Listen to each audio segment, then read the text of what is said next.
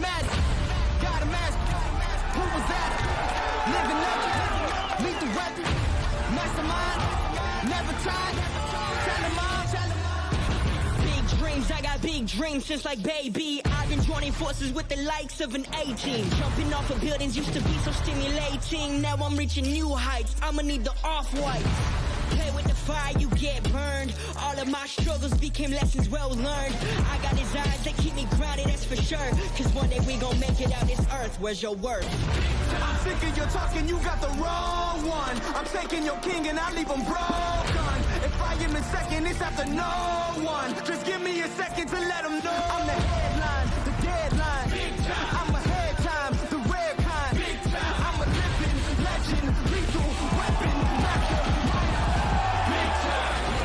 the king is back like prodigal. I gave him time, it's been too long. Was silent calm, but now the storm. I'm not the one you can't ignore. I never line, the deadline. I'm ahead time, the rare kind. I'm a living legend, lethal weapon, master. Big time. Gotta love the one you want. Yeah, alright, baby. You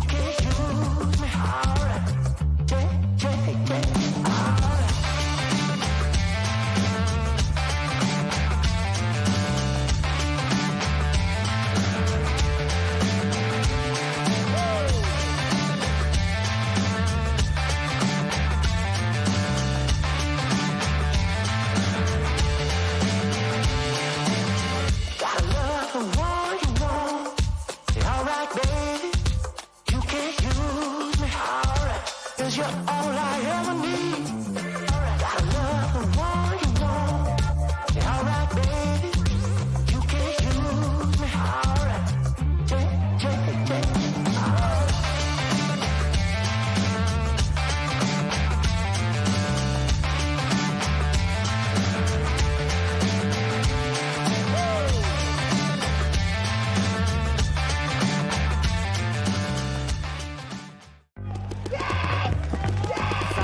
Geringer is going to bunker out the last player left alive. It's Nick Laval, and PB Fit is going to have this miraculous victory here at the World Cup. I'm sorry, baby, I don't mean to be rude. I'm just What an amazing paintball story. PB Fit taking down Dammit. They took down Red Legion, who won 2. AC Diesel, and then the legends, Edmonton Impact, the final buzzer hit as the crowd goes absolutely wild. More happy for all these guys here. Nobody works harder. A lot of young lions that are coming up that want to take down these legends and become legends themselves. And PB Fit, by winning this tournament, just became paintball legends. Believing in each other, playing for each other, never giving up for each other. That's what truly wins championships, not money. Heart does. Oh, yeah, I don't blame you. If I was you, I'd probably be getting mad too. We are not done. We're not happy to make a Sunday. We're not happy to go 2-2. We've done that, right? We're here to win tournaments, and we're only going to do that to use each other. We couldn't ask for a bigger exclamation point on the season. On 2024 here for Major League Paintball, we have a brand new team that's a titan in the sport. Let's be the first rookie team to win World Cup. Right? We made history last year. Let's do it back-to-back.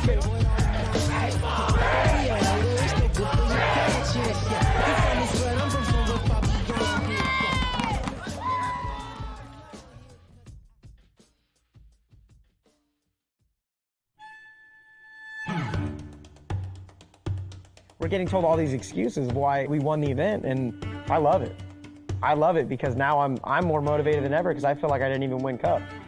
I feel like I'm still getting discredited for the way we played. We're all getting discredited, and that's how it feels. And that's something that I don't think these people understand with their podcasts is when they say stuff like that, it makes it to where we're all very, very excited.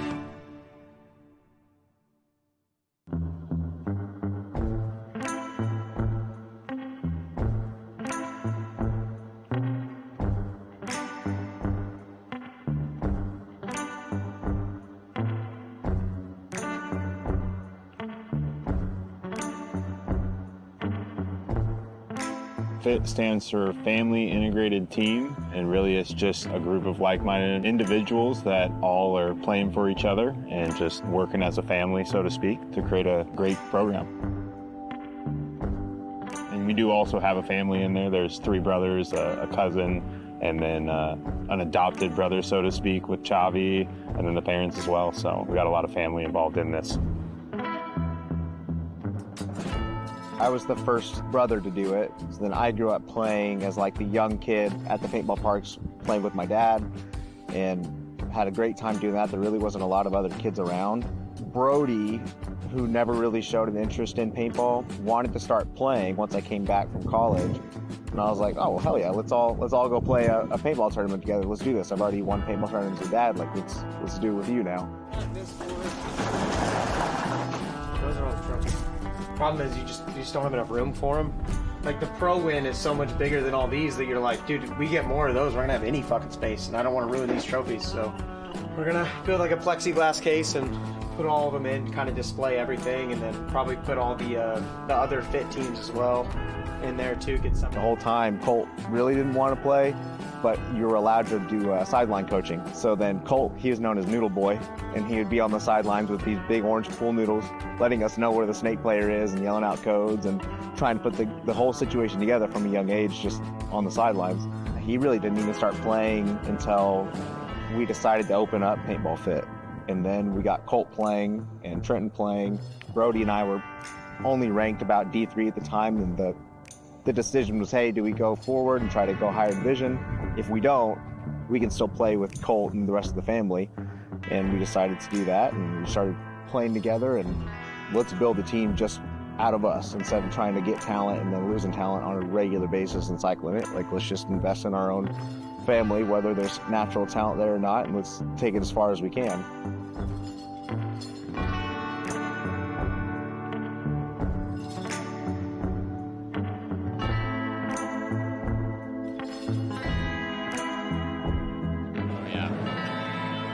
Perfect blend of bark, meat, and fat on there. And then, can I get corn? And the beans? Yeah. And then some rice. You're supposed to get the meats, is that what we're doing? Yeah, we're just telling what meat. You're getting brisket, I'm getting brisket. Alright. It's freaking phenomenal. Paintball Fit started as a place for us to train ourselves, our family doing our thing. We started with my brothers, and then as I had kids and then started raising them into it, they became the team. We had an indoor field years and years ago. We had video games and we had all kinds of stuff. And we were like, man, it's not really, working out the way we really want it to. We really want, someday we want to have, property, have a big field. I don't know, 8 years later, a buddy of his came into his boot and shoe repair, and he was like, hey, I want to open up Mad Dog's Paintball Park. And he's just like, I'm interested in all the rec ball. If you want to do, the speedball, why don't we, incorporate and go together and do this thing? And so that's kind of how that happened. And we just started out with a reball center, which was just those rubber balls. And Johnny's just like, you know what, I really want to train people. And they would go out and do drills, and we had a lot of kids and grown-ups and everyone coming out, and basically a training center and teaching. And then it got so big and so good that we went ahead and the next spot over, he did a field, and it was really, really doing well. So then we were like, all right, well, the next stage is going to be, they're like, we want 3 fields, this is the layout, it's going to be a great, great facility. And we haven't looked back. It's just nonstop going. And now we're going to be building a 4th field.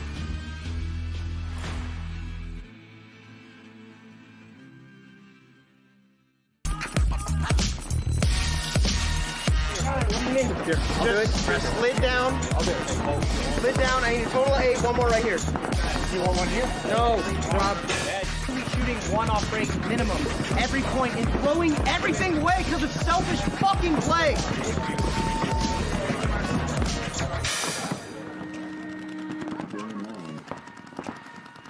We're going to push so much harder. We're going to be practicing more than anybody out here. because we're trying to go past semi-pro to actually play at pro. And for us to be able to match this skill gap with these dudes that have been playing at pro for 10 years, they're up here already, right? And we are trying to catch up, and the only way to catch up is to play more. That is the only thing you can do. Put more time.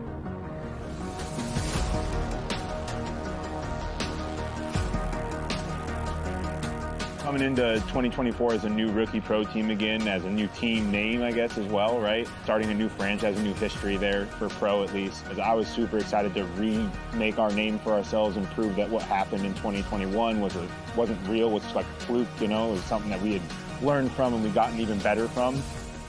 That's something I feel like in everything in life, that you need to take your blows, take your losses, and then come back even stronger and get better from it. And that's how you grow and continue to do better in anything.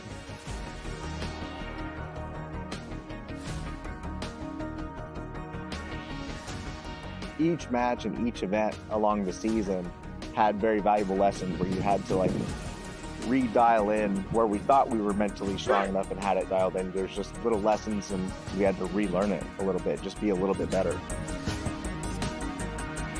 Chicago was definitely the start of them getting more confidence in me and my spins. Played a good share of points and was able to shine a little bit in those points.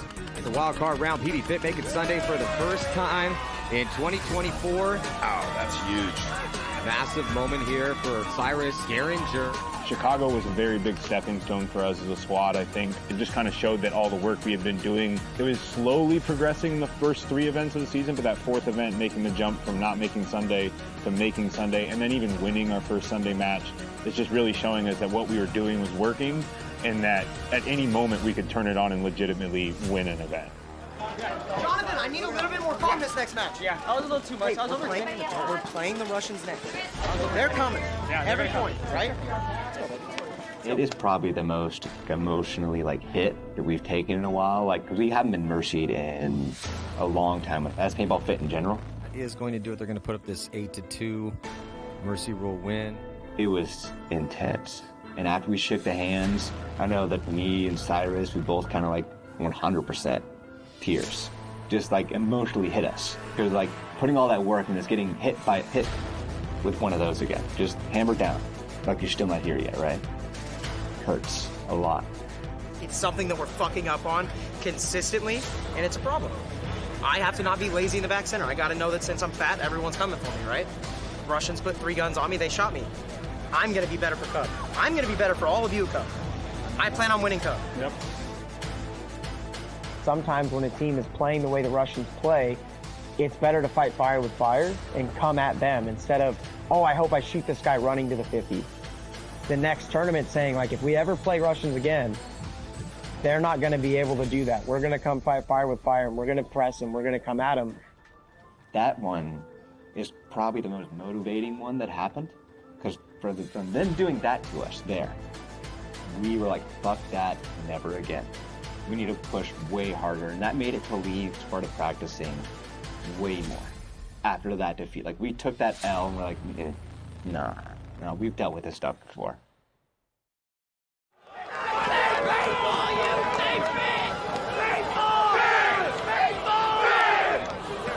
2024 Major League Paintball World Cup, the biggest event in the world, the best event of the year.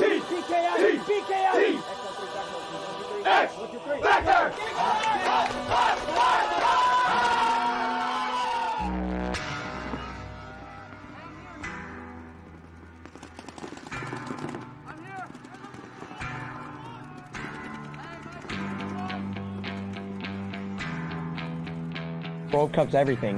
That is the biggest event of all in paintball. I mean, you win Cup, no one cares about the rest of the season. I mean, us, for example, right? Going into Cup, we'd only won 1 match on Sunday. You go win Cup, now we're the best team in paintball.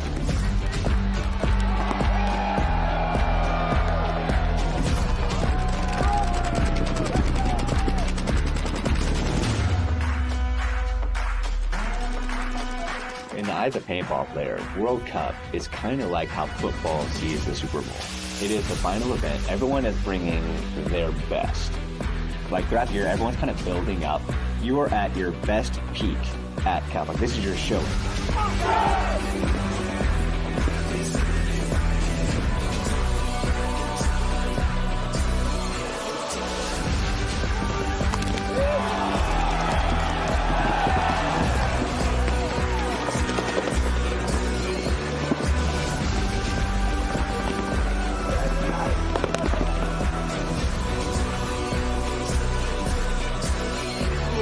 Get in the snake, and then we got to go. And you got to watch the guy over the top, right? That's all that matters. Check off, make sure there's nobody on the top. It's been a tough 2 years, baby. We dug ourselves out of a hole a little bit at a time. We're here, World Cup. Everybody else forgets about the last 2 years. We do go well here.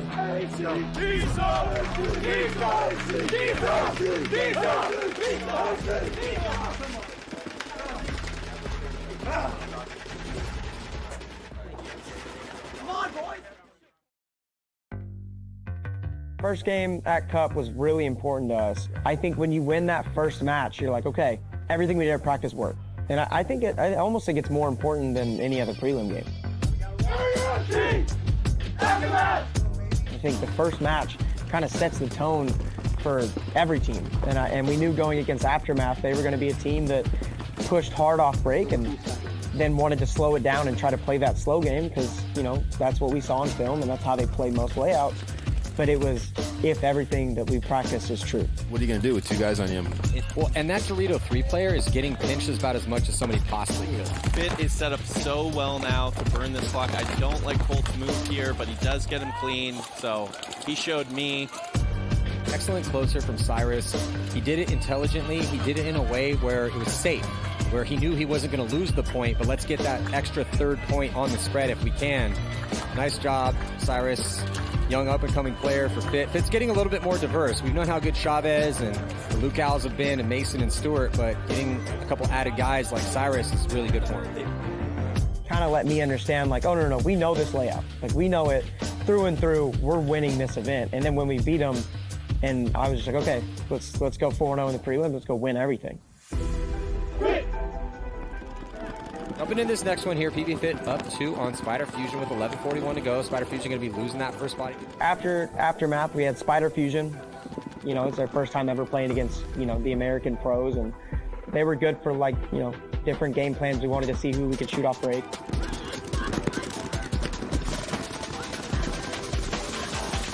Three quick points here for PB Fit. 3 more away from the Mercy Rule win in the last set of the first day of the World Cup.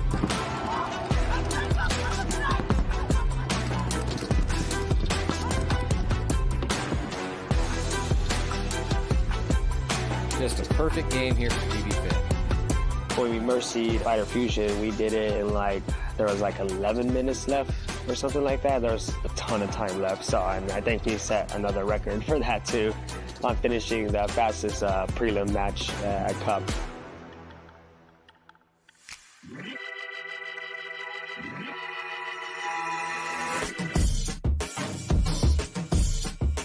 And then we go on to play Notorious. And that's when we were like, okay, cool, let's go play Notorious. We know that their only attack is going to be Archie through the snake. How can we play against them knowing we have to shut down a snake side? How do we play that? So we use that match as let's try with just Colt, not letting Archie play from the back center. And then when we need help, we get whoever's in the center to play that way. And then that's when we found that, as long as you knew they were in the snake, they weren't winning. They weren't going to win that game. If they come to your side, great. The Dorito guy can just shoot them. We use that match as kind of okay, let's play against a heavy snake side, see what they do, right? And let's see how we can contest that. Getting ABJ clean. Looks like he's going to continue forward. That was a great Get the last guy. Colt Luke Owl. Colt drops the hammer on Hines. And that's going to do it. Looks like we got a lot of fans here from Paintball Fit. I mean, they are fit. This is the Texas team, but coming back in this next one here, PB Fit up by 1. We're following them on the breakout. Wow, this is crazy, Matt. Paintball Fit shoots 2 on the break. Also, there's not a ton of safe spots on this field if you shoot an accurate lane. Yeah, you got to go somewhere. Archie's gun because Archie's in the corner. Oh, but he gets caught cross field. Oh, maybe the glare might have been an issue. Great zone control from PB Fit, Rich. Yeah. Fit, though, with a nice cushion so they can kind of sit back, chew up the clock, work on their communication and teamwork, which is what they're really good at. Got him. Oh, it's Cyrus. Yet again, are you not entertained? I would love to go to one of their practices and just watch what they do, watch what they're doing for their breakout drills, what they're doing for their zone control comm drills, because These guys are, they're working harder than anybody else. Mason thought that was the last kill. Yeah, I know. Take. Kind of postured up on the when he smoked ABJ, and then gets that last kill as well. And then all of a sudden sees somebody running out of back center. He's like, oh, there's another target here. Yeah, but that also was light work for him as well. Light great work. Job. Hey, great job, Mason. Great job, Cyrus. It felt real good. I've been wanting that match since 2022 because I haven't got to play Notorious since 2022, losing that pro spot. That was a big one for all of us. I mean, all of us besides Cyrus were there for that loss, and it hurt. It was something we were all itching to get, and I said it in the huddle. I was like, this isn't just a normal prelim game. This is to correct that wrong. This is to go make a statement, and we preached that we wanted to 6-0 them. It was not a just beat them. It was go murder these guys and show them that that was a fluke. And I feel like that's what we did. Shut the fuck up! Not here, not yet. God damn, son! That last fucking point, we didn't have the fucking kill count, right? We're calling 44, shoot the snake. Me and Trent are about to just walk into the Delta's gun, right? That can't fucking happen tomorrow. Goddamn right. Tomorrow is Sunday. That's how we're going into this match. Sir. Tomorrow is Sunday. Let's go break down the fucking film and let's 6-0 damage. Yes, sir. Right? Because our play style doesn't work in this fucking league, right? Yeah. I don't know if you guys remember that. I remember that shit. Yeah. They want to act like that. Let's take it to them tomorrow, right? Yeah. Hey, fit on 3. 1, 2, 3, sit! Let's go, boys. So it's Colt Lukow with Paintball Fit. We just finished our third match, ended 3-0.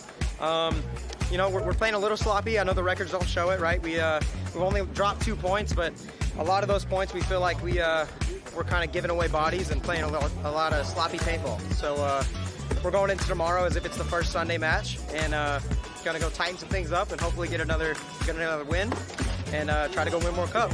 But emotions are good. Everyone's pretty amped up. Just got to play a little bit better, a little bit tighter, try to go win on Sunday. All right, what happened? No, I mean, it wasn't necessarily that, but just you coming around, dude, and then you standing there and just staring at him like you just dropped a body. It was hard. It was tough. I wish someone had the shot on. I appreciate it. I ain't gonna lie to you, that whole match, so I haven't got to play them since they beat us for the Pro Spot 2022. I've been wanting this match for years. Like that's why after taking that out, it was fun, man.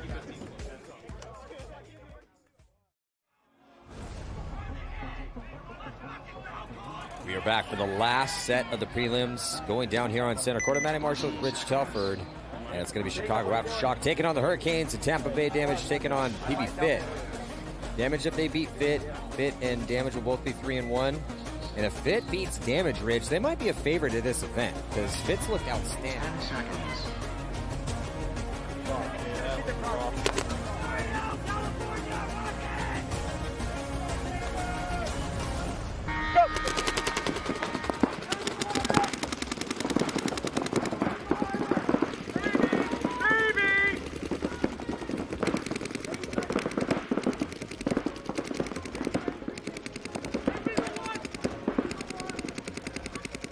Yeah, Fit losing 2 players, though, here, as it's going to be a 5-on-3 in favor of Tampa Bay. So Tampa Bay giving PB Fit a little taste of their own medicine, like, hey, we can shoot bodies on the break, too. We're really good at this. Damage completely shows us how to break down our play, right? The shot, everything. Rainy's doing it perfect. Game on.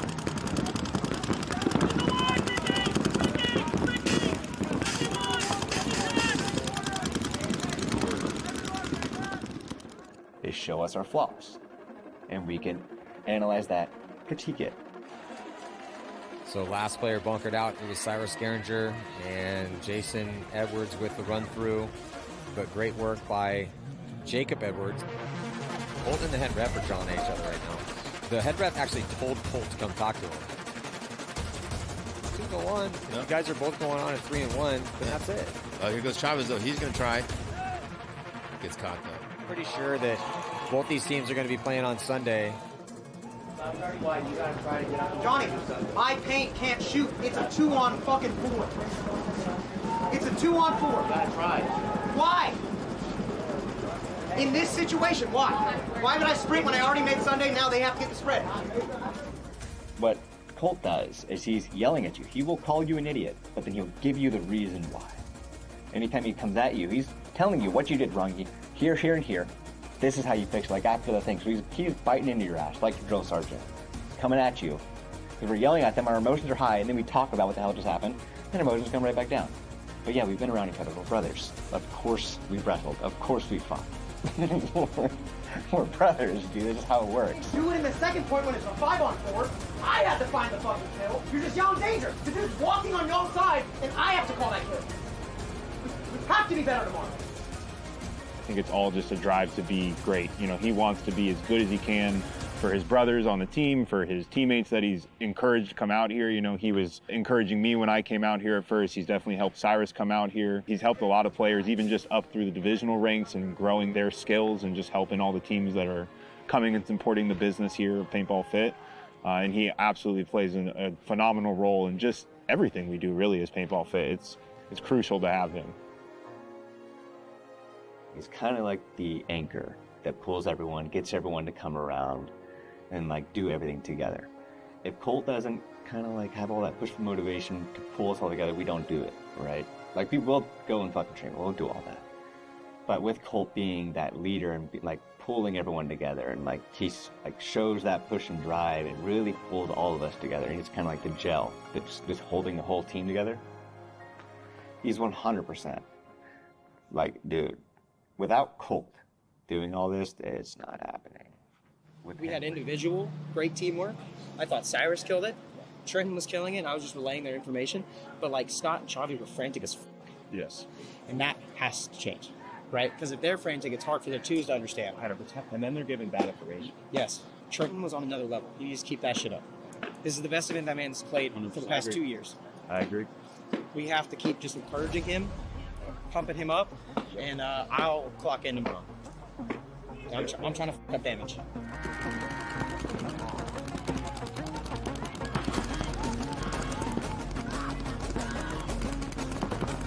On the field, Colt's a killer because of his awareness of what's going on the field. I think is his highest asset.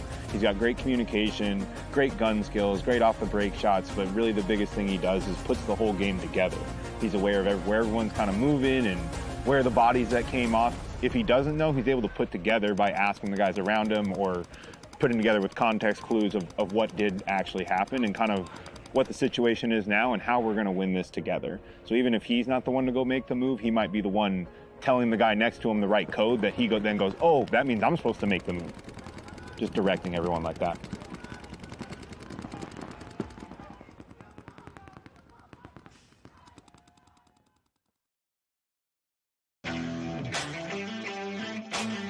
Welcome back to the most important day of paintball in the entire year here at the World Cup. It's Sunday. So who's going to win this tournament in the professional division? We are in the Ocho finals. I'm Matty Marshall alongside Rich Telford. I was very excited because I want to right that wrong, right? They beat us 2-1, and it was a very just like, fuck that. We get the opportunity again. I'm beating that team. And then we found out we drew them. And I remember looking at Jonathan, and we kind of just smiled. And it was like, all right, let's go fuck them up. Because we know what we fucked up on, and we're going to change it. And we are the better team, so we're going to go win this match. High five on the box. No more friends in communicating. Tampa Bay Damage, they lost the very first game of the prelims, but really picked it up after that. They won the last event with an undefeated run, and they're one of very few teams, Rich, that has proved that they can win paintball tournaments, so they're definitely a favorite in this match. On the breakout, looks like they're going to be losing their first body, as Cyrus is going to release up the middle of the field. A little bit surprised they ran that line and dropped those two bodies. 5-on-3 advantage here for Fit. And they're going to put this first one on the board. See what Damage can do differently here. We all talked about like, okay, instead of us pushing the snake side, let's push up the gut. Let's go push up the gut against this team because they're not shooting up the center. They're only shooting for the snake landing in the back corner. And we looked at their film and we were watching, and Rainey was the only one shooting. I think Rainey's going to get pulled here and going to get a penalty. Couldn't see it, but it was there. So 4-on-1 advantage for Fit here. So much control from PB Fit. A little bit of a gift of a penalty, but looking pretty dialed through too. Lots of time left though. Personally, I practice against those guys a lot, so I'm genuinely friends with a lot of them. No one ever wants to lose to their friends, right? So I obviously had a little bit of a chip on my shoulder and felt like I had something to prove. And they didn't know he's there. Rainey's going to get a little two-pack here. 4-on-2 to 2-on-2, Matty. What did we just say? Well, 1-on-1, Matt. Yeah, Cyrus. Oh, Cyrus is alive. Cyrus stays alive. So Cyrus on the counterattack doing damage control and getting that shot in on Rainey. They don't really play controlled. They play conservative. They don't like to give a lot of risk off break, kind of similar to how we play. You understand me? 3-0. Our fucking destiny's out there. Go fucking get it. Plenty of time. Hey, let's listen to the comms. I got him. I'm pretty sure I shot him before the money. It's a tough game. I mean, they're a really smart team. So, like, even when you have an advantage off break, you know that they'll try to make the correct fills. So we talked about that last night. We gave up too many zones in the match in the prelim, so we really dialed in our teamwork, and we outplayed the team that's supposed to be known for playing teamwork paintball.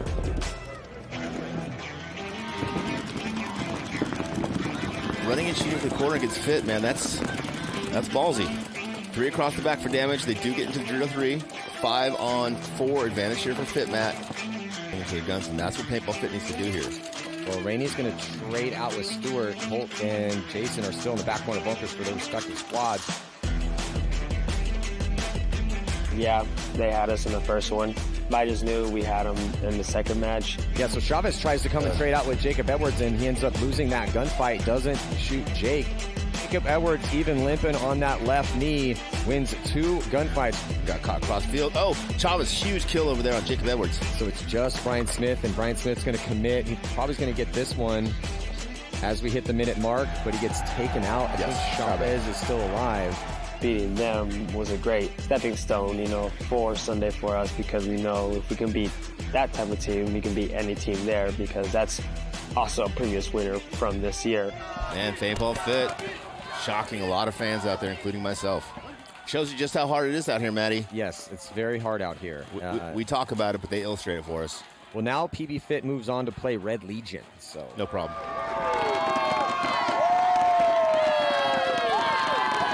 So we were pretty confident going into that one. We did a lot of film study from all of their matches this weekend. Really tightened in our shots off the break, and then of course I'm a Florida boy, so it means a little bit more from me.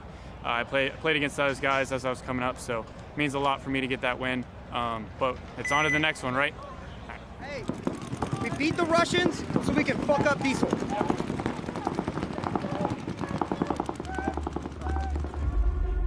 So our mentality is you really only have that one dopamine dump where you just are able to kind of like relax and enjoy that moment. And if it happens to you too soon in the tournament, you really don't have a lot left to keep going and stay focused the rest of it. So it was very important for us to like not get overly hyped with the damage match, and then if and when we beat the Russians, to not get overly hyped there, and you got to keep it going. But even when that happened, like the whole crowd's roaring and it's bigger than every other event, it's really hard not to let into that and be satisfied with that moment. I do that again against the Russians, right? Tighten it up just a little bit more. A little bit more. They play the center much more than and the Dorito side, Yep. yeah, right? They're gonna flood it. Yep. Right? I'm gonna shoot Burnikov off break, so I'm gonna shoot a guy off break. You can't let them fill, right? And no matter what happens, we got this shit, motherfucker. 100%. Together every point. Together every point. This is gonna be a 12-point match. We know that, right? Let's go. Put it up. Put it up. Find a way to win. Hey, put on 3. 1, 2, 3, fit! Go, boy. Last quarterfinal set in the professional division. It's going to be PB Fit taking on Red Legion.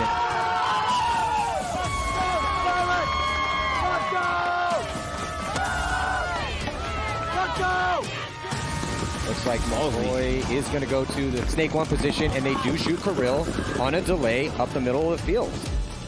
Looking good here to start out with a 5-on-4 situation here for PB Fit, and they send Cyrus up to that middle. They also shoot Karslev, and yeah, I thought for a second they shot Malloy. Now they're going to shoot Jesus. This is really going to be a very quick point. That was a great team read, Matty, because they ran Chavez to the corner. Chavez stood up high in the... Kirill off the break here, but they lose Cyrus, and then here comes Mason running and gunning all the way up to the brick as we get to the 50-minute mark. 50-second mark. Yeah, 4-on-3 situation here. Oh, Karslev is going to get peeled off. Just 2 bodies left alive. Opportunity here for Fit. Oh, they're going to concede. Legion concedes with 48 seconds left on the clock. Potential winning point. 5th one up for PB Fit, and they did it on the break. Comes down to this for the season on the line.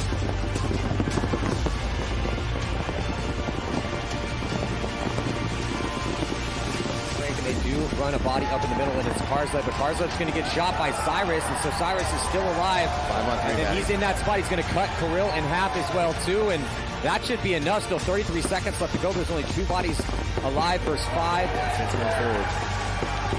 Cyrus hunting for this last body with Justin Rabakoff, and then Cyrus is going to take him out. Finger to the sky here for Colt Lukow. Good show of sportsmanship from Rabakoff and Kirill Peridny as they just got defeated by the rookie pro team here. Nice work. Paintball Fit heading on to the semifinals here.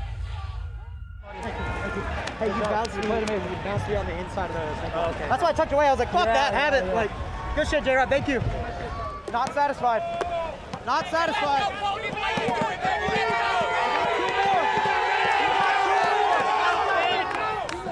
We got 2 more, motherfuckers.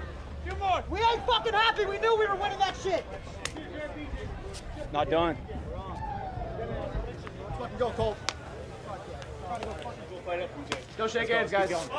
Let's keep going. I don't want that one. I want the next 2. I want the next 2, Fit. Let's fucking go. Put fear into the next team we play in finals. Absolutely. Let's win these fucking shit together. Absolutely. That was good. Let's be We already perfect. took out all the next top contenders. Let's go. Just go. Let's go. Let's go. Hey, hit on 3. 1, 2, 3. Fit! Let's go, boys. In 2 years, or 2 Sundays maybe, you know, they're playing for a lot. It's a lot to prove people wrong, and we were D4 when they were semi-pro. You know, they don't want to lose to the little brother. Hey, I'm fucking up now. Time out, guys. That's no point. Diesel changed up the breakout a little bit. It's a good move. Yeah. Losing 1 snake side, though. I mean, Drew side. Clint, what are you doing? You cannot hit the referees. I was in that point, and they stitched Trenton up, then they stitched me up, stitching up my back. So Clint then hit the both, and then he went and got Colt. It looks like Clint Johnson's going to go. What are you talking about? He moves in his face, and the referee puts his hand up, and he sparks his hand away. You can't get in the referee's face. No, you can't. Mark, have you ever played sport before? Don't get face to face with a fucking ref. Hit that rewind button if you're back. All been waiting for all year long.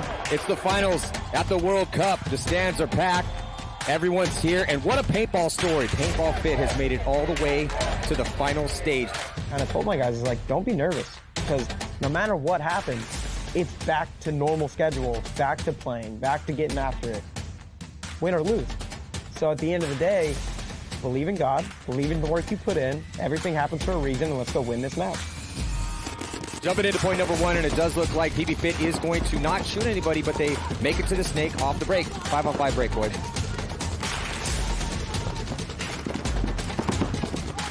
Yeah, Justin Cornell clocks in here, Ryan and Rich, to get that inside kill, so that's big. Here comes the highway run from Mike Urini. He's going to stitch up Stewart, and he stays alive and then gets blasted by Cyrus.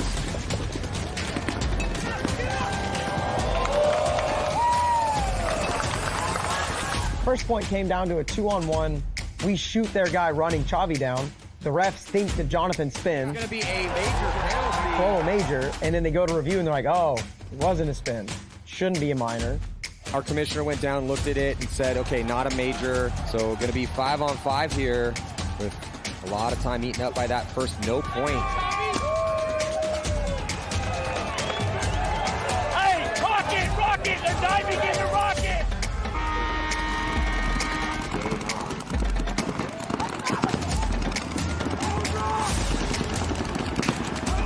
Oh, 5-on-3 advantage for Impact. JC getting shot out of that 50. All right, Chavez again. He's owning him.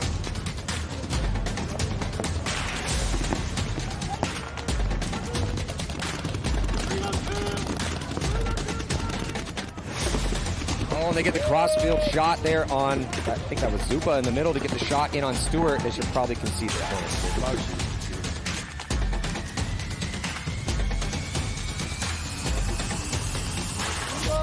Close together, guys. Be aware. 4 advantage here for Paintball Fit as Impact combines into the snake. 2. Colt's in a tough spot to get in right there. Gotta get out of that. Do not want to be in that spot.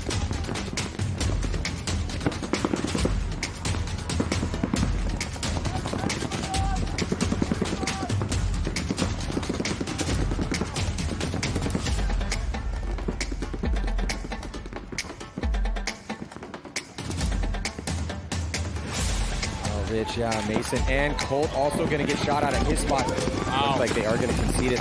We end up going down 2 with like a minute left, and we kind of all looked at each other, and it was like, all right, we either step the fuck up and leave it all on the table and understand that your teammates are going to follow you up and let's all go win this game, or we roll over. But in my opinion, 30 seconds is a long time. 30 seconds is a long time. Nah, I'm not gonna go down like this. As I was walking off, I was just seeing the scoreboard and seeing people just walk off into the stands, like walk away from the stands thinking like, oh, this is it. Like, you know, Impact Cast is done, you know, it's a minute 10, you know, 2 points. Like, there's no way Fit's gonna do this. So I was like, nah, we're gonna win this. Like, we're gonna at least tie it.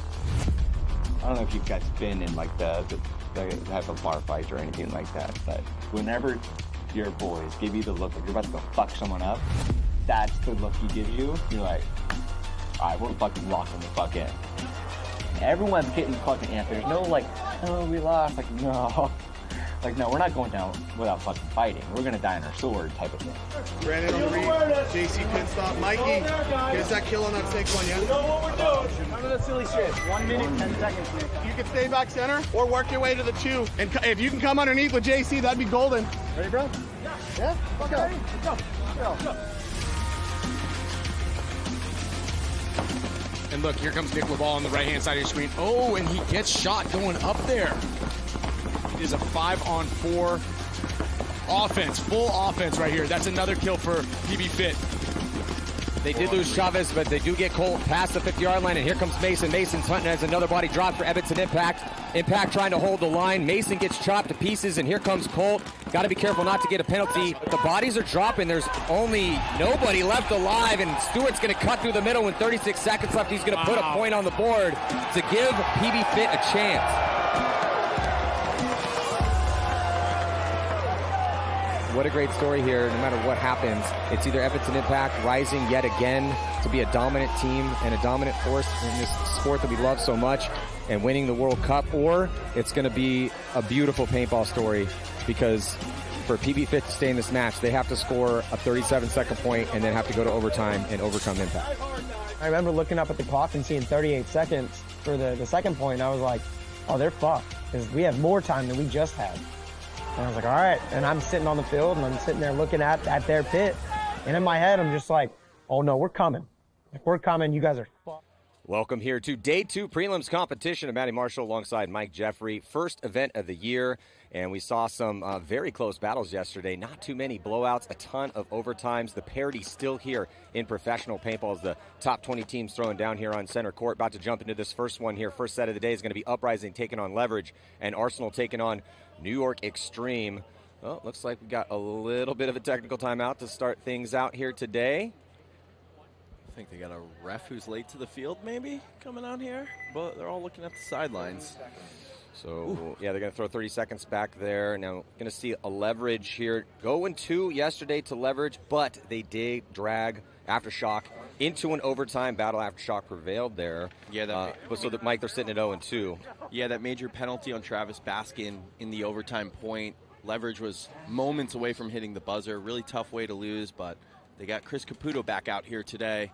Don't think he's going to start, but full strength almost for Leverage out here against Uprising, sitting at 1-1 is Uprising. Yeah, they're at 1-1. I'm really looking forward to seeing both these two teams play for different reasons. Uprising been around for a long time, but man, I really love this new roster. They are going to be dropping a body here early, trying to scurry out to that back bunker on the snake side, and it looks like the ref's checking out player for Leverage as he took a ton of ground, D2 off the break. So 5-on-4 situation here in favor of Leverage from the blue side to start out our morning battles.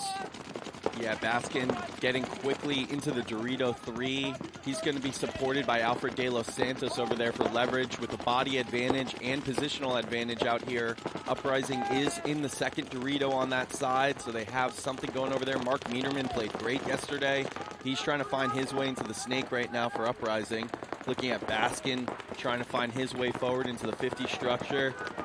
On the wrap there, that's a strong spot. It's tough for the back center player to live for Uprising with Baskin there. Yeah, so Mike, yesterday we saw a ton of high body situations squandered out here. Wondering if that trend is going to continue today, but Uprising has a bunch of gritty guys that like to dig into their spots.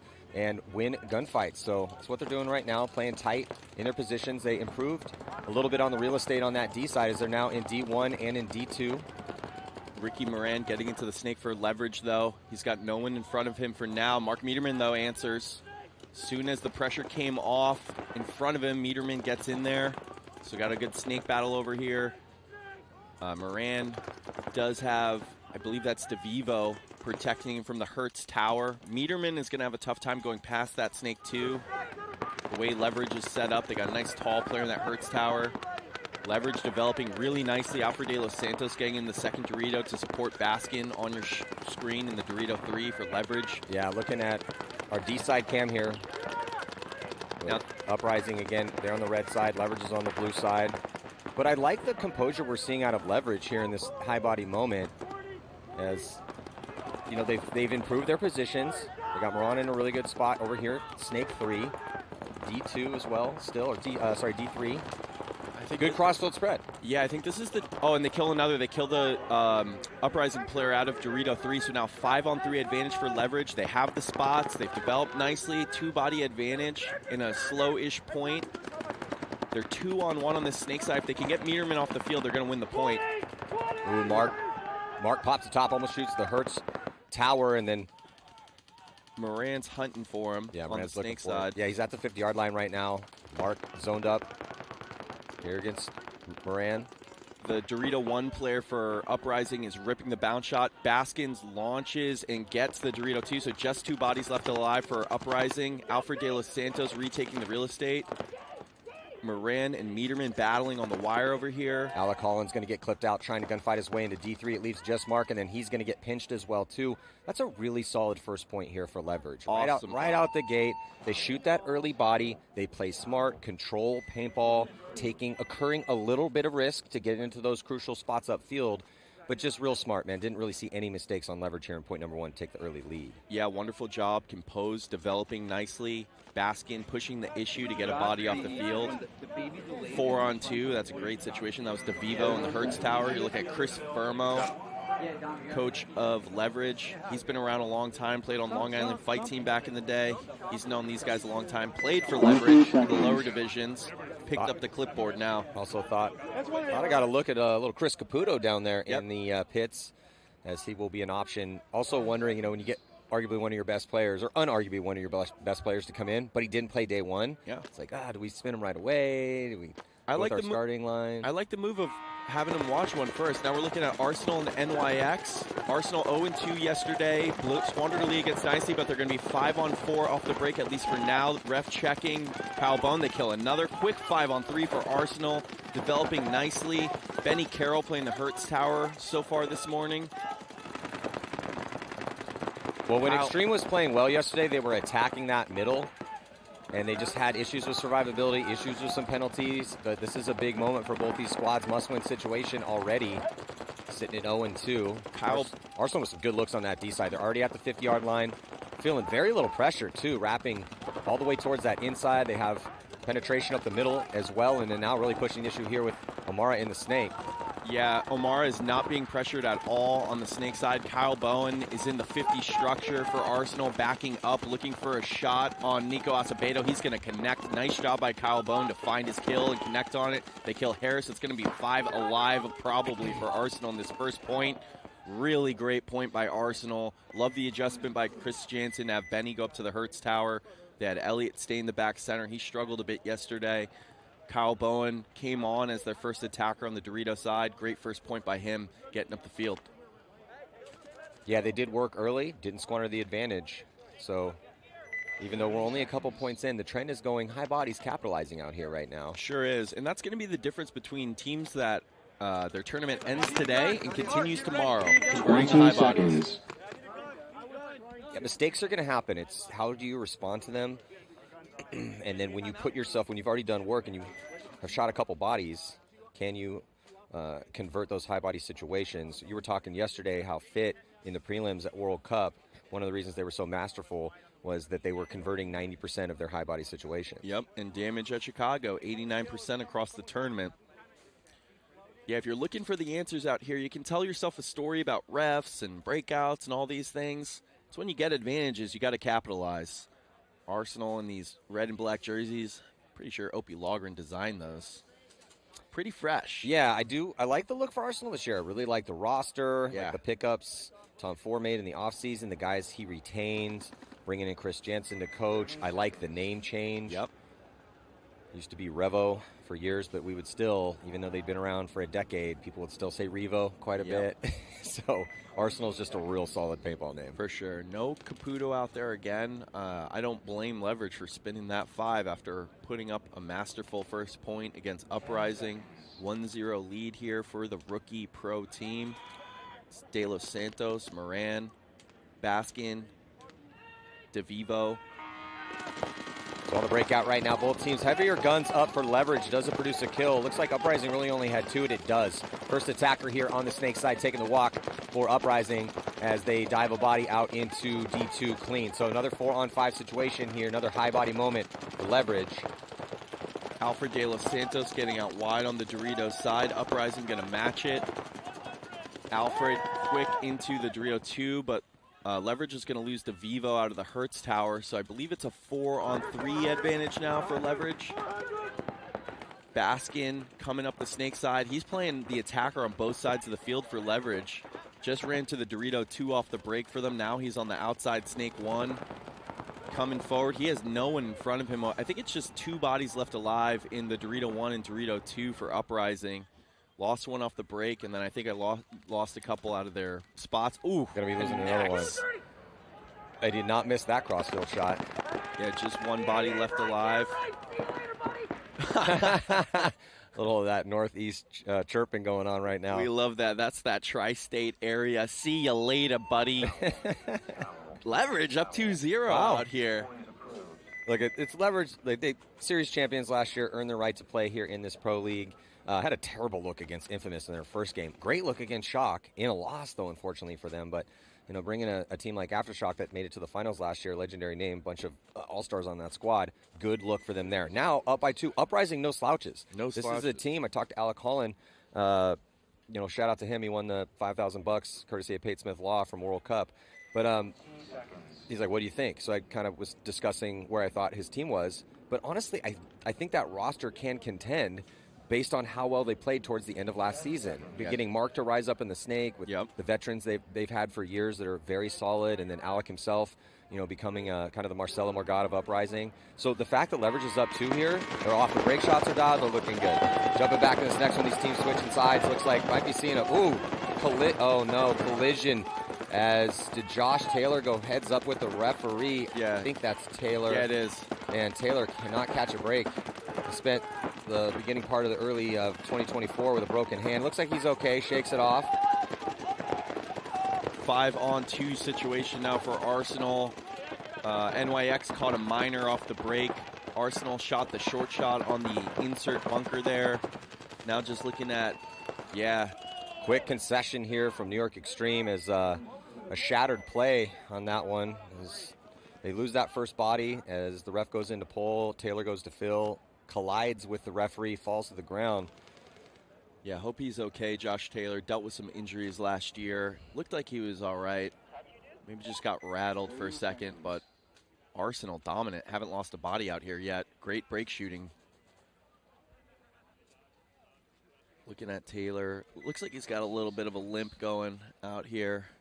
Hope he's okay. Great guy, Josh Taylor. Yeah.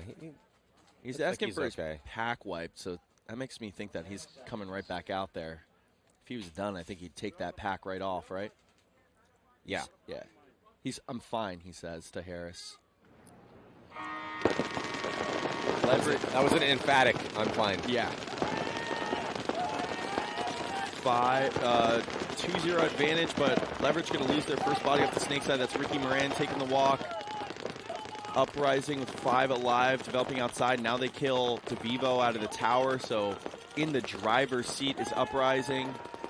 Lose 1, but another. Caputo dies. Yeah, it looks like Mark's going to be taking the walk for Uprising, though, as 2 bodies have taken the walk for Uprising. 3-on-2 situation here in favor of Uprising, but they have a good crossfield spread. There goes another kill out of that back center. Leaves just D1 out here for Leverage. Yeah, just Alfred De Los Santos here in a 1-on-3.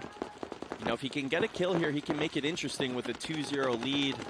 Got to try to make it hard for Uprising. You're not going to towel it here, but they're going to get Alfred. Does Schroeder sprinting in to cut the lead in half for Uprising. In soccer, they call the 2-0 lead the most dangerous lead in sports because it lulls you into a sense of security when really you're not far ahead. I think we see a bit of that in paintball with these 2-0 and 3-0 leads. Yeah, I think that is a little bit of a seductive lead. Yeah. However, we do score a lot more points. For sure, than soccer. But the principle remains the same. Especially when you're young, too. If you're a young, up-and-coming team and you go up to, you're starting to feel pretty good about yourselves, particularly if it's a seasoned squad you're playing against. You can't get complacent out there sitting on a 2-point lead with a lot of time left. And you're going to run into some slouches in semi-pro, right, that you crush, you go up 2-0, and then when you win 5-0, not going to happen up here. They're going to make an adjustment. It's all dogs on the other side of the field. Nothing comes easy out here. You said we had Joey Blute up here yesterday. We're going to have him up here today again, as always. But, Joey said something that's pretty true. He's like, if you're playing on a pro paintball team, you probably have some alpha in your personality. Yep. So Arsenal also up 2-0 here. They're running Kyle Bowen out to the Dorito 1. NYX stays short, heavy guns. Kyle Bowen alive, so 5-on-5 breakout here. First time NYX has survived the breakout. Let's see if they can capitalize on it. Kyle Bowen playing freely from that Dorito 1. They got Benny Carroll up in the center wedge. Does Arsenal. Elliot Weaver and Cody Mikowski in the back center. Kyle Bowen wheeling and dealing. Did he catch Harris on his way up? Yeah, Harris trying to make something happen up the middle. Looks like he was able to dodge a stream and get in there alive to try to do battle with Benny Carroll, who's already up there. We're getting a look on your screen there. Arsenal's D-side line over the shoulder of Taylor in the back center here for New York Extreme. So Benny switched and then caught Nico Asabo on the move, I believe. So 5-on-4 advantage for Arsenal. Josh Taylor right back out there after having a digger with the ref from the last one. Ref coming in to check Harris Hussein in that center wedge. I thought Kyle Bowen might have shot him, but ref called him clean. Yep. Sometimes things disappear. Good communication from both squads. Arsenal sitting on this 2-point lead. Body language kind of telling me they just want to post up and shoot some lanes, at least initially, to start out with here and see if they can get Extreme to run into some guns. Yeah, and with Harris in that center wedge, Kyle Bowen can't really come forward freely on the Dorito side. He's battling Harris on the inside of that bunker. Now Josh Taylor filling out to the corner. He gets shot, so 5-on-3 advantage now for Arsenal. Stephen Omar is going to get going now. Well, yeah, that's what Arsenal was basically waiting for, right? They were putting a lot of pressure downfield. They're in some relatively safe spots, not engaging in 50-50 reckless gunfights, just blocking lanes down. They catch Taylor. Now Omar launches. Looks like they might be losing Mikowski. Mikowski catching a hard bouncer as Extreme trying to push up on that D side. Arsenal owns the snake side. If Stephen Omar can shoot this Hertz tower, it's going to be all over for NYX. Harris, it's going to get really tight in there for him. Fills over, does that Hennessy? 47 for NYX, asking for a check as he filtered over from the Hertz tower into the snake. The problem with that is now Omar has nothing stopping him from going forward. He's hunting for Harris's pack. Clean in the snake 1 is NYX, but Omar unchallenged over here. Harris is going to have a really tough time living in that center wedge with Arsenal pushing the issue on both sides now. Yeah, so it's Peterson here in snake 2. Omar might take off and run here. That's who Omar was worried about. Peterson's in front of him, just a little off camera. And then here's a look over the shoulder. Mikowski trying to help out Omar. Mikowski trying to put it together here. And Hennessy's in the 50 Dorito for NYX, and I don't think Arsenal knows it. Well, they still have 5 bodies alive. Yeah, 5-on-3. Kyle Bowen dies, though, right as you say that. So 3-on-4. And I think Hennessy snuck undetected into the 50 Dorito structure. If Arsenal doesn't pick him up, this might change. Peterson needs to stay alive here. Oh, so Peterson dying out of that snake 2 position. That's going to make life a lot easier here for Arsenal. Then they are able to pinch out with an increased angle on Harris Hussein, and that's going to leave just 1 body at that 50. So I like Hennessy's move. In that low body moment, everyone else needed to stay alive and let Hennessy go to work. Yeah, it was tough. I didn't actually like the move over into the snake 1 for Peterson. If we went to that outside snake 1, I'd like it a little more because then he could contend with Omar in front of him. Well, I like Hennessy's move. Yeah, yeah. No, Hennessy's move is good. Peterson's move over here, I think that's when things started to fall apart more for them in that low body situation. Cody Mikowski catching a bounce, fortunately for Arsenal, taking a 3-0 lead. in the pits here with Arsenal.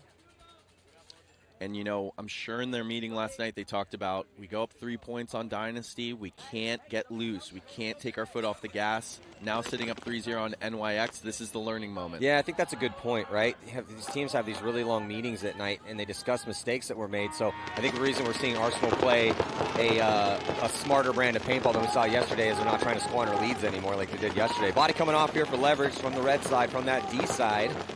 As now high body moment here for Uprising 5-on-4. And they need it. Down by 1, 9:24. Still decent amount of time in this. Oh, man, they get smoked, though, trying to get into the snake. Got shot first step out.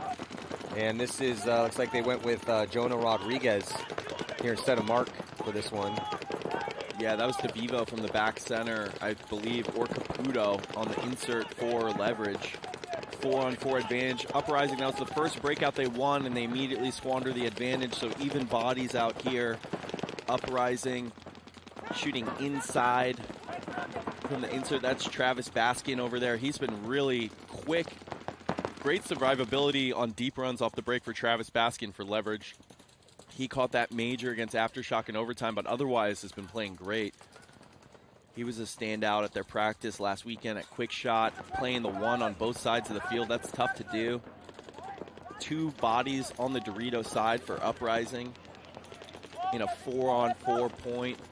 8 minutes, 25 seconds left, and Uprising down 1. Big point here. No team with a dramatic positional advantage. Neither team in the snake right now. Baskin with 2 bodies in front of him. Neither player can see each other on the wire unless they step way out wide.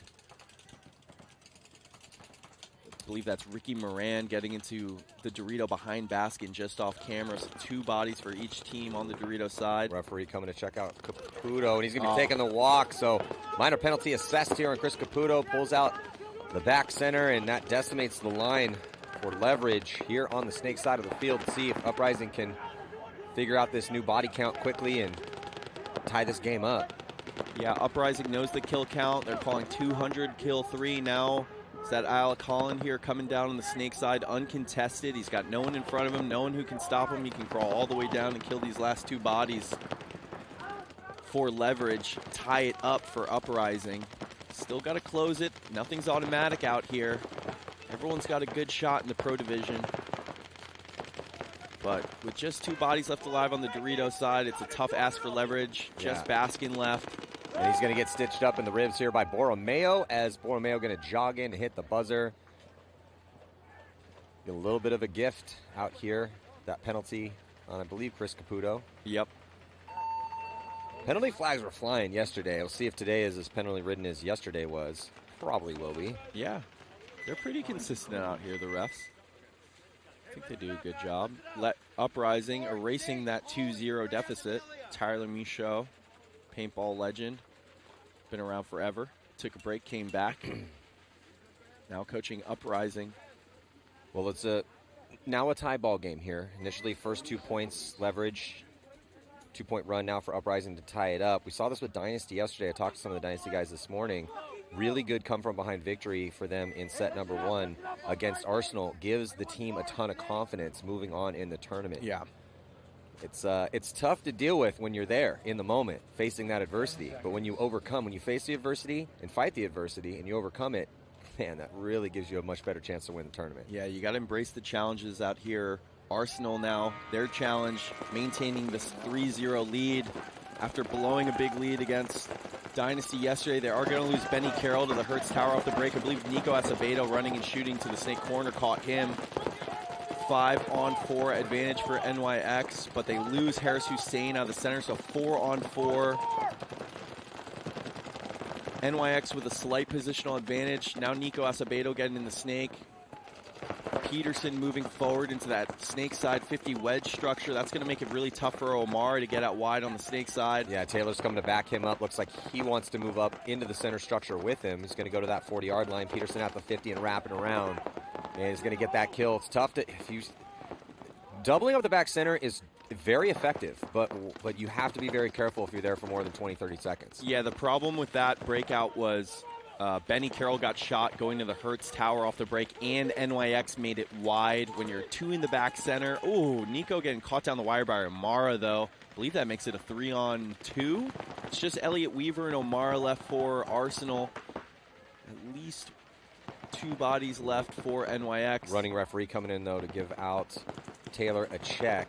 Man, Omar killing Asabo, though, really changes the dynamic of this point with a 3-point lead already. Yeah, it just gives Omar a lot of breathing room. They don't have to worry about anyone in the snake. So much more freedom for Weaver in the back center, for Omar here, and outside snake 1. The power for New York Extreme pushing that middle. They've been playing really well when they attack the middle. 2-on-2, I think, right now. Everyone went to sleep on the Dorito side. Elliott Weaver's going to get shot in the pack here. Well, I think Hennessy's still alive on the D side. Yeah. They definitely have Hennessy over there. He's in the Arsenal's Dorito 3. Now coming forward to their Dorito 2. Yeah. Arsenal just stopped looking at the Dorito side player. 3-on-2 advantage for NYX. Ooh, maybe not for long, though. The referee checking him out. Here comes Omar pushing up on the snake side as Weaver dies from the middle. So Omar turning the field does the body drop in the middle? It does. Peterson taking the walk. It might be a one-on-one situation with Hennessy and Omara. Yeah. Chaos set in here in the scramble. That's what we call it, the scramble. There's no more game plan anymore. All the variables get scrambled up. And Omar's elite in the scramble. He'll come forward right there, recognizes he's got a lead, and it's a low-body situation. Why not send it, catch him sleeping? He does. Hennessy's got to look into the sun now. Stephen Omar recognizes he has a 3-point lead. He's just got to protect the buzzer here. Yeah, anytime you're in a one-on-one and you have a pretty big lead to protect, it gives you an advantage. Nobody lost him. Oh, it's actually 2-on-1. Josh Taylor is alive. So Taylor's still alive? Yeah. It's a 2-on-1. Omar's in the 50 snake. Josh Taylor does a good retreat to his Dorito side tower. Hennessy is in Omara's Dorito side. Taylor putting a lot of pressure here on Omara as Hennessy's going to get caught, though. So beautiful job by Stephen Omara. Head on a swivel as now officially a one-on-one. Taylor for New York Extreme. Omara for Arsenal. Man, Omar's feeling it. He's saying, get him out, baby. Trying to turn this 1-on-3 into another point for Arsenal. Josh Taylor. With 7 minutes on this clock, if Taylor can find a way to win this here, that's just absolutely huge. Totally changes the game. Yeah. And if Omara would put the coffin nail down pretty quickly here. Ooh. And he does. Omara pouring off a 1-on-2, our second 1-on-2. We've seen out here Marcelo Margot pull one off for Impact yesterday. And Stephen Omara, the hero yet again. He's saying, he's yelling to the pit, hit the buzzer. That's our point. Stephen Omara, savagery out here. Stephen the Finger Omara in a 1-on-3. NYX thinking they're going to cut into the lead. Not with Stephen on the field. Yells into their pit, hit that buzzer. That's my point. I just ate your team for breakfast. Oh, my goodness. Dang. Good to have him back in a Baltimore jersey if you're Tom Four, Opie Lager, and Kish Jansen. In the pits right now with a frustrated New York Extreme. Let's see if we can listen in. I stepped out and shot the command center. That's kill 2. No, the command center was first and then Yeah, well, I don't know who shot him, but you shot the back center when that did not just happen. And then you shot. Oh, it wasn't the command center? No. You shot the back center. They sound bummed out, Matty. Hey, your guns are there. Never let off. Well, there's still 7 minutes left. They're down 4. They need the margin. They need a win. Jumping back in this next one here with Leverage getting shot out, trying to get into the snake off the break. So that's a great kill here for Uprising in this tie game with... Oh, man, this is a bomb blowing off here for Leverage as they lose 3 bodies. That's going to be the quickest concession we've seen with no penalties all tournament long. Yeah, Uprising made the adjustment after falling down 0-2 to score 3 unanswered right now. They're winning the breaks. Leverage going to have to find the answer. Adjustment, counter adjustment, counter adjustment is the name of the game out here. Well, and so much of this is mental. Yes, you do need to do the X's and O's and talk about the different variables and have those specific conversations, but ultimately you cannot let the confidence and the wind come out of your sails here. Starting to see some slow walks off for both Extreme and Leverage here. Leverage still locked in a tight match. Yeah, only down 1. Yes, 3 unanswered for Uprising, but they need to go in that pit, and whoever's the emotional leader on there needs to look everyone in the eyes and say, hey, this is still our game. Let's go. Absolutely. Meanwhile, if you're Arsenal, again, cannot come off the gas here. 4-point lead. want to keep it going. Yesterday, their issue with Dynasty was they thought they had the game in the bag, and it wasn't. Yeah, game's never in the bag till you have the higher score at the end of regulation. Doubling up that Kurtz tower, and liking to see that game plan just because of those potent angles from that position. As long as one guy gets up into that 50 pretty quick, that's exactly what's going to happen. Omar's going to launch to the 40, and they're going to glide a body out with Bowen into that D2 position. I love the way they're playing right now. Arsenal developing forward with a 4-point lead. Kyle Bowen alive in the Dorito 2. Arsenal has the spots and 5 bodies alive. It's going to be difficult for NYX to generate offense the way Arsenal has developed forward over here. Benny Carroll coming through the middle. Lives. Heard yeah, someone... but they lose Omar. Referee checking out one of the bodies here for New York Extreme in the D1 position. They get out of that back center. Running referee coming around to check Kyle Bowen over there. 5-on-4 advantage for NYX. Cody Mikowski coming forward, kills Peterson out of the middle. Really nice job by Cody. So 4-on-4 now. Arsenal forward. NYX is going to have to find a way to come forward with Arsenal already at the 50s. Yeah, snake player extraordinaire, Cody Mikowski. Notice we haven't really seen ABJ out here at all, and they're up by 4, and he's still not getting a spin. Yeah, they like the Omara, Benny Carroll, and Cody Mikowski combo over here. Cody Mikowski, really smart player, and not afraid to get after it on the snake side. Well, this is a crafty snake, not a power snake. It requires a crafty player. So we saw a lot of guys yesterday, some of our top tier ones in the snake have rough days. ABJ had a couple good ones, though. Oh, bodies coming off, 2 bodies flooding off the field from that D side here for New York Extreme. So just 2 left alive out there for him right now, and it's just not looking good. Again, here for New York Extreme.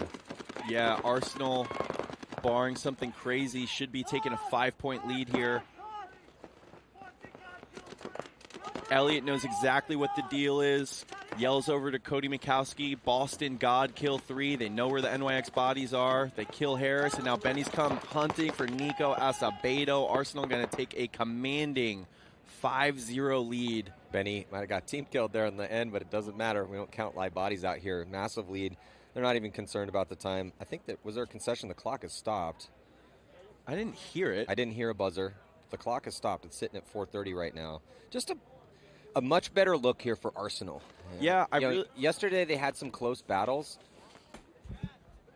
I mean, I like what Arsenal's done. They said this is going to be our starting 5, and we're going to roll with them. They're playing well. No reason to make a crazy adjustment. Different sorts of game plans out of here, not just one look, but they're winning the breakouts. They're developing into the 50s, and then they're connecting on their shots, and then Omar pulls off the magic. So they needed 2 wins today to stay in the hunt, right? But yesterday, because of their close losses, only were sitting at -2. So now you get a big blowout win, puts you in a really good position as long as you win that next game. Next game's still going to be, and it's against Ironman. Yeah. So that's going to be a good one. That's going to be going down around 10:20 here. We're going to replay that finish here from Benny Carroll. And you see the frustration in the body language of Asabo when he stood up out of that spot, because team's been not playing as well as they should here in game number 3 for him. Tough day for NYX so far this morning. Interesting. So I don't see a 3rd point on the board here for Uprising. Score still sits 2-2. Should be 3-2 Uprising unless something happened that we're not aware of.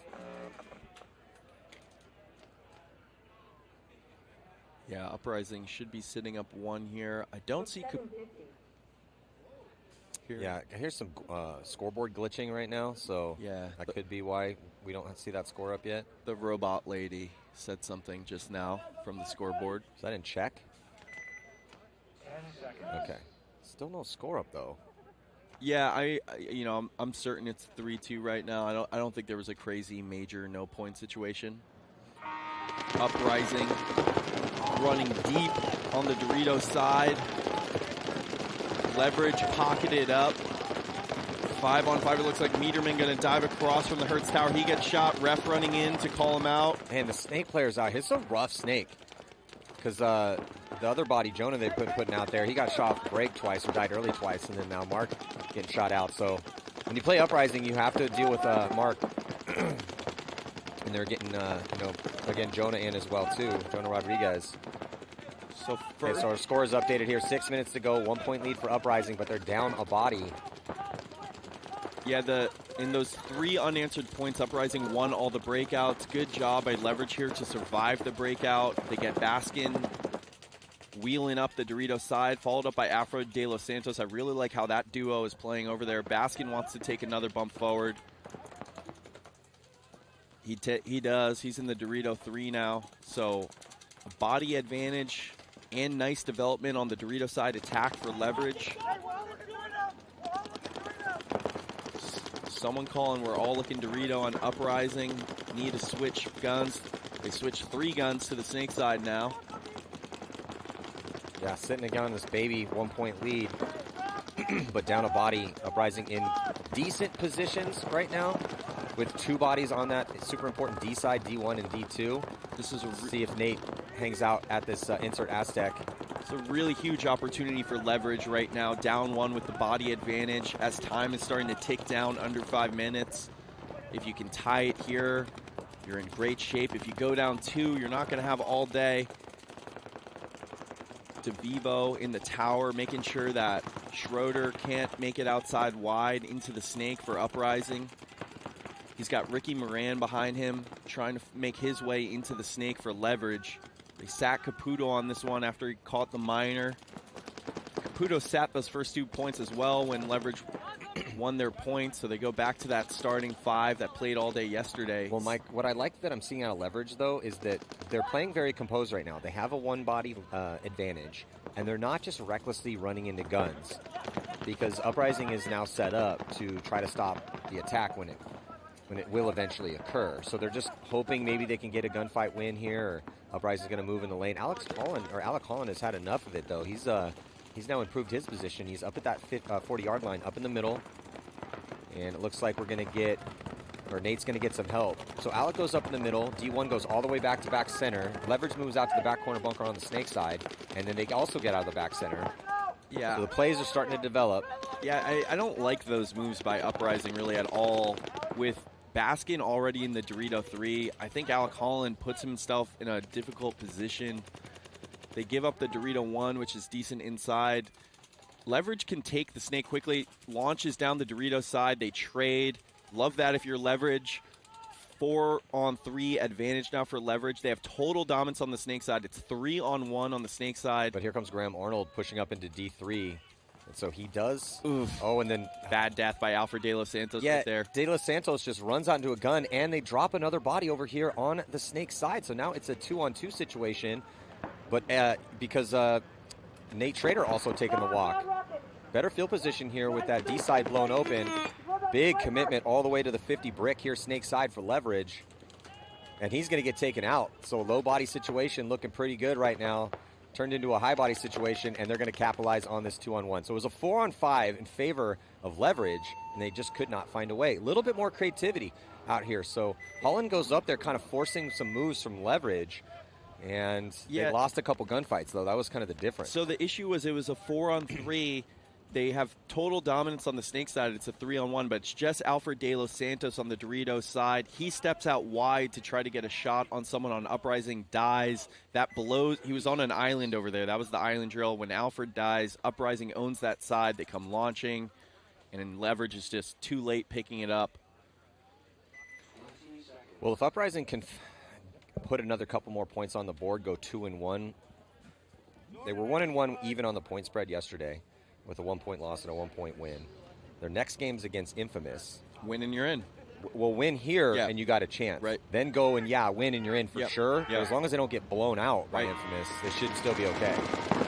Arsenal up 5-0. They give Archie Barnes a spin. He gets shot off the break. 4-on-5 advantage for NYX here as they get Nico Asabo in the Snake. No one in front of him. Wrapping on Elliot Weaver in the tower. Elliot's inside, Dorito away, so Nico feeling no pressure to come forward on the Snake side. He's on the wrap. I'm not even sure Arsenal knows he's there. Just Cody Mikowski looking Snake way for him. The way his body language is, I think he thinks they're short on the Snake side. Nico wraps and connects on him. Nico Acevedo having a point. It's a 5-on-3 for NYX. Down 5. Well, dip it into the 50 here in the Snake with no one looking at you. That's a perfect situation. Harris Hussein rumbling up the middle of the field. Nobody's come off from that attack, though. Man, Omar doesn't want to give up anything over here. He really put it on Harris right there, made sure he had some extra. He's sucked into that South Electronics. Oh, they kill another now, so it's a 2-on-3 situation. Ugly play right there by Jackson Blue coming into the 50 with Nico Asabo. Sean Saucedo in the Dorito 1 knows with that bounce shot with 2 bodies there. He connects on 1. 2-on-3 situation. NYX's advantage, but only 3 minutes left with a 5-point lead. And this is great for Arsenal. They're fine with this, even if they give it this point.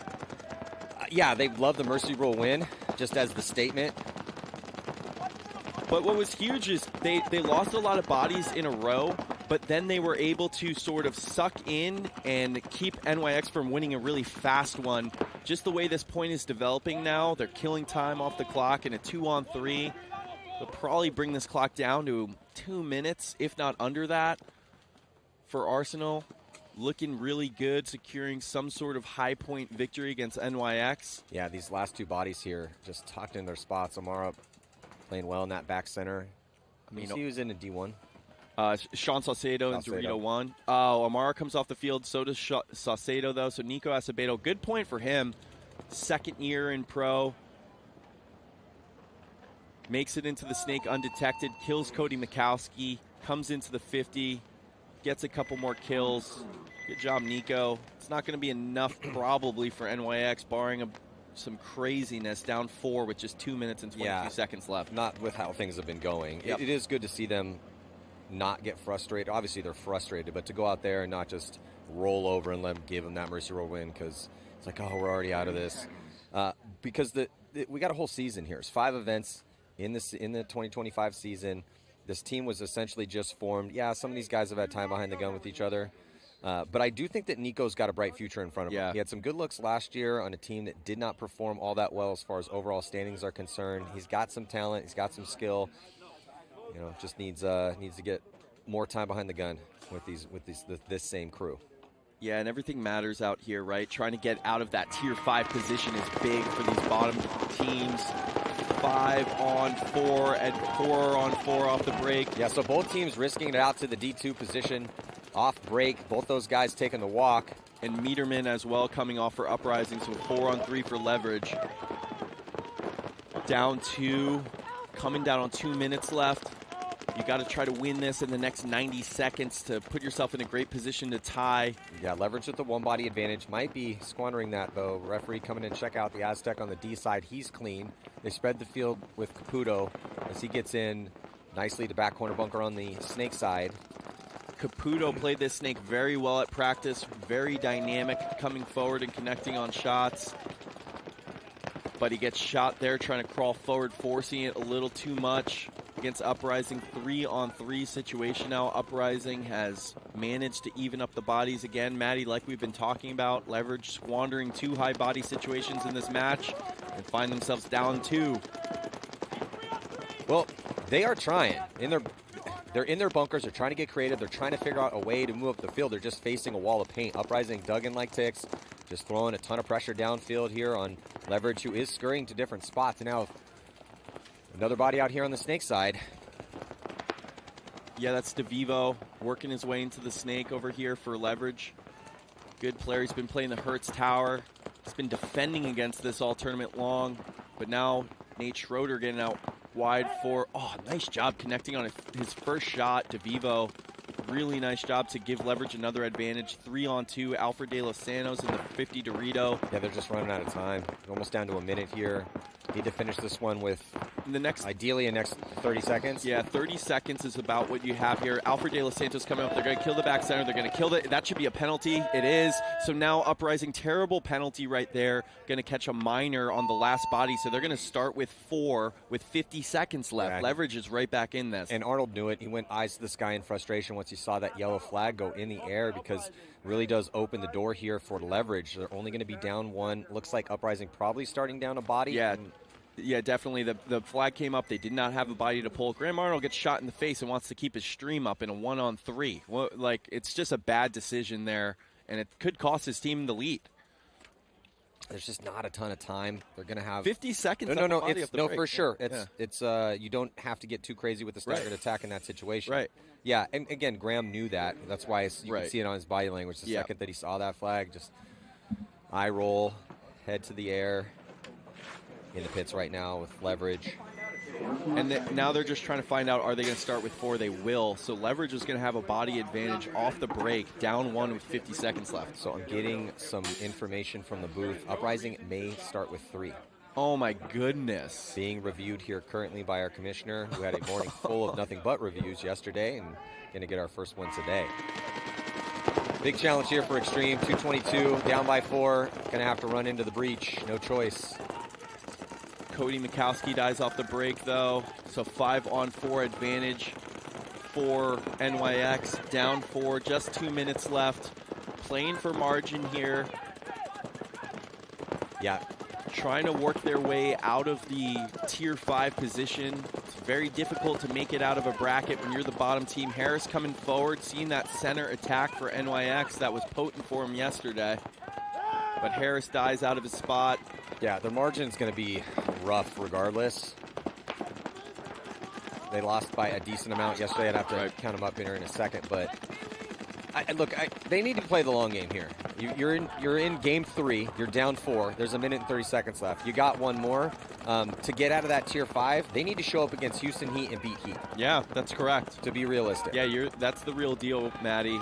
This game's out of hand, but if you can get a little momentum here to bring into that Heat game, have some silver linings in this Arsenal beatdown. If you're Arsenal, you feel really good about coming out of this with a 4 or 5 point victory and giving yourself a chance playing Ironman in the grudge match between Steven O'Mara and his longtime and now ex-partner in crime, Henry Sense of the Los Angeles Ironman.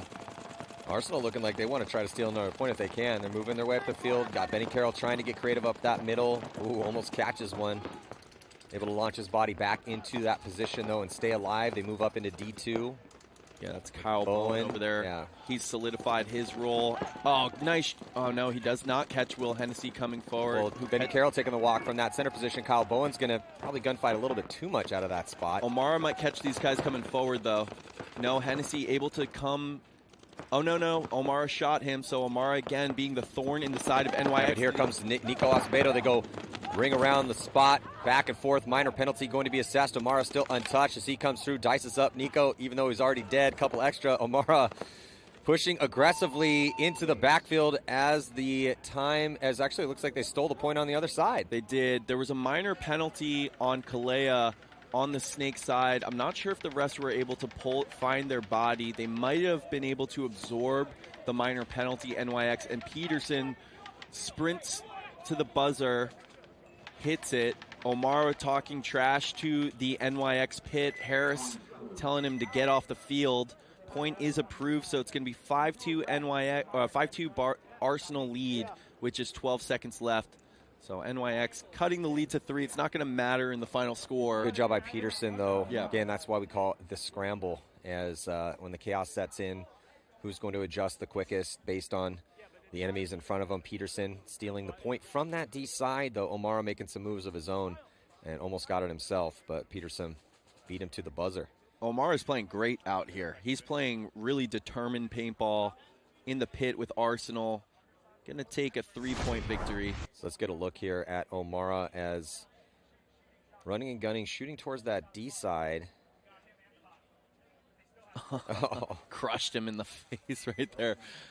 I'm positive the Mar didn't care about that. Yeah. Maybe an accident. I don't think so. Keep it together, says Kyle Bowen. Always with a great attitude in the pit there. Yeah. Omara saying that's effing BS. Wow, Omar rocking the pirate goatee here. Yeah, for I know. the season. So it looks like Uprising is going to start with 4 based on that Graham Arnold penalty. So it was confirmed to be a minor penalty. Yeah, if I was Omar, I'd also be telling those guys, hey, can we stay alive when we have giant leads? Yeah. I mean, Bowen was 2-3 feet off that D2 position. He could have been tucked into that spot, staying alive. Yeah, and if you're Arsenal, you can't get derailed by ref calls that point in the match. Let's stay focused. Let's keep the ball rolling downhill. Now Leverage down 1, 5-on-4 off the break. 50 seconds to tie here. Golden opportunity if you're Leverage. Let's see if the rookies can take advantage.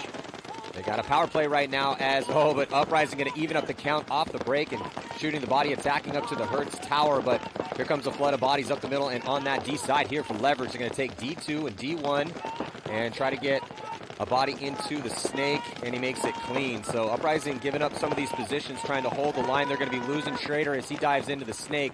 Might be losing Borromeo as well, too. He gets pinched out of the tower. I think we're going to have a tie game here as the attack brutally up the middle of the field. 2 more bodies drop and diving up and over. Full send here for Leverage.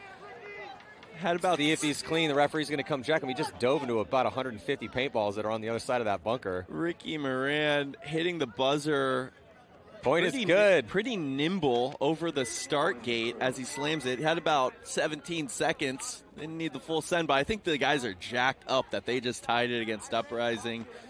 Man, nice job there. They lost a body off the break, but they developed their Dorito side attack. Ricky Moran launched from the back center into the snake and then instantly connected. Well, look at this replay here as Moran just full send. Little extra buzzer hit with his left thigh. Goodness. Got to tuck that shoulder in. Does it perfectly here on the barrel roll in. But again, dove into about 150 paintballs right there. You can see then some broke on his pack, but the referee's giving him the benefit of the doubt on that one. Still beautiful look, like the full send. Very entertaining. Good job, Ricky. That's why we make these guys wear chin straps nowadays. Might have lost his mask without one. Yeah, but, oh man, well, we'll talk about it in a second. Just 12 seconds left to go in this one here. Still a pretty sizable lead for Baltimore Arsenal. Don't think we're going to see another point. Yeah, Arsenal going to leave this with a 5-2 3-point victory right here. Back on track, going to move them to 1 and 2. They're going to have a chance, depending on how margin works out. They will need to beat the Ironman. If they can manage that, the point spread will be positive. Yeah, so it was even yesterday, 1-1, even on the point spread. So it's going to be a +3. So obviously, if they beat the Ironman in no problem, potentially even getting the bye, not having to play in that wild card round, depending on how things shake out. But the situation is because they did squander those last couple points. If they get blown out by the Ironman, that's going to put them in negative. Well, they're 1 and 3, then they got no shot. Yeah, that's true. Yeah. So it's win and you're in, lose and you're out, basically. Don't have to worry about too much margin math there. Arsenal giving themselves a chance with this victory over NYX. Yeah, well, because even if they lose, they're right. Yeah, it's win no matter what. Yeah. But so with this specific one, man, Leverage decided to play the aggressors, even though they were down a body, and then Uprising went hardcore defense, not willing to make any moves forward, and it cost them. Yeah, really tried to sit on that lead with a minute left. They got the even up the count immediately, and then no one was intent on making any moves. They let Leverage take some positions, and then they tried to make moves and got shot trying to get into the spots. Just 17 seconds here. Uprising going to lose a body, but neither team is going for it. We're going to see an overtime point here between Leverage and Uprising. Leverage, rookies and pro, going to take 2 teams to overtime. These guys are no slouches. They're proving it out here that they can hang. They might not win this match, but they can hang, Leverage. We're seeing it. Well, when you have close games against teams that have been around for a long time, teams like Aftershock yesterday that went to the finals last year and have gotten better in the offseason, that should tell them, hey, we're close. Maybe we should put a little more time into training. Yeah. And, the weather's starting to turn in the Northeast. It actually gets to be pleasant at those fields instead of being freezing cold and snow blowing and all those things. So, look for Leverage to build on this rookie performance. I know they're not going to be satisfied. Bunch of hard-charging tri-state area guys with a lot of vowels in their names.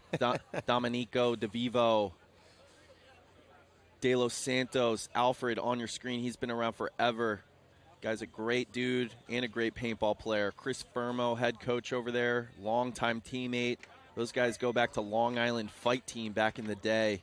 Chris Caputo, another standout player, hasn't played all that much in this match, hasn't played particularly well. Ricky Moran has played great for them. Yeah, and just Baskin. Tons of respect for that squad, earning their pro spot the hard way. It is hard down there in the semi-pro division. Oh, yeah. There's a lot of people that want to get that pro spot. I mean, I don't know how many teams they're going to have this year, but New York Wrecking Crew, 30 semi-pro teams last year. Yeah, I feel like that's a good sign of the health of paintball when the semi-pro division is big, right? It means there's a lot of high-level players. There's a big pool down there. There's a lot of former pros down there now. That's a tough division. Yeah, we'll see here in 2025 who's going to step up, seeing as how, you know, Royal City Sea Dogs moving up, Leverage moving up. A couple semi-pro guys got picked up on other squads.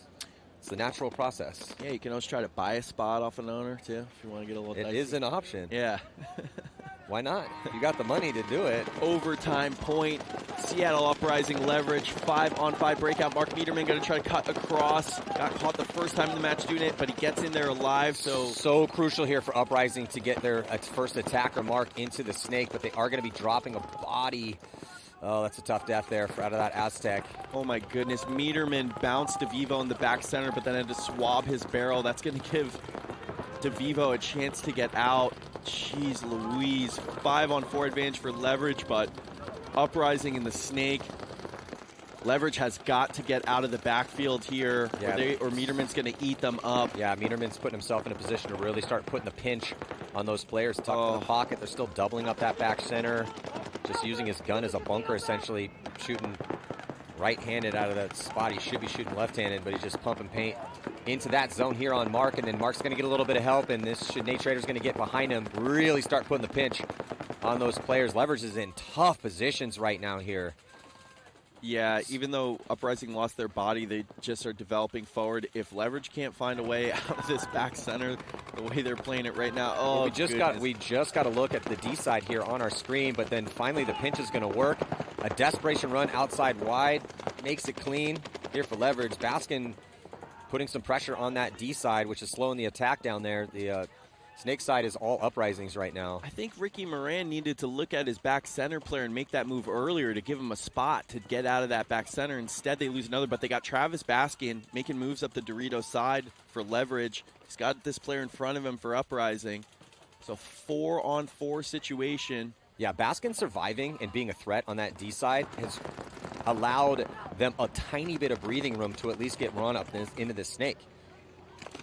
Oh, Ricky Moran comes through and trades with Mieterman, so now it's a 3-on-3 situation. Yeah, even trade on that situation, but still better field position here because Nate Trader is in the snake for Uprising.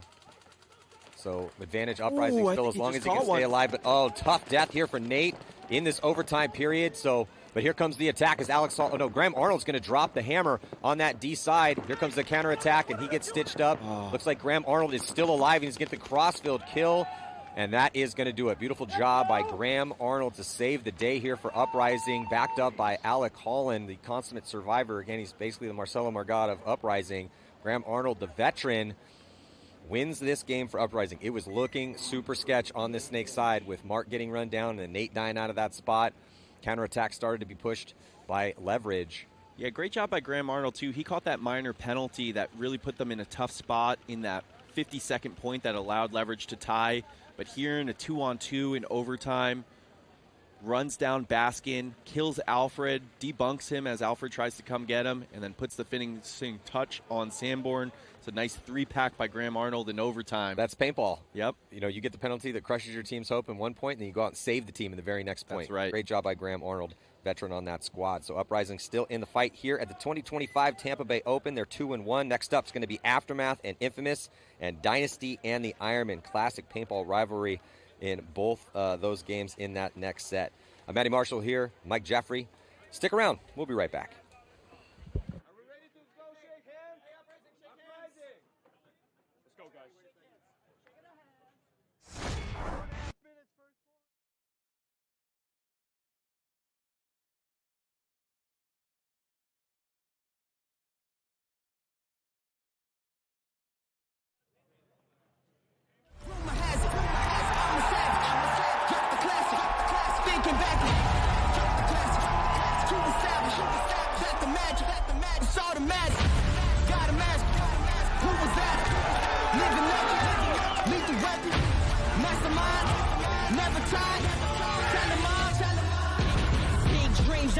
Dreams just like baby, I've been joining forces with the likes of an A-team. Jumping off of buildings used to be so stimulating. Now I'm reaching new heights, I'ma need the off-white.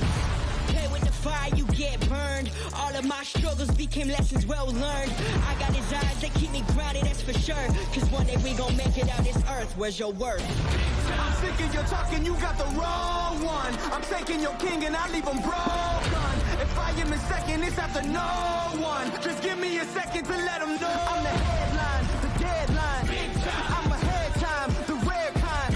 I'm a living legend, lethal weapon, master. The king is back like prodigal. I gave him time, it's been too long. Was silent calm, but now the storm's I'm not the one you can't ignore. I never line, the deadline. I'm ahead time, the rare kind. I'm a living legend, lethal weapon, master. Big time. Got love the one you want. Yeah, alright, baby. You can't use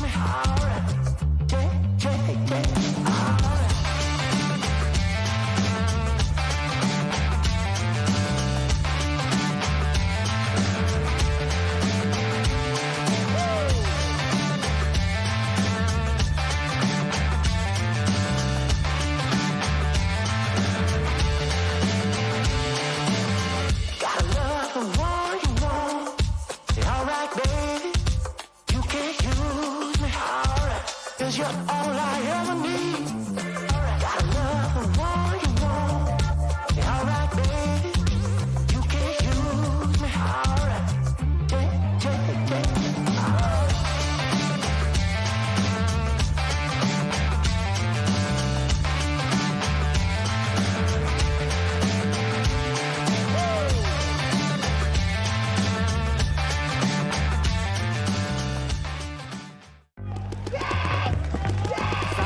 Garinger is going to bunker out the last player left alive. It's Nick Laval, and PB Fit is going to have this miraculous victory here at the World Cup. I'm sorry, baby, I don't mean to be rude.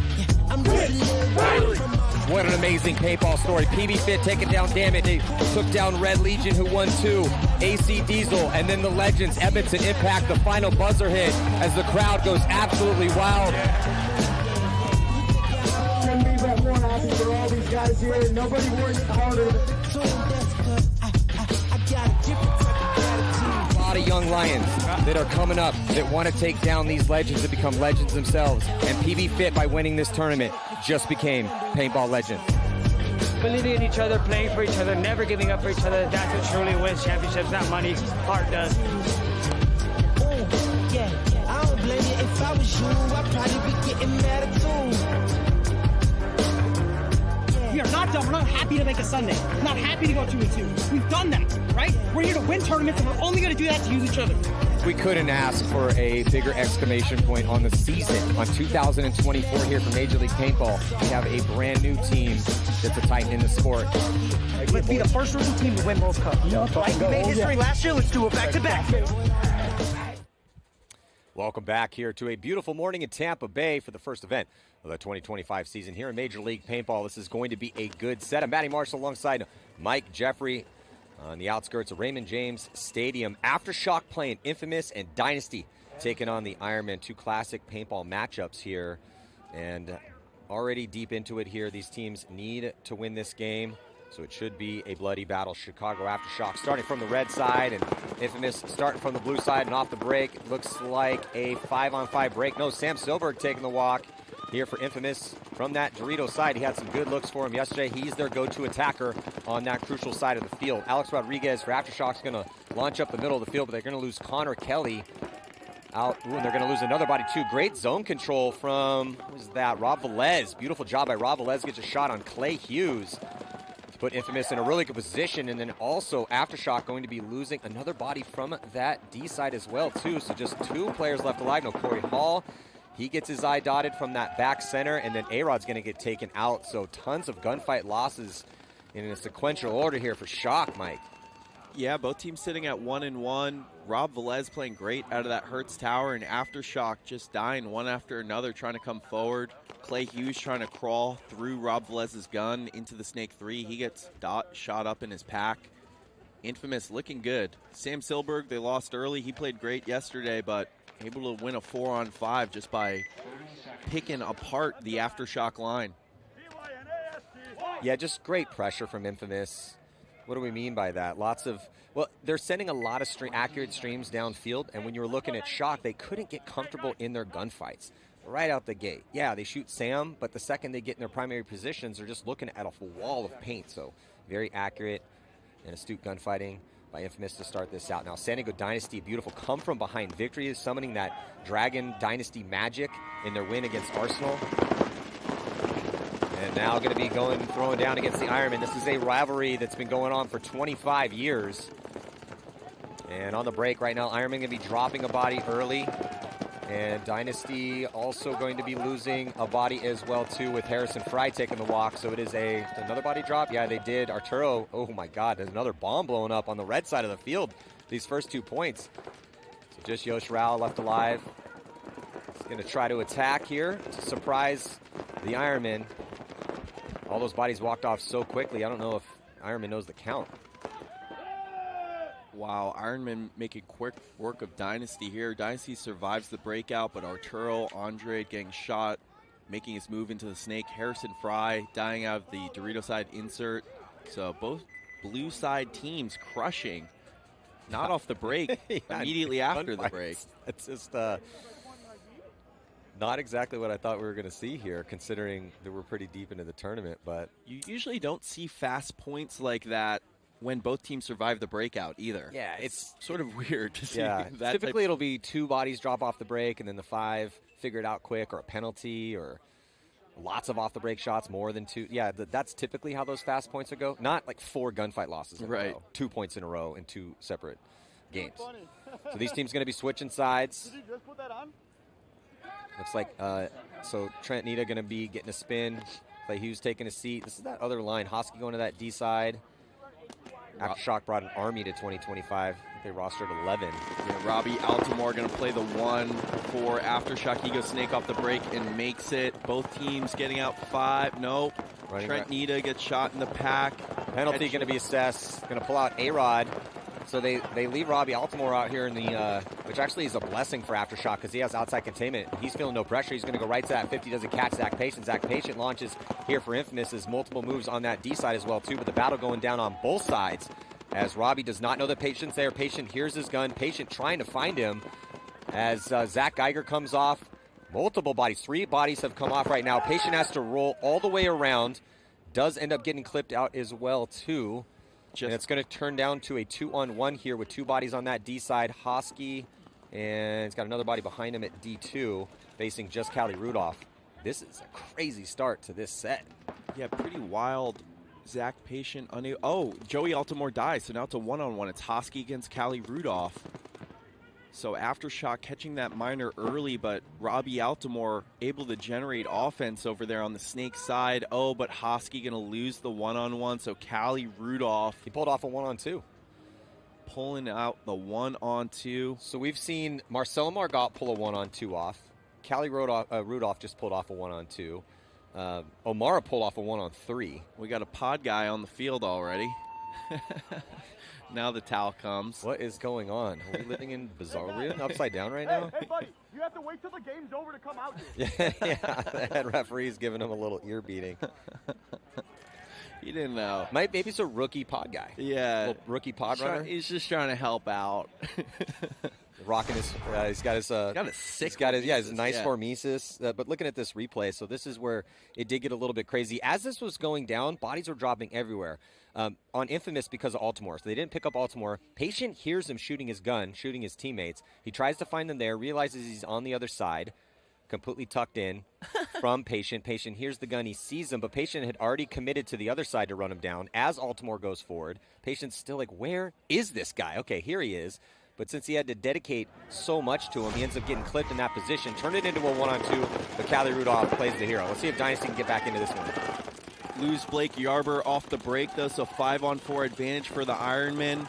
Alex Frazee in the snake side wedge for Dynasty.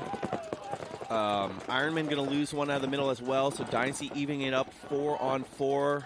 Not sure if it was Alex Frazee who caught him on the cross. Here comes Henry Sense to bunker Alex. He gets him. That's going to be a trade 3-on-3 situation. No, never mind, 3-on-2 because Kyle Nicolau died off the Dorito side. Bloodbath Danny Schoenauer dies off the Dorito side as well. So 2-on-2 with Ironman with a 1-point lead. Just a bloodbath out these here are so far. Some of the fastest paced points and deaths and kills that we have seen out here. The entire tournament now turns into a 2-on-1 as Kyle Berry gets smoked. So just Arturo Andrade in the back corner bunker here on the Snake side. But as the dust settles, Ironman unsure of the count. And Arturo had dipped into that spot, and he's posted up on that D side to try to catch Ironman if they attack. Is it Baldwin and Guest again? Yes. Yeah, so Baldwin and Guest, the heroes for the Ironman, winning a 2-on-4 for him yesterday, put the team on their back. And they're playing smart, though. They're tucked in their spot. They're actually going to get a concession, so Mike Bianca has seen enough, even though we have seen some low-body magic pulled out here and summoned from multiple players from different teams. Still enough time on the clock, going to spot the Ironman, another one, so Dynasty down by 2. It all started here with the big move up the middle. Alex Frazier had a good position. He needed to die. Sense launches. He pays the toll to do so. And then bodies drop for both teams right after that engagement to speed up the pace of that point. High tempo and high pace here. Really like what I'm seeing out of Baldwin and Guest, though, the Canadians here on the team from SoCal. Yeah, Arturo tried to get lost in the Snake corner, but down 1. Ironman being smart, not risking going forward into an unknown body. So Mike Bianca forced to throw the towel right there. Aftershock, infamous up 2-0. Aftershock struggling, losing 2 off the break. They shoot Rob Velez, though, so it's a 4-on-3, make it a 4-on-2 in Infamous's favor. Really bloody knuckles paintball out here happening in this set. Yeah, just 2 bodies left alive right now for Aftershock with Clay Hughes still in the Snake, but he doesn't know that he has an enemy getting very close to him. He does a little tactical retreat. Corey Hall still alive on that D side, and a 4-on-2 advantage to Infamous with a 2-point lead as well. Still a lot of time left, man. These points are going real fast. Clay with a real big bite on a tactical retreat. I think he just got clipped in his arm. He did. So, and then looks like Corey Hall also was attacking on that D side while Clay was doing his retreat, and he got shot as well. So another point here for Infamous. Going to be 3 in a row. Aftershock needs to wake up and play a little bit tighter and also try to get bodies alive on the break. They're shooting bodies on the break. Everyone's shooting on the break. They're just losing too many guys out of their spots right now. Yeah, I think they're struggling to define their starting 5 right now. Running through a lot of bodies out there. Not seeing a lot of cohesion from their lines. Well, it's tough as a coach. You coached Revo last year. You know how this goes. He has a deep roster. You want to get looks because he's got a lot of talent on that squad, but he's getting so much inconsistency from all of his guys that a starting 5 is not really solidifying. It gets really tough to really define who you want to roll with, who you feel confident with. You want to try your options when you have them, but sometimes that can bite you. Now Dynasty down 2 against the Ironman.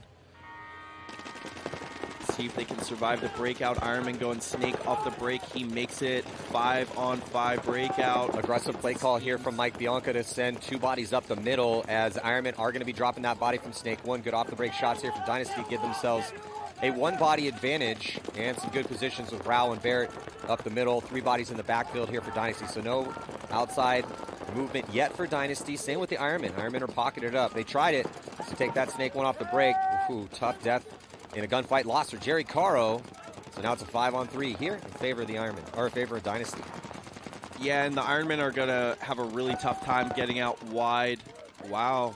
Arturo gets shot. He wants to know where. He's going into the Snake. Really doesn't very understand. Confused. Yeah. You shot me. 4-on-3 for Dynasty. Harrison Fry getting out wide on the Doritos side. Henry Sense getting caught going through the middle. So just 2 bodies left alive in the backfield for the Ironmen. They are not going to be able to get wide with Joe Barrett and Yosh around the middle like that. Ryan Greenspan now getting into the Snake for Dynasty. He's got no one in front of him. Just Tom Guess and Frank Antetomaso in 2 back bunkers for the Ironmen. They got a 2-point lead. No reason to concede here. Dynasty trying to figure out the count and close this one out. Greenspan over the top in the outside. Snake 1, he kills Frank Antetomaso, I believe. And Tom Guess is going to launch with a desperation run outside wide and makes it clean. So Guest, lone soldier out here with this sitting on a little bit of a lead, not going to get a concession. Going to force Dynasty to fight for it here in a severe high body moment for them, though. 4-on-1. Harrison Fry going to shoot Guest, I think, moving back into the back center. So Dynasty going to cut the lead in half here. Guest got lost a little bit, so they still thought that snake corner was alive. Greenspan going to check it off. Walk in there and hit that buzzer. A lot of time. 11 minutes left.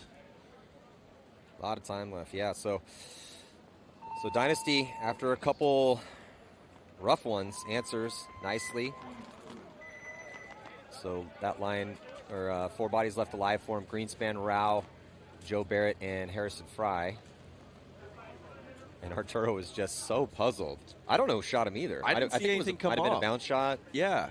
I didn't see anything even break on him. I assume he might have gotten shot in the pack. These refs see more than we do, that's for sure. So the line going to be Hosky D side, Trent Neita, Snake side, Corey Hall's out there with Connor Kelly and A-Rod. I would just roll with these 5. That's a great 5. Yeah. I mean, I'd like to see Thomas Kim out there as right, well, and, too. Yeah, and, you know, and then now we're going to talk our way into Todd's position. And Robbie Altomar is playing pretty well, too. Yeah. So down 3, though. Huge point. Kind of need this if you're Aftershock. Really tough to go down 4. They survive the breakout. They kill Zach Geiger. They kill 1 out of the middle, so 5-on-3. Aftershock looking to get right back in this match with a 2-body advantage, make it a 3-body advantage. Well, Mike, they need this one desperately. They're down 3. Yeah, there's a lot of time on the clock, but momentum had completely shifted towards Infamous. Hosky cruising down the Doritos.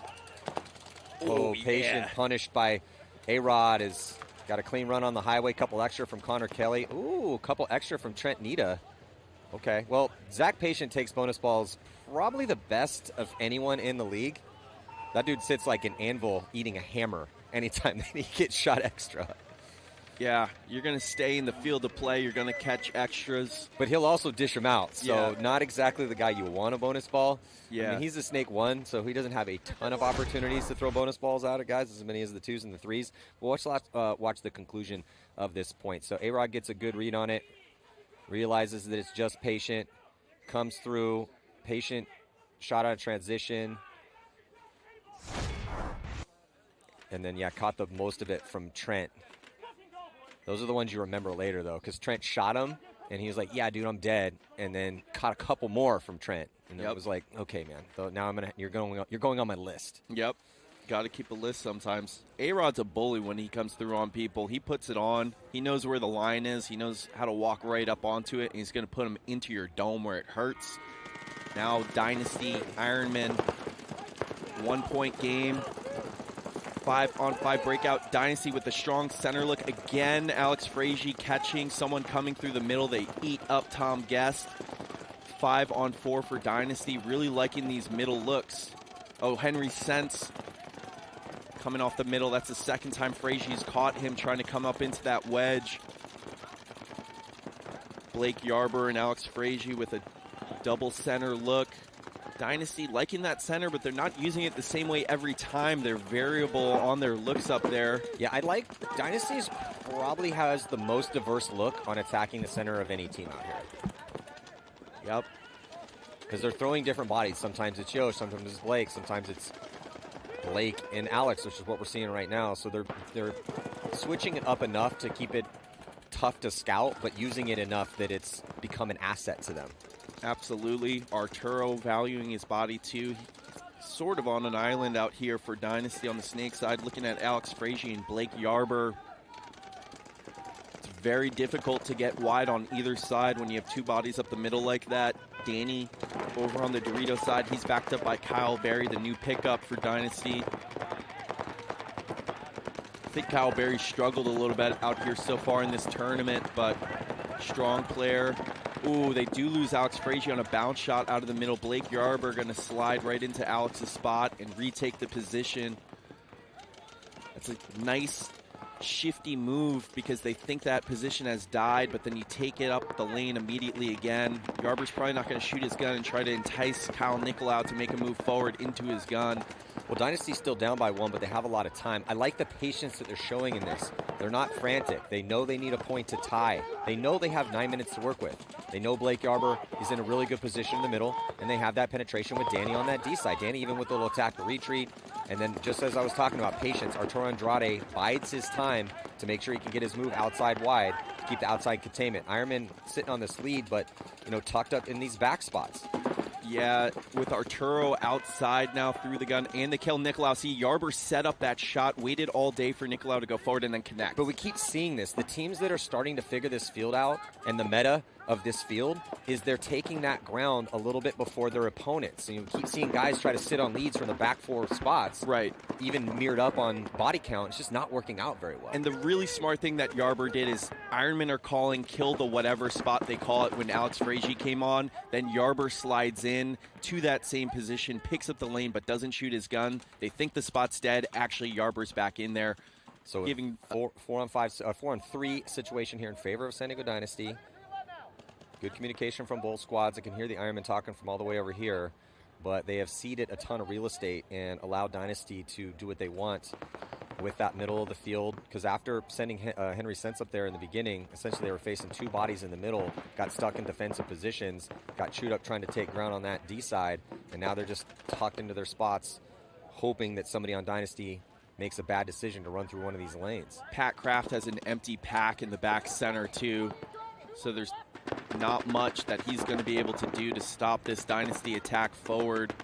4-on-3 situation. Dynasty at all 350s. Now Arturo coming onto the Ironman side of the field. Tom Guest making a move forward on the Dorito side. Wow! Shoots Blake Yarber on the run into the Dorito 2. Tom Guest is a beast, but we might be catching one crossfield from Arturo. And here comes the response by Baldwin. Runs through, trades out with Arturo. Leaves a 2-on-1 situation here with both bodies for Dynasty on the D side. Ironman with, I believe, Lennon in the back center. No, that's Pat Kraft Jr. Pat Kraft getting a spin. Nice. And he's looking at Kyle Berry and Danny for Dynasty. He has like almost no paint on his back though. Pat Kraft is going to be able to kill some time here, but he's not going to be able to do a lot with no paint. He's got to carry more if he's going to play that back center. Well, and also on a roster where he's fighting for playing time, with a deep roster, as Shane Pastana and Mike Paxton trying to figure out who their starting 5, 6, 7 going to be. You want more playing time? Be a hero in this moment right now. Yeah, tough ask in the 2-on-1 with half a hopper left. Kyle Berry doing a nice job, slowly making his way over. Yells back to Danny. I think it's just the home. Pat Kraft going to have a tough time dealing with these spread bodies. Danny coming forward now. He's probably going to shoot Pat in the back. He does. So that was a beautifully executed and the smart move from Kyle Berry. They didn't know the count perfect, but he knew that, okay, probably we're still in a high body situation. There's no one left on the snake side. I have to spread the field. When you're in a high body moment, if it's 2 of you guys and 1 of them, you don't want to attack in a line. You want to spread the field out, utilize those cross-field shots, and slowly but surely wake your way over given the time. Nice execution by Danny Schoenauer and Kyle Berry. Yeah, you don't have to sprint over and do anything drastic. You can take it bunker by bunker, keep your eyes downfield, stay in touch with your other homie, but use that body advantage. All about converting your high body situations out here. Dynasty erasing that 2-point lead. Probably one of the best teams ever at a lot of things, one of them being playing from behind, erasing deficits. And in recent memory, too. They were down by 3 to the Hurricanes in the finals in Vegas, still won that tournament. We see how this play developed. So Arturo had to die in that situation, traded out, blew open the snake side for both squads, but winning the war of attrition, San Diego Dynasty was a little bit better in that one. I like the play call. Going back to this one, 2-point lead here for Infamous still. Infamous going to be losing Rob Velez. Yeah, 5-on-4 advantage for Aftershock. Down 2. They spin that line of A-Rod, Trent Neita, Connor Kelly, Hosky. But here's the risk, right? So they risk bodies with a little bit of an attack, even up points. But they have Rodarte in a good position up the middle. No one to answer quite yet for Shock. A-Rod is just pumping paint, trying to keep, and they risk Jonah into the snake. So yeah, they lose Velez, and they don't have anyone at that crucial Hertz tower, but they have position in the middle and in the snake. So now it looks Shock's gonna have to try to fight up the field. Yeah, Rodarte is gonna be able to take anything away on the Dorito side from that wedge. Jonah Jamrose has A-Rod pumping paint from that Hertz tower, but Aftershock going to lose a body, so it's 4-on-4 now. Yeah, Corey Hall losing his gunfight out of that Aztec. They are getting some, looks like some movement on the D side here for Shock, as Hosky has made his way all the way up into D3. Wow. So nice moves by Hosky. Made it through Rodarte's gun there, too. Just being bold. And another body coming off for Infamous, so 4-on-3 advantage now for Aftershock. Trent Neita is going to be able to get into the snake whenever he wants now. Shooting inside for most of the point. A-Rod getting checked by the ref. Now Trent Neita making his way into the outside snake one. Yeah. Jonah Jamrose. Well, Neita just walked into there because there's no one to shoot that angle. Can't hold that lane from D2. Yeah, once that body came out of the backfield. Oh, Hosky, bad death out of his spot, though, squandering the body advantage, so now it's a 3-on-3.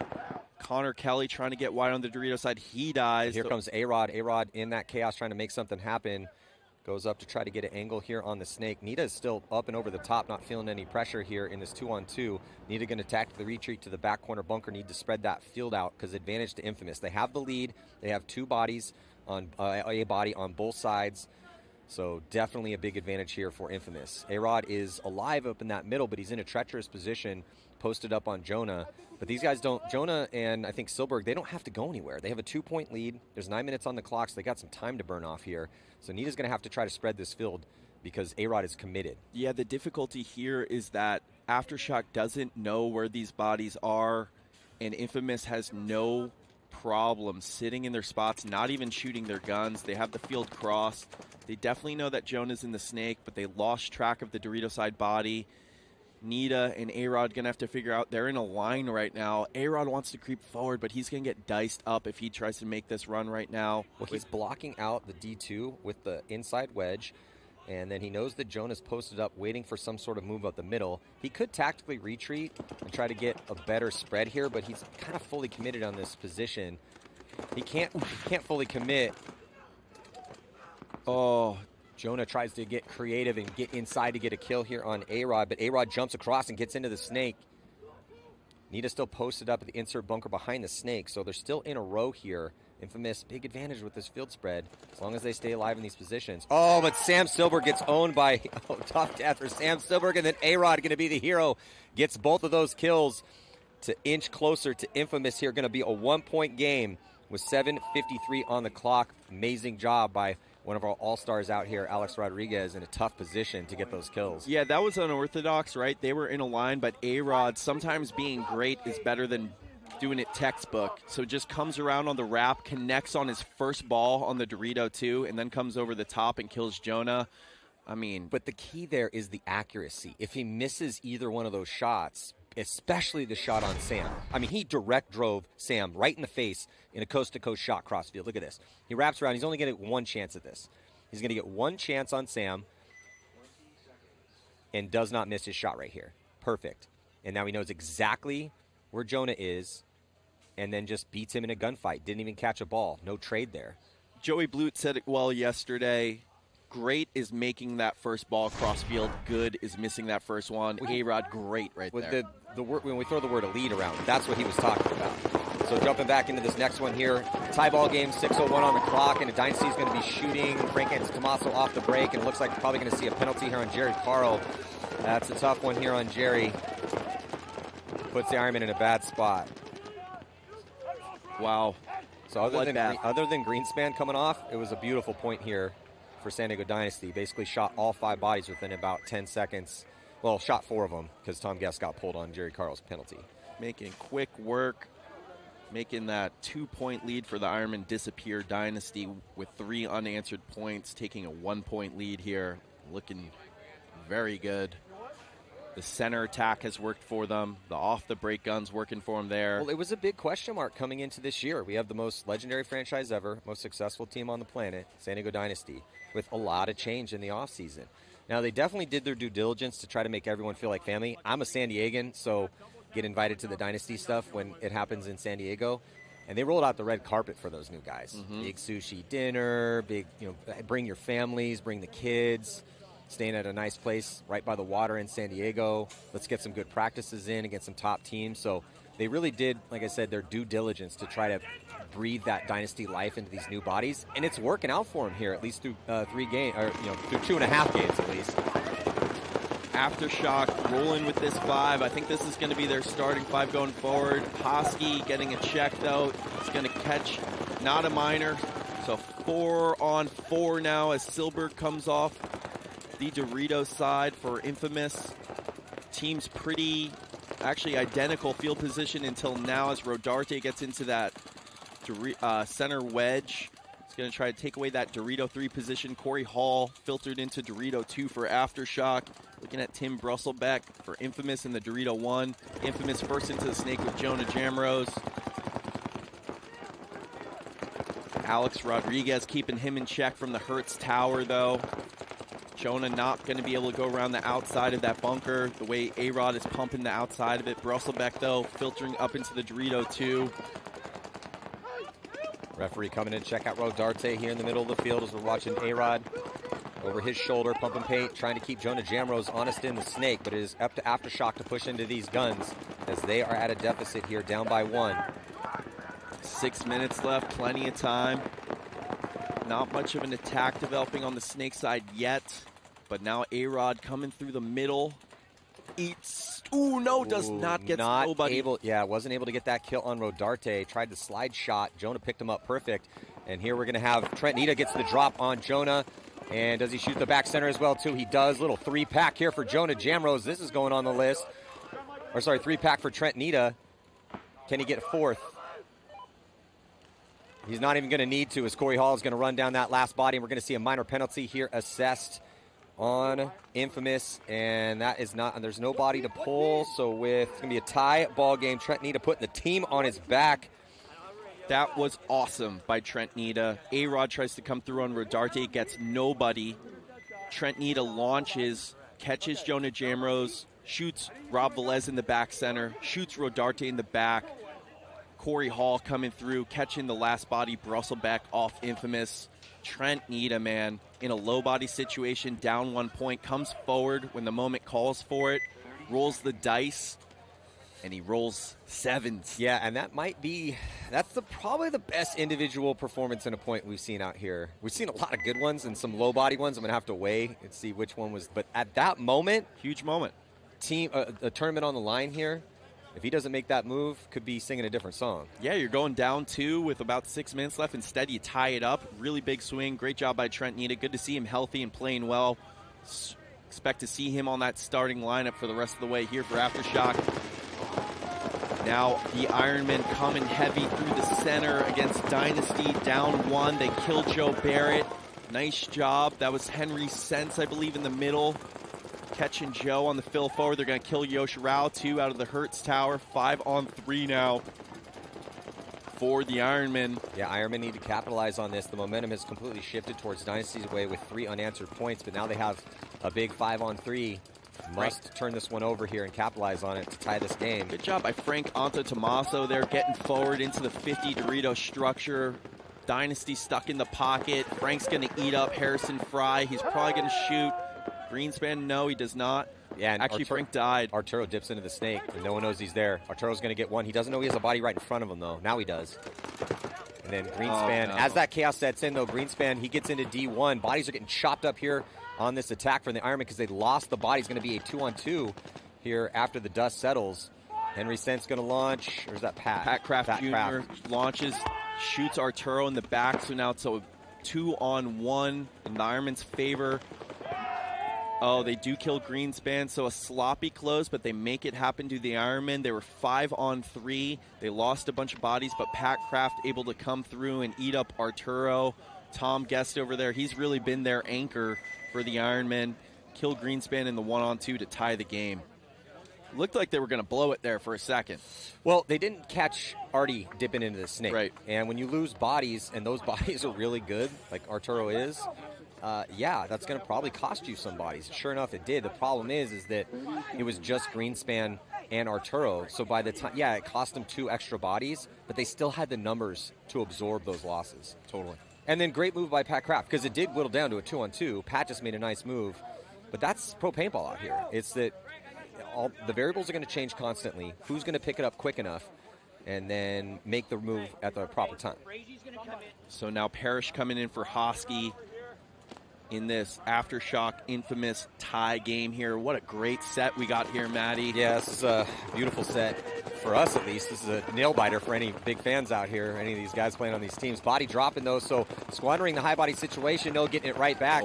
So they started with 4. Infamous did drop Sam Silberg. They did shoot, looks like Parrish off the break. So 4-on-3 situation still here in favor of Shock. Tied up, though, with 5:44 to go. Rodarte and A-Rod in the center doing battle. Both teams in the Dorito 2 now. Patient digging out to the snake. Makes it clean, but they're going to be losing a body on that D side. So just 2 bodies left alive. No presence on the Dorito side. Oh, Rodarte might have shot Corey Hall. Yeah, but he loses Patient. We're going to see a concession. He gets run down anyway. So point going to be going to Aftershock as they take the lead here.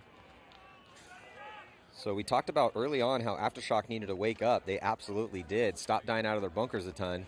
Yeah. And started making some nice crisp moves and some individual heroic performances out here, shooting some bodies on the break. Yeah, the one spot where they've been struggling is the one on the Dorito side. Hosky and Parrish both kind of struggling over there. Corey Hall started slow in this match, but he's come on. He's done well in the closes. So I'll be curious to see. I think Todd seems satisfied with Connor Kelly, A-Rod, Trent, Neita, and Hall. Here comes A-Rod. Yeah, the starting line is starting to develop here for Shock. It's just tough when you have 11 guys, and they all play pretty good in practice. Jumping into this next point here. Ironman versus Dynasty. Again, this is a 25-year ongoing rivalry. Tie game, 5-on-5 breakout. Maybe the first one we've seen in this match.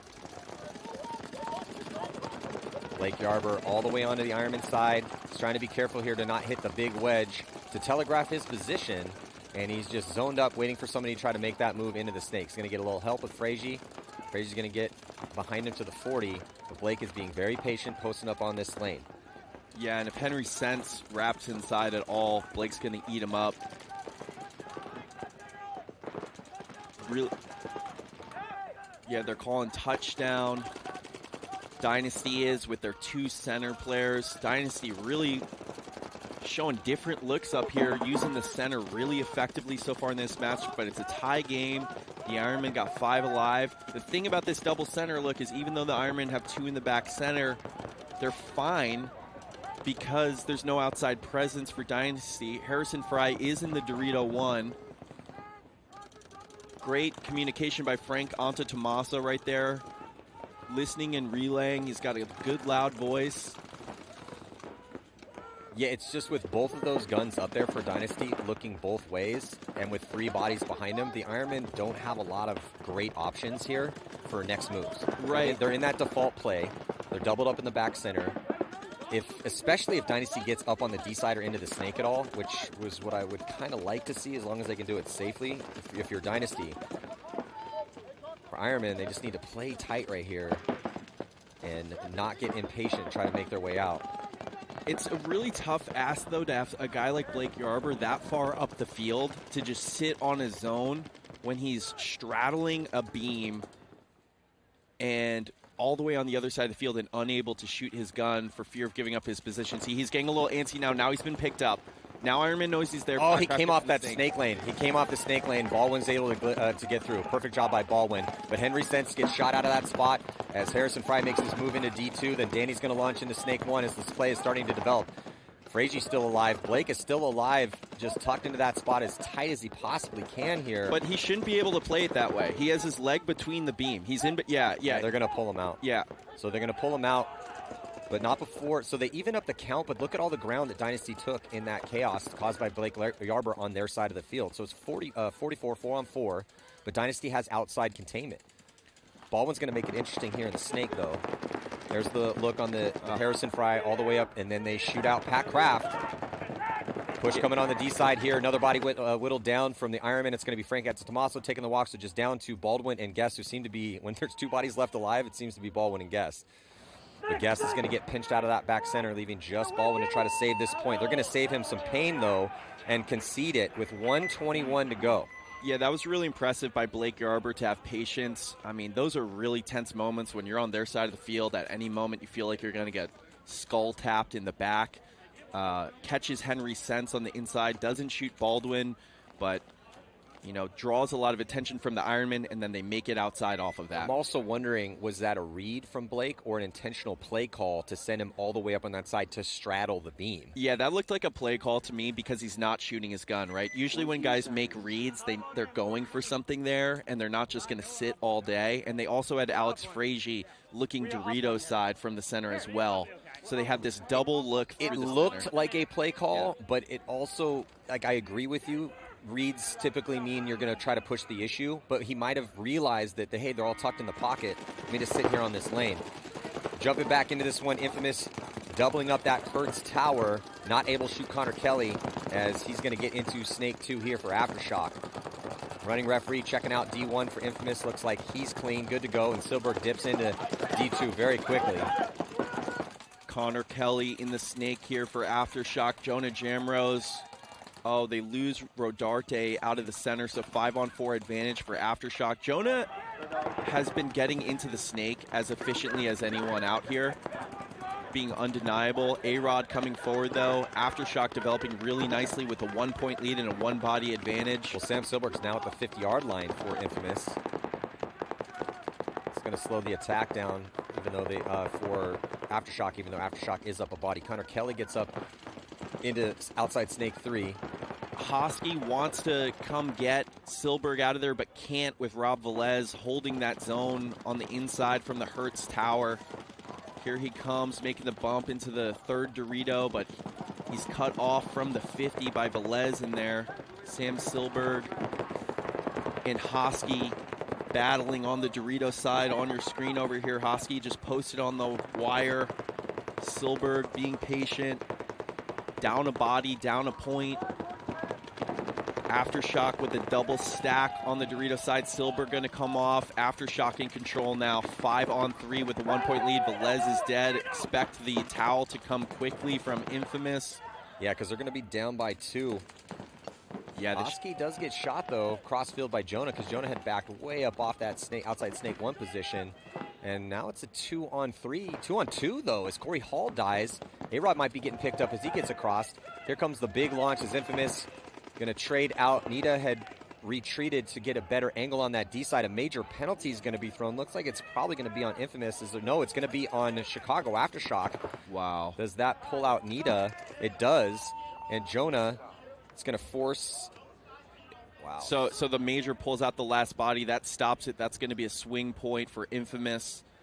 It was looking terrible for Infamous for a second. Yeah, Aftershock should be starting full strength. They were able to pull both bodies, but when the last body is pulled by a major, that's a swing point out here.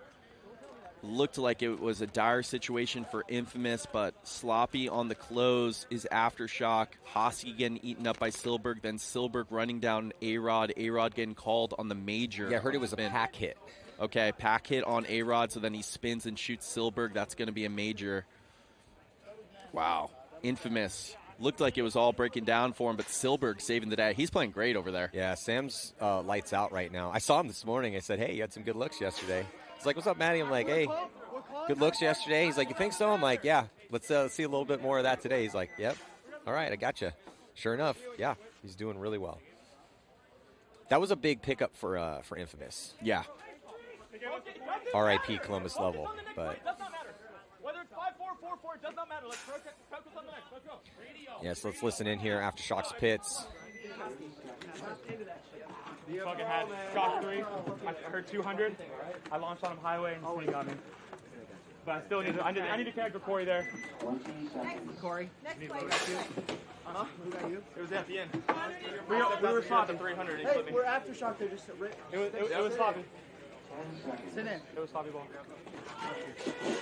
Hey, they're being honest with themselves. They lost the count. We had that side down. Got a little sloppy on that close.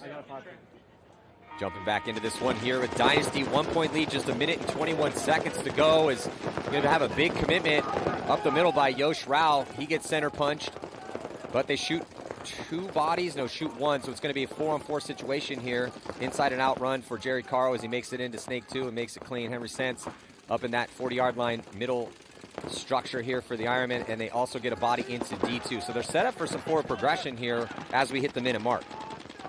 Yeah, Ironman down 1 are going to have to force it. Jerry Caro pushing the issue over here. Another body coming off. That's Harrison Fry. Yeah, tough death for Harrison Fry in that D1 position, trying to maintain this 1-point lead and an even body count. Arturo Andrade was able to get to outside Snake 1, and that's going to stop the attack a little bit here for Jerry Caro. He hears the gun, though. Jerry's just got to come inside and kill Ryan. Oh, so Jerry pops the top. Always going to stitch him up. They got to put a gun here on Jerry Caro. And Henry Sense is going to cut through, shoot up Greenspan. Here comes Tom Guest to drop the hammer, and it looks like the Ironmen are going to have enough time, plenty of time to tie this game up. The tough death there, as I said, was Harrison Fry. Because as soon as Harrison Fry dies in a 44 even body count out of his spot in D1, that's what started to loosen up the attack. And also Jerry Caro, relentless attack here. And Artie pops the top. He sees him. He knows that the way that know thy enemy, right? Jerry Caro, as soon as he sees you, he's going to put you in and try to make that move when we're down on time. But Artie checks off down and then starts looking the other way. And then Caro just runs him down and owns him. So multiple mistakes here on Dynasty trying to hold off that Ironman attack. Yeah, really don't like the switch inside from Arturo right there. You got to know that Jerry's going to come in your face, and you got to just try to trade with him right there. We got an interesting running to opposite sides of the field over here. A little confusion about where these two teams are starting, which start box. No, they're doing a really good job up there. So what do you want to do? I got you, brother. 1, 2, 3. Paintball legend and Hall of Famer Shane Pastana, my former coach. Shooting for this guy. We get this release, I come up. Not many people I respect more in this game than Shane Pastana. Henry Sense. Talking to Sense, another leader on the team. He's a really intelligent paintball player. He's a great asset for a coach. He's got great eyes out there for what the other team's doing, what he thinks needs to happen. Henry's a great player to be feeding you intel. Tied up Ironman in Dynasty. No, we play for OT. I think we're better than I think we play for OT and we don't risk a penalty. Yeah, so they're trying to decide whether or not they want to go for it or not. We play for OT. I think we beat them heads up. Yeah, straight up. I don't want to just throw. I don't want to throw bodies on. Yeah, Shane's good at this. He's not the guy that's going to tell you exact. Sometimes he will, like, you need to go here and do this, but he wants to get a lot of input from his guys so that you feel confident in the play he's going to call. Yeah, it's tough on these fields to see everything at once. You really can't do it from the sideline, so you need your players to feed you honest information. You got to have the trust in the conversation. Honest information is that's the most important word in that sentence, because you see a lot of the times when we go to the cuts of the pits is that they're trying to figure out after the madness of that last point what the official call is going to be. So it looks like we have a little bit of time. Yeah, clock stopped at 21 seconds. You see this a lot. Every time we cut to the pits, the coach is like, "Who shot you? Did you get shot going there or off the break, or did you get shot out of your spot?" And he needs honest an interpretation of how that play developed, because in the fog of war, it's impossible for the coach in the pits to see every single possible micro moment out there and then get an accurate read on what actually happened. So he has to default to the knowledge coming back from his players. So when you're sitting there crafting these game plans, like, yeah, you're going to have some initial game plans based on all the information you got on your scouting and all the stuff that happened in practice, but this is all evolving in real time out here. Yeah, it's especially tricky. The classic one is you ask a guy, did you get shot there on the run or first engagement? And if he says on the run, it changes your idea of the bunker and the play call. Mm-hmm. The first engagement, that's the player's responsibility. But if he's lying. Yeah, but sometimes you can't see it. You're watching the other team. You're not watching your own team. You're trying to see the other team's breakout, right? So then you got to come back to your guys and you see them walk off. You don't know what happened because you're trying to scout the other team. Yeah. And if they tell you first engagement, you're like, ooh, that's a sketchy run. That gun's there. And it's actually a gun battle thing. That's a personnel choice, not a strategy choice. So honesty and accountability, you can't win without it. 100%. It looks like we're ready to get going here. I imagine they're just going to confirm that Major, confirm the score, and that Aftershock had both bodies to pull. It looks like they're going to start full strength, but Infamous tied it up right there, right? 4-4? Yeah, tied it up, 4-4 here. High-scoring matches. 23 seconds left to go, I think. Or no, that's the Dynasty game. I think there's over a minute left in this one. Yeah, a little bit left. Yeah. A little bit more left here in this match. Zach Patient, Rob Velez, Ryan Rodarte.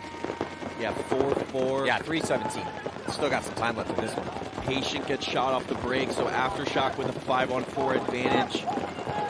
Silberg, though, making quick work up that Dorito side. He shot, though, so 5-on-3 for Aftershock.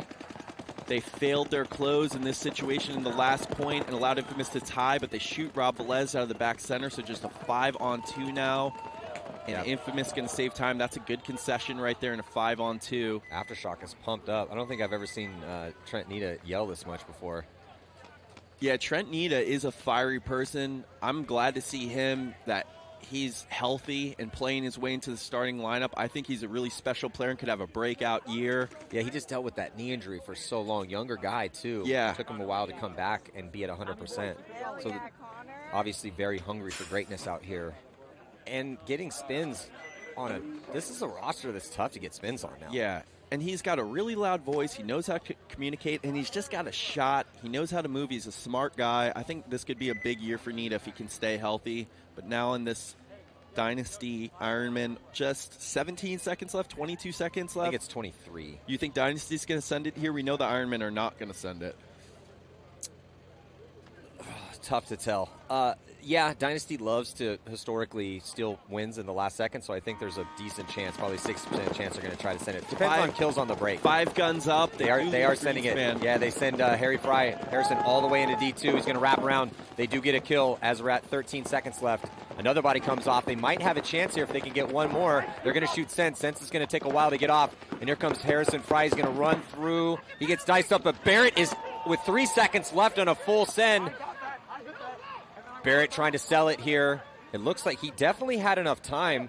Harrison, who's following Harrison Fry through. Harrison Fry one-handed him as he came around, but ran through, kind of blocked the paint from that angle as Barrett trying to steal that win. So just as I was saying, Dynasty does love to steal wins at the very end, and they are going to do it yet again. Beautiful job by the new pickup this year. Joe Barry's been playing lights out, earning a spot on the starting roster for San Diego Dynasty, and they are undefeated through 3 games. Fortune favors the bold, as Virgil wrote. Harrison Fry coming through with the left-handed one-arm gangster gat on Kyle Nicolau, the last body for the Ironman. Joe Barrett right behind him to hit the buzzer with 2 seconds left. Excellent execution by Dynasty there. 5 guns up. Let's get another look at it here. So Harrison had already gone through with the one-hander. Barrett, he's at full speed, so he has to send it over the top of that. Kind of collides a little bit here with, who is that, Lennon? Yeah, with Lennon. Almost takes Lennon's knee out. Dynasty, listen up! Unbelievable finish here for Joe Barrett, San Diego Dynasty. Harrison Fry with a huge assist on that one. Jumping back into this battle here. Shock up by 1. Looks like A-Rod's going to get caught trying to make it to that Hertz tower, though. A body coming off for Infamous. Again, they need one to tie, and they are playing this one like they need a 45-second point because they're already in the 50 on the D side with Silberg. Silberg wrapping around. He's going to eat up Hosky. 4-on-3 advantage for Infamous, and they got the spots. Really good position to tie it with just under 2:30 left. They shoot Corey Hall. They shoot Trent Neita. It's just Connor Kelly and the Snake. Infamous looking to tie. Connor Kelly's going to send it. He's going to get picked up by Rodarte. So Infamous going to tie it with 2 minutes left on the clock. Good overwatch by Ryan Rodarte, keeping his head on a swivel. He had picked up Connor Kelly about 5 or 6 steps before he got to that 50, and then he posted up on the lane that he was going to run through. So excellent job by Rodarte there. I mean, they had a couple more bodies, but if Connor gets through and gets both Rodarte and him and stays alive. Yeah, that's why it's a good move by Connor Kelly in a 1-on-4, right? Don't just sit in that bunker with a lead trying to hold off 4 bodies. May as well send it. Maybe you catch him sleeping. He doesn't, and Infamous going to tie.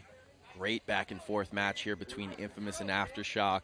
Bloody Knuckles paintball. This whole set has been bloody. It started off chaotic. Remember the first couple points? Yeah.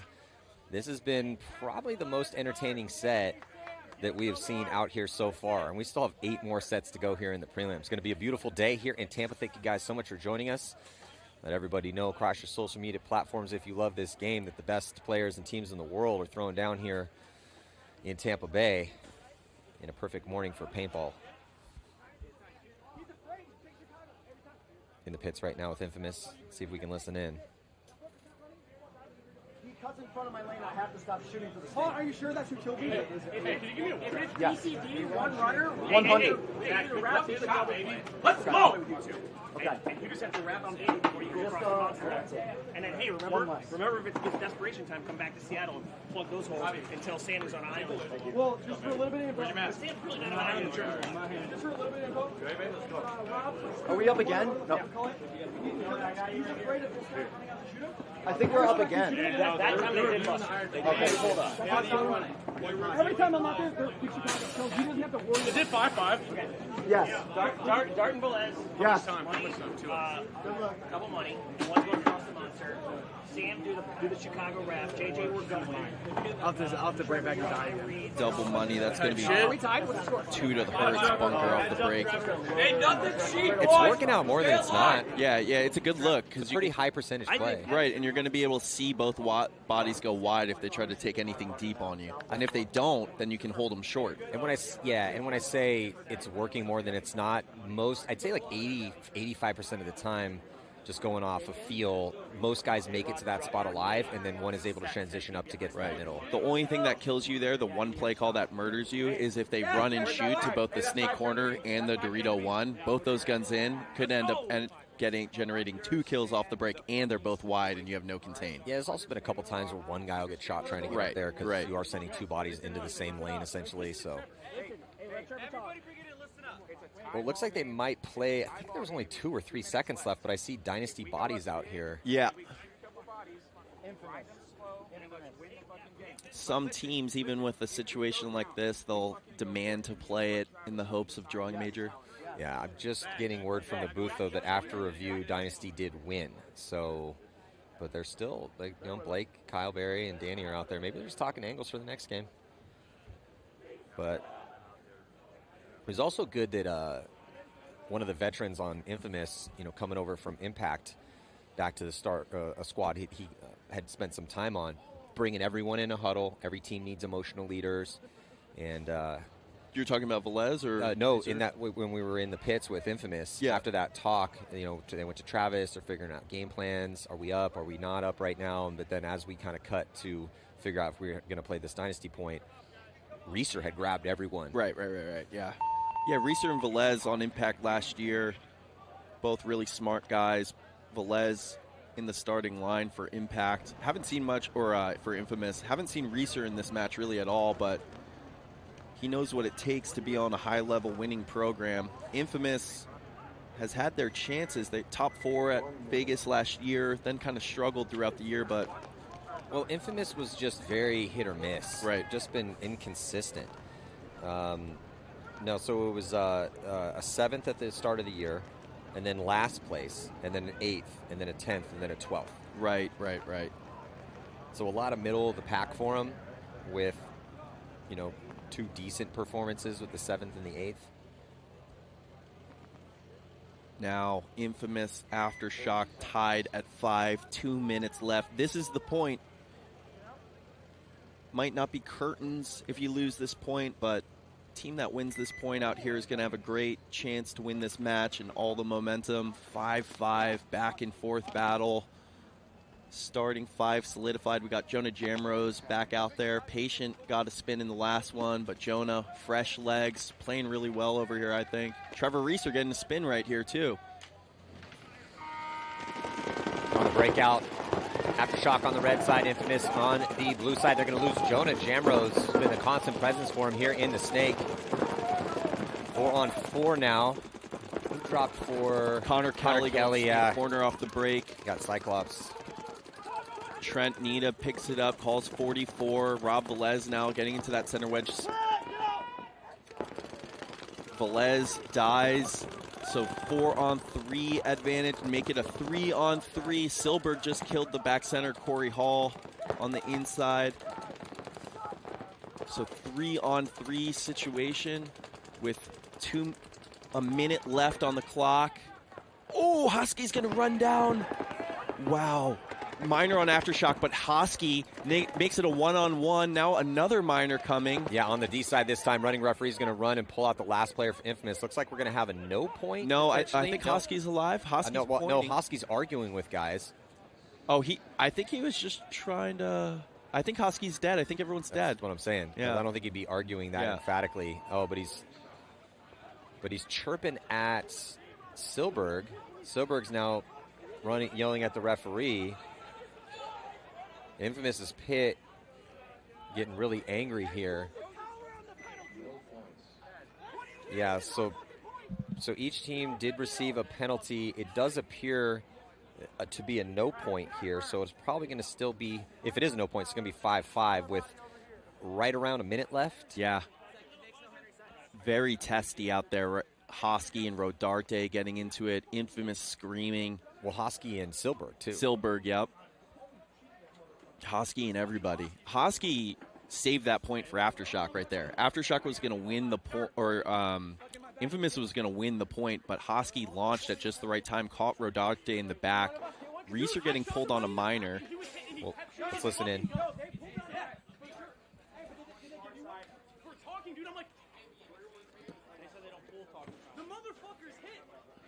No, they for sure got a penalty. They should get a red and start down too, because he shot me with a fucking blade on him. I shot the snake before they pulled the penalty. I don't know. It's just a minor, I guess. They definitely got a penalty on this side. Well, the information I'm getting from the booth is that both penalties were for playing on, not for a talking penalty, as it appears that's what Infamous believes from the chatter in the pit. Time taken off the clock, 47 seconds left to go. Rodarte and Silberg having that conversation. They will probably both be up. Let's get a look here on the replay. So there's Hosky attacking here for Chicago Aftershock into that 50. Silberg's looking inside. So he comes around, definitely puts balls on Silberg. Where does he get hit, though? Looks like he comes in and shoots Rodarte inside here, and then it's just Reeser in the snake corner. Silberg's pointing at Hosky. Like Silberg's pointing at Hosky like he got hit in the transition. It wasn't Silberg that put a ball on him because he got shot and stopped. I think they might have pulled a minor on Silberg right there for talking. He did say it was on talking. The information I got from the booth, though, was that, which would have come from the refs, was that both were playing on. So they have stopped the clock to try to make sure that we get this right. Because obviously Sunday implications, both these teams in their third match, sitting at 1-1, both close on the point spreads. Yeah, if Hosky was hit there, yeah, he shoots two bodies, so then that would be a major, and he was the last body. Aftershock, they won a game in overtime against Leverage and lost by 1 to Uprising, so they're sitting at an even point spread heading into this one. Infamous dropped to Impact by 1. And then they beat Leverage by a bunch. So Infamous has a better spread right now, regardless of how this ends up going down. But wins are what you need out here. Big back and forth, testy battle between these teams. It's getting heated out here. Be interesting to see how this works out in the end. Well, there's only 2 bodies out there right now for Infamous, and Shock has 5. So maybe some wishful thinking on Shock's part. I'm not sure, but Infamous currently only has 3 bodies at the gate. Yeah. No, they're going to get their 5th. Here comes Rodarte. Or their 4th. Let's see if they're going to get a 5th. Yeah, I imagine it was kind of just doing some game planning. 28 seconds left. I'm hearing some ref chatter on the walkie-talkies. So there was a live player. As we're hearing from the head refs chatter up here in the tower. Yeah, it was unclear to me if Trevor Reeser got shot or was pulled. He was in the snake corner. It looked like it was going to come down to a one-on-one with Hosky and Reeser, but then it was just yellow flags in the air all over the place. Refs pointing and making the one-for-one signal. Players chirping at each other, so... Well, paintball inherently has a bit of chaos in this. Yeah. It's kind of part of the game. It's wonderful, yeah.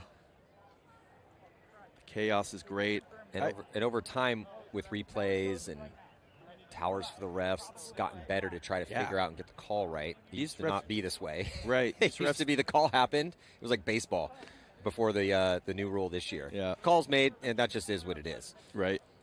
Just got to live with it. accept the human error. Now they really work well to get it right. These refs do an amazing job. They got their walkie-talkies, their hand signals. Well, you know we have to thank for that is everyone out there. If you're watching this, you're a subscriber, thank you. Because if it wasn't for your support, we wouldn't have things like replays. Shout out to the audience, to the fans riding with us. So A-Rod walking back over to try to get some clarity here. That's what we're all asking for here in this moment. Trevor Reeser looks like he's going to get another spin out there, coming off the bench late in this match. That shows how much respect and faith Travis Lemansky has in him. It's tough to bring a guy into a heated match, cold late in the game. But a guy like Reeser, who's been around a while, very intelligent player. Lemansky calling his number, 31. Has a good point. Maybe we'll see that barrel drag out here. Ooh, I'd love to see the barrel drag. Yeah, it's a good celebration. Yeah, that's one of the best. Yeah. You know, there was that era when the dump in the hopper was all the rage. Kind of happy to see that go away. Oh, really? Just got overplayed. You know, like a well-timed one now, I would love to see it return, but when everyone started doing it, I heard it had become quite a bit of a plague in the divisionals. Like yeah, everyone was doing it. It was just everywhere all the time. Whoever was footing the paint bill down in the divisionals probably didn't like that celebration too much. Shout out Matt Derulo when he did the hopper dump on Harris Hussein's head. That was pretty tight. So still locked here at 5. Haven't got any more official confirmation quite yet than some moments ago, or a couple minutes ago, when we heard that it was, at least the initial read, was penalties on both teams for playing on, not talking. Watching that replay, it looked like they might have pulled the penalty on Sam for talking. Do you think Trozen ever has to just go in the booth and take a deep breath because people have been screaming at him so much? That's what I would do if I was him. Yeah, he has a hard job. He does a great job, Trozen. What did you say yesterday? You hear just constantly on the sideline, Trozen! Yeah, Trozen! Trozen! Troz! Guys just constantly yelling his name. Yeah. Pretending to be reasonable. So official confirmation looks like it's going to be 6-5 Aftershock. Wow. So I think the call there was a minor on either Silberg or Rodarte. Hosky had shot Reeser. So then after all that chaos, it looks like Hosky's move was the difference maker. Totally. I mean, it was a 1-on-3, and then he launched and shoots Silberg in the back, shoots Rodarte, draws at least one penalty. So Hosky, understanding the situation, launching right there. Infamous not happy with it, but this is a point where it takes real mental toughness from Infamous, right? Just went down one with 60 seconds left. Well, Aftershock also really does need this win right now because they have to go on. Their next game is going to be against Impact. Round 11-20 here. Probably running a little bit late with all these reviews. Now 60 seconds on the clock. Infamous down one. They got Rodarte, Jonah Jamrose, Rob Velez, Trevor Reeser, and Sam Silberg. Going to go against Trent Neita, Connor Kelly, Alex Rodriguez, Corey Hall, and Ryan Hosky. So just 54 seconds left for Infamous to try to run into these guns here. They are going to be shooting Connor Kelly off the break, but they lose two, so it's a 3-on-4 situation in favor of Aftershock as they get Neita into the snake, outside snake 2, and he's going to dice a body up inside. Looking really good for Shock to try to solidify this win.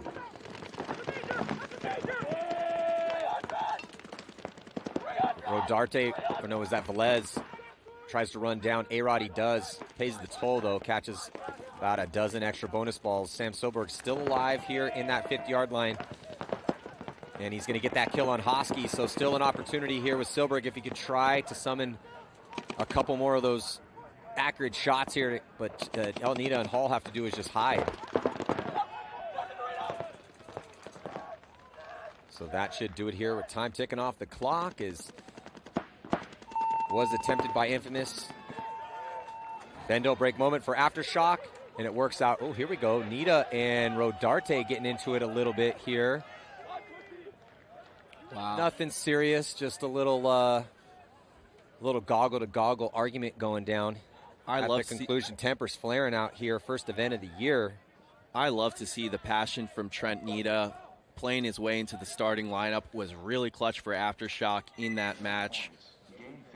My favorite match of the tournament so far right there. Favorite set of the tournament. Yeah. So that is officially going to do it here, but do not go anywhere. 8 more sets to go. Edmonton Impact playing the rookie pro team Leverage, but Leverage has dragged 2 seasoned teams into overtime. And then Houston, you're going to see them the first time today, and they're going to be taking on New York Extreme, who warmed up in a loss to Arsenal. So stick with us. 2025 Tampa Bay Open going down here. I'm Matty Marshall. We'll see you in just a few. Okay? You don't believe that shit now, wake the fuck up. Okay? See Crispy, shake hands, watch. And I don't mean fucking just talk bullshit around. Fucking watch. You want to win this fucking tournament? Yep. No, I mean really, do you want to win this fucking tournament?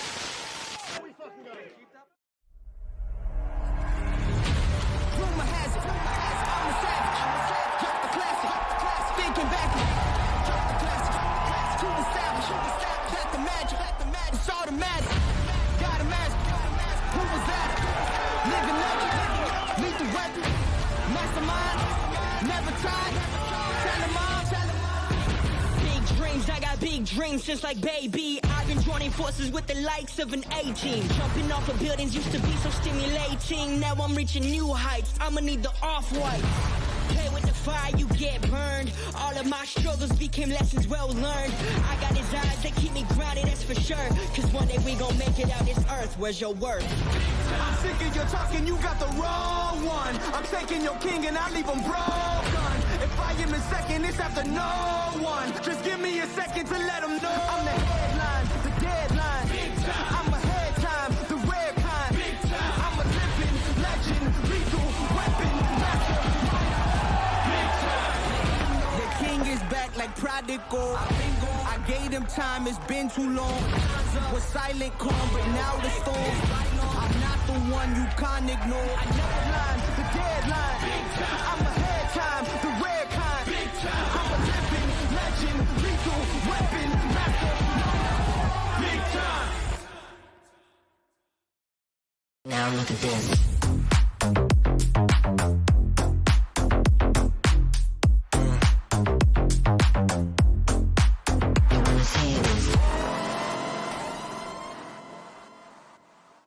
Hey, it's BRNT with CRBN, and I have our new IC PWR Nano Barrel System here.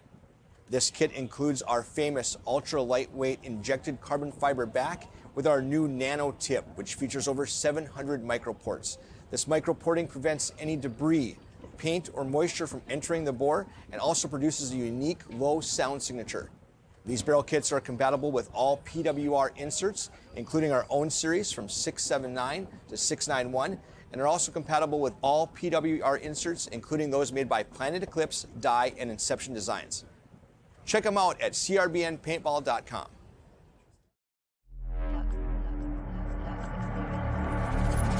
Powering on. Welcome to the HK Lux experience. Introducing the Shredder Lux, a cutting-edge paintball marker and a true modern work of art. With only 25 in existence, this exclusive masterpiece redefines performance. Featuring HK Army Shredder milling, a precision-crafted trigger, and an HK Army Freak XL barrel back. Enhanced ergonomics with a redesigned foregrip, plus a 1.5-inch full-color side grip LCD screen.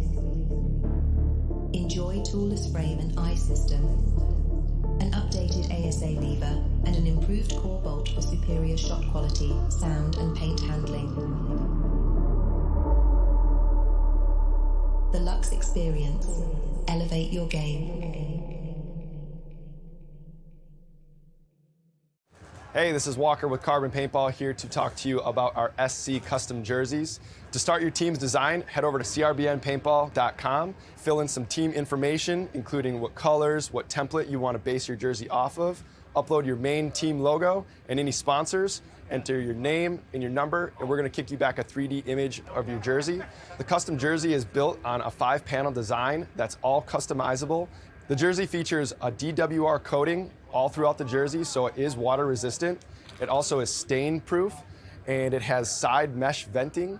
The jersey is also very fitted, so it has a compact neck collar, and it also features elastic thumb loops to keep the sleeves in place while you're sliding or running. To start your team design, head over to crbnpaintball.com.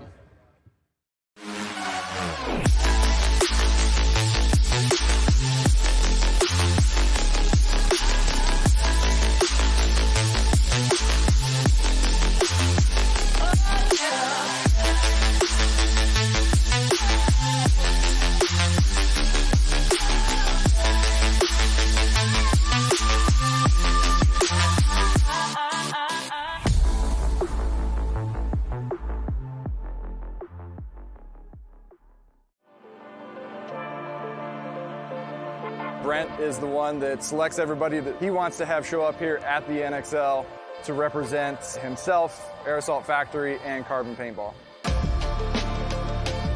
We've got an assortment of guys now, kind of a rebuild from our semi-pro days.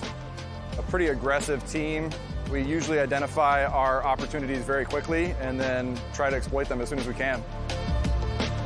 I would say working with Carbon is unmatched in the industry. From the first day that we joined the program, I felt like I had a voice.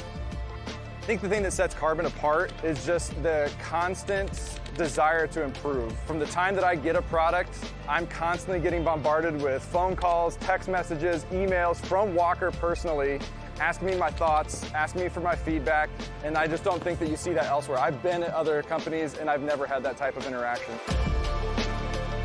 Where you see other brands, they're putting their pro athletes up on the pedestal and they're the ones marketing the product, but at Carbon, you can get your photo up on the website and you can see yourself holding the new product and taking promotional shots, and it's just kind of a cool thing that puts their divisional athletes in the limelight. If you look around here at the NXL events and across the country at regional events, you'll see more and more teams showing up in Carbon jerseys, and there's a reason for that. They're innovating and making new products, which is great. I just think it's the best.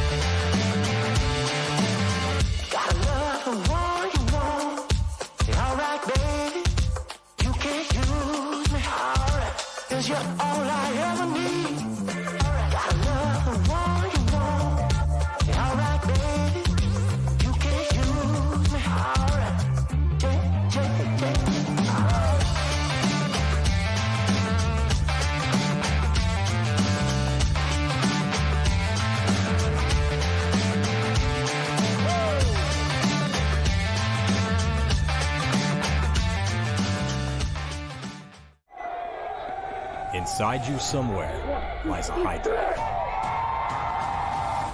An immortal, multi-headed...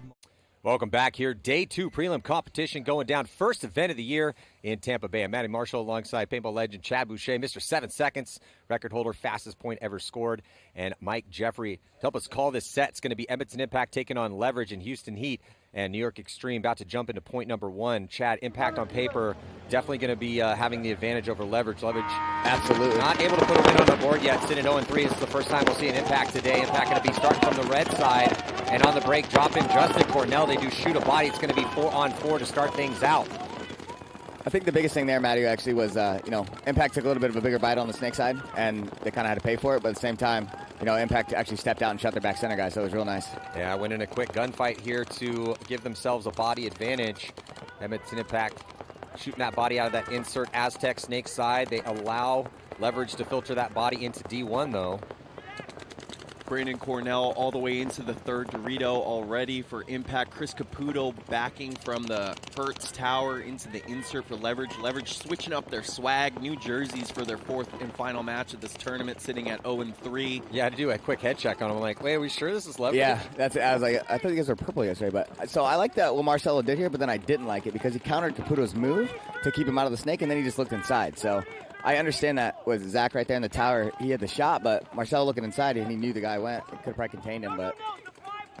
Yeah, they did allow Caputo to fill out wide. Could slow things down slightly for Impact, but Impact with dominant presence. Brandon Cornell so quick on the jump to get into that D3 position with Tyler Harmon right behind him. That's a real good combination. I like that because Tyler has a strong gun, and I feel like Brandon's literally playing some of the top of the line paintball right now, so it's real good. Yeah, it's just cool to see Brandon Cornell after all these years with all the all-stars that have been on Edmonton Impact, but he's been the main go-to guy as the first attacker on the east side for over a half a decade. Absolutely. Marcelo Margot making a nice move into the snake here. A little bob and weave, but I like that because I like when Marcelo, he's making moves like that. He's not sitting in the back so much, so it's good. Well, Marcelo Margot, very Marcelo Margot-esque yesterday, pulling off a 1-on-2. I saw that.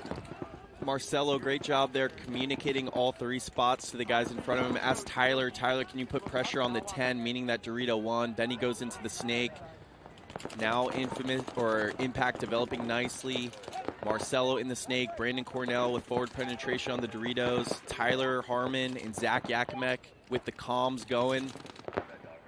Leverage is trying to win gun battle. Brandon now dips into that 50-yard line for Edmonton Impact on the Doritos side. I like what Marcelo did there, too, because not only did he come out to the corner and just sit, he just bobbed and weaved his way because he understands, he knows his shots and his angles, right? If there's not a guy in the tower to stop him, then he can go in there. Caputo went to the corner, and then now he makes the move. So Impact does let Caputo fill into the snake, but to make things slightly more difficult for him here to try to get a clean close.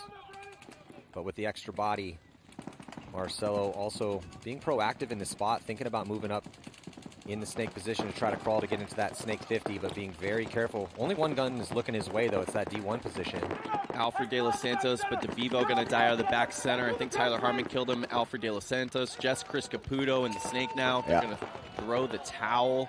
Impact, full control, start to finish at that point. Took their time on the close. They're never in a hurry. They're just trying to choke you out. Classic Impact paintball right there. I think that this is a good field for Impact. It's not too methodical, and they have a lot of smart players, obviously. But at the same time, like, you got Marcelo that can fill from the back center all the way to the snake and still pull out points, and then you have Tyler and Brandon over there applying a lot of pressure. So it's definitely a good first point. I think you're going to see a lot more like that from them, right? So now Houston Heat taking the field here to play New York Extreme. So Chad recently retired, taking a job with Defy Paintball, sales manager over there. Is it a little weird here? It's been so long. You're typically in the fight out there, and now you're out here. We're commentating up here. I think a lot of people, they really thought I'd have like a big problem with it, but at the same time, like, I'm enjoying myself. Like I said, we're out here letting it fly with Defy, and we got a couple teams out here, and it's a good time. Well, you did put your grind on as hard as anyone's done it, so you spent your time out there. Absolutely. So first point here, 5-on-5 break. Let's see if Impact or Heat able to scurry Sam Monville out. Referee's going to give him a check. Back corner bunker snake side. He's clean. So slightly better field position here for Houston Heat on the red side. Yeah, Monville living in the dead zone for a bit there before he filtered out. Now Ronnie Dizon coming underneath into the snake. Harris dying, so 5-on-4 advantage for Heat. I believe actually Harris's own teammate shot him right there. Unbelievable. So, way he's shaking his head. Yeah, he looked back at him. He does have a shot in the back of his tank, so. A little frustrating team kill. Taylor going to be taking the walk from that back center. Just 3 bodies versus 5 in favor of Houston Heat. Heat in full control. You can see it in their body motion, too, like how New York Extreme playing right now, and they're head checking, they're looking, and then Heat's very controlled. Yeah, they're playing like they have experience. A little bit more frantic. Yes. A little more frantic for New York Extreme as they are able to make it up into D2 and outside back bunker snake side. So with 5 bodies alive, you would want Heat to have a little bit better zone control than that, but they're also just being cautious and careful and just going to try to work bodies out of their bunkers, and they do. They shoot that Hertz tower. Yeah, it looks like La Papa actually had a shot on him from the Dorito side, and he's a good gunfighter, and I think that really that's what's really going to stand out here is who's going to be a better gunfighter. So yeah, Nico Asabo hasn't played that tower much. You could tell with the forward progression on it, he felt really uncomfortable. Yeah, 100%. Got pinched out. Now just 2 bodies. It's Kalea and I think Hennessy on the Dorito side. Looking at 5 Heat bodies, communicating well, applying the pressure. Those are the 2 biggest fortresses on the field, the outside snake one and the Dorito one. Not easy to dig out, but Heat with 5 bodies. Taking it slow, making their way downfield, going to apply the pressure. Yeah, I like the Andy here in the snake. I like that he is still new to the team and everything else, but he's still looking to make moves, right? He's being smart about looking for the shots and then making progression forward. This is Ramos right here? No, he's actually in the 50 brick, gotcha, I believe. Gotcha. And then Sam Monville, he was actually in the snake. I countered and followed up there, but at the same time, I'm not sure if Sam can actually make another move to maybe apply more pressure for him. But you have Soap there in the tower as well. Yeah, I feel like their snake player can probably crawl forward, and then Sam can come into the 50 and keep Kalea honest on the wire. Kalea going to launch now, low bodies. So this is Ronnie in here, unless he's wearing Ronnie's. He is wearing Ronnie's jersey. Oh, he is? Yes. Okay. I believe they said they picked him up on Sunday. Okay. Yeah, that's not Ronnie. Ronnie's got some. I was going to say. Yeah. They have very similar body types, though. Yeah? Yeah, similar swag. Maybe he could have gone with a non-beanie look to make it easy for us, but, you know, that's his prerogative to choose his own style. Well, I guess they also did just pick them up last week. Yeah. Got to get those jersey orders in a few weeks before in order to have those things printed up. It's real nice for Ronnie to let him use his jersey. Double the stats, double the fun. Yeah, we're just singing Dizon's praises yesterday. It was probably Ramos half the time. So Impact sticking with 2 lines today. Tyler, Panilio, Dalton Vanderbilt, Nick Laval, Randy Urena. Stanzak, and Mikey Urena. Strong lineup there. Sure is. Leverage going to try to even up the score here. Send DeVivo to the Hertz Tower, shooting inside. Impact with 2 to the insert on the Dorito side. They're going to kill 2 bodies off the break. 5 on 3 and developing into the snake. I like what Nick Laval did there. He took the shot, he made it count, and then he also, flipped over to the snake, and he's a very versatile player, so that was a great move on his part. You know, both Impact and Arsenal having traditional 2 players as the one on the snake side over here. We've seen Cody Mikowski up in there. Now we're seeing Laval crush. Quick point for Impact. Well, what I love about watching Laval play is essentially probably the best Swiss Army knife in the game. Yeah, 100%. He can play any position. And he's smart. And they utilize him everywhere. He'll play the middle. Sometimes he's the one in the snake. Occasionally, sometimes on broken plays. He's just everywhere.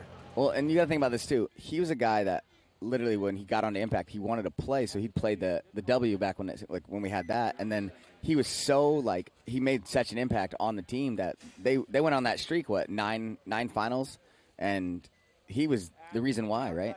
So. And then when they got rid of the wall, he was eager to prove that he wasn't just a one bunker player, and he has done that. Nick the Wall. It was also Ryan Hall the Wall. Yep. Guys were getting those sorts of nicknames. But yeah, if you want playing time, versatility is key. 100%. I mean, it's good to have. If you're crushing it in your role, that's awesome too. Obviously, we need snake ones out there, and we need snake attacker or ones on the D side. A little 5-on-5 action. Oh, you got Harris making a move up to the 50 wing, and then looks like Sam Monville might have caught a penalty there. Yeah, Monville catching a minors, trying to live in the dead zone, shooting, and now Soap going to die as well, so just 2 bodies left alive. It's Jackson, Frey, and La Papa, Blast Camp alum, the new kids for Heat. Well, hang on here. I think Jackson actually shot him on the run, and so was it 2 on 4 now? Yeah, a bit of a gift here for New York Extreme. Penalty for playing on Houston Heat. Still 2 bodies alive. Jackson, Frey outside snake 1, going to try to squeegee his barrel. I think it's Will Hennessy into Heat side of the field on the Dorito side. Meanwhile, Kalea creeping forward for NYX in the snake. He's going to come onto Heat side. They have 2 of them in the snake here. Yeah, Acevedo's right behind him. Acevedo claps up Frey. Hennessy runs down La Papa. They're going to call that a trade. NYX is going to tie it up here 1-1. Nice job by Nico Acevedo. Playing pretty well out here. The penalty didn't obviously help, right? Right. But at the same time, they played. I like that what Harris did right there in the center. He played aggressive. He kind of countered and took care of exactly like you said, Sam sitting on the middle. Jackson making that nice fill on the run in a low body situation, trying to get to that fortress. Unable to turn the tide, but still a nice fill by a young player. It's been interesting with this new line for New York Extreme. So essentially a merger of the ML Kings and New York Extreme. But watching them now in their 4th game, kind of trying to find the style of paintball they want to play. They were attacking up the middle, playing with some offense in some points when they need it. They've been down quite a bit. Sometimes not attacking. It's just trying to basically grind their gears to find their style. Yeah, and it kind of seems like that's not really their swag, but at the same time, it's, they got to figure it out. But at the same time, who knows if they will? That's the question. That's a PG version of it. Stop sucking. There's my rated R version. That's PG-13. Yeah. Impact up 2-0 against Leverage here. They've been dominating off the break so far. It looks like Leverage going to have Caputo shoot up and dive across. It looks like he made it, and they kill Zach Yakimek. So 5-on-4 advantage for Leverage. first advantage of this match. Oh, and here comes DeVivo. Makes it all the way to the backfield. Is he going to hit the buzzer? Oh, he just hit dirty with hang. Yeah, it's definitely a dirty hang if they did it. It looks like he got shot right before he hit the buzzer. Is that a major? Yeah, that's going to be a swing point. Thumbs down. Yeah. Not a smart move right there. I mean, you know, he gets it all the way into the backfield. He's like, maybe I got this. I don't blame him. It's I was going to say, I actually don't fault him for that Yeah. because if he didn't feel anything or nobody really saw him, right. it would have been a little Chad Boucher-esque. You know, I felt it right there. It gave me some goosebumps, so it worked out. But he actually ran past Tyler Harmon. I thought actually that's who he was going to get. And then all of a sudden he's hitting the buzzer with a hit on his back. Yeah, so. he must have not known exactly where Tyler was. He was zoned up on the other lane. It would have been better off for his squad if he had actually shot Tyler instead of trying to run for it. But in his defense, he did get shot about a half-quarter step before he hit that buzz. He almost made it clean. Yeah, to make it to the other team's back center in the first 20 seconds of the game without catching any heat, can't fault the guy for trying to hit the buzzer. Absolutely. Just a tough break for him.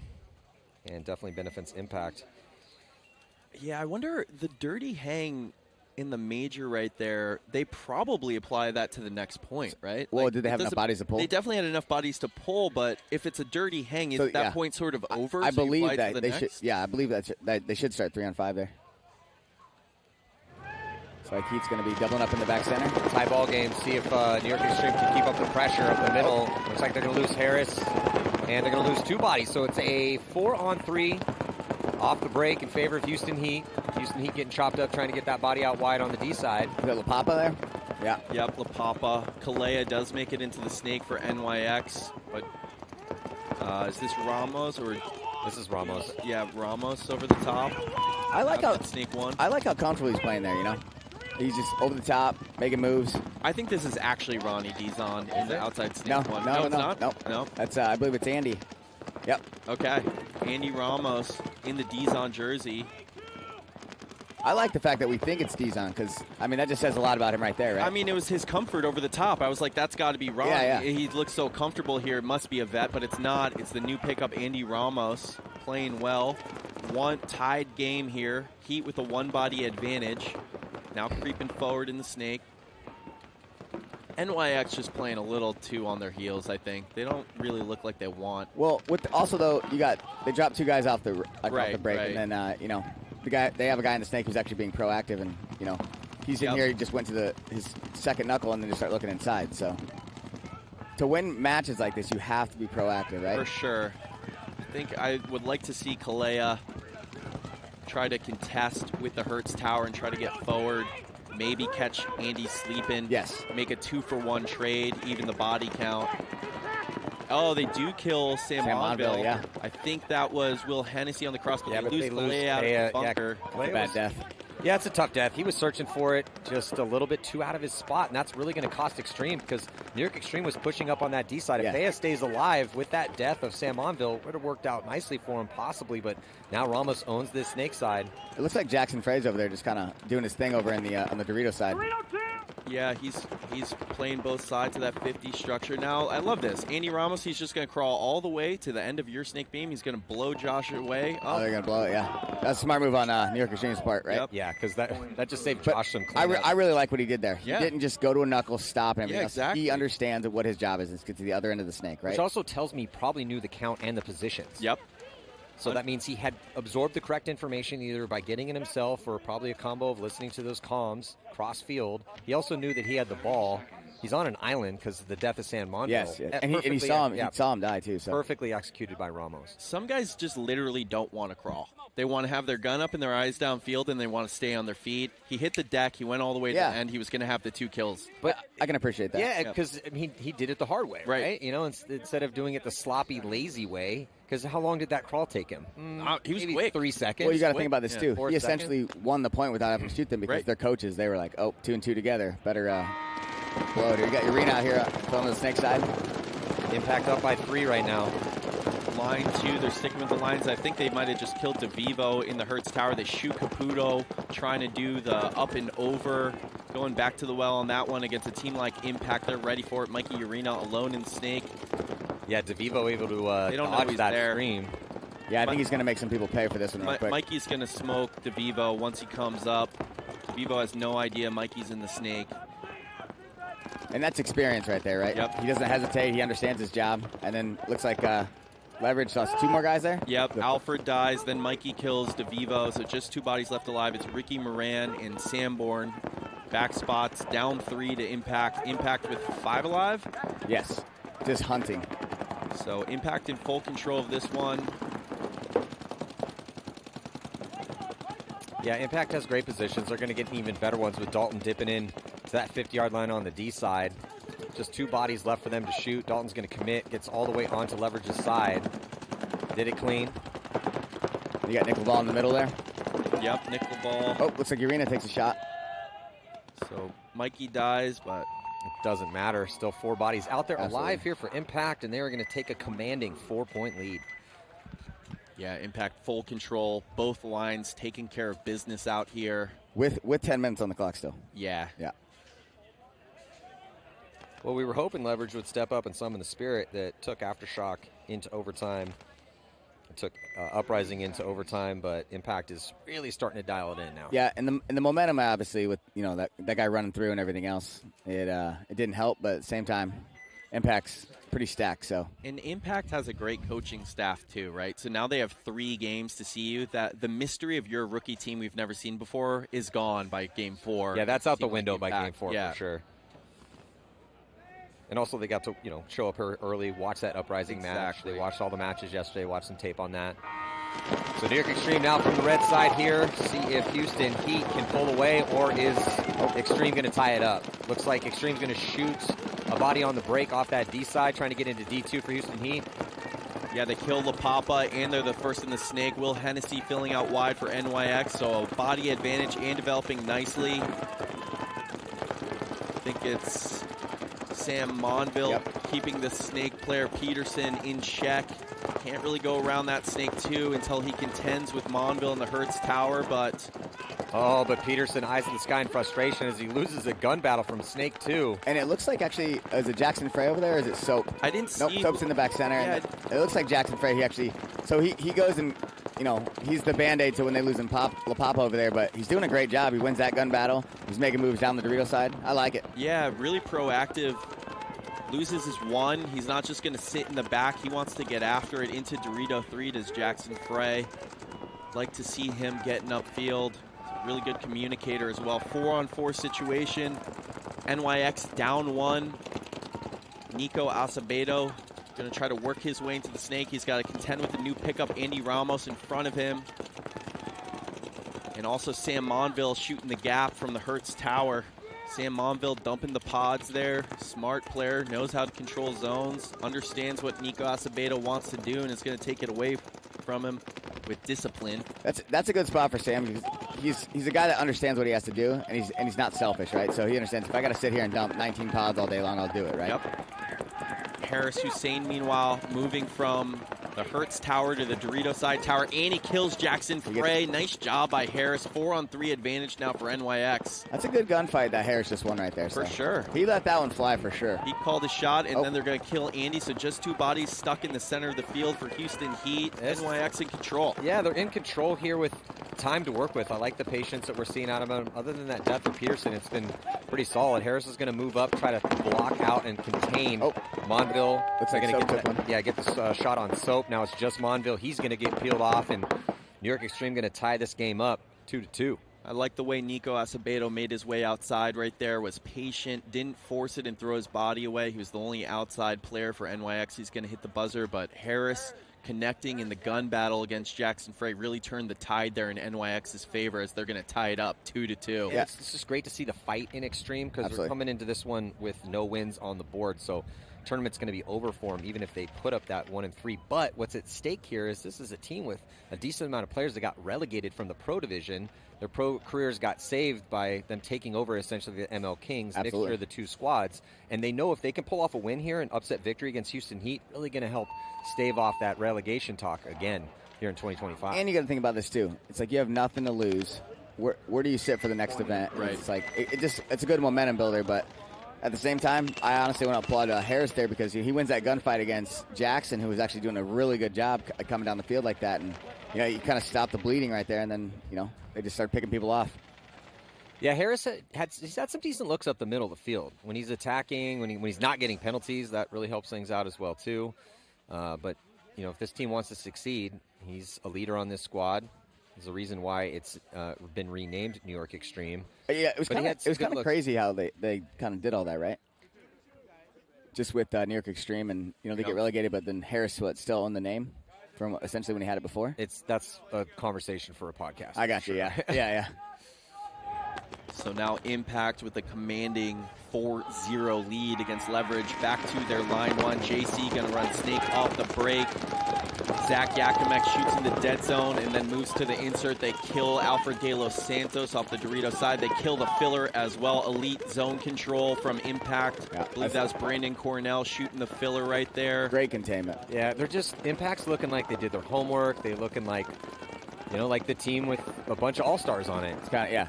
Perfect, exactly. Yeah, they were who we said they were. Yeah, as we say, as advertised. Yeah, Edmonton Impact.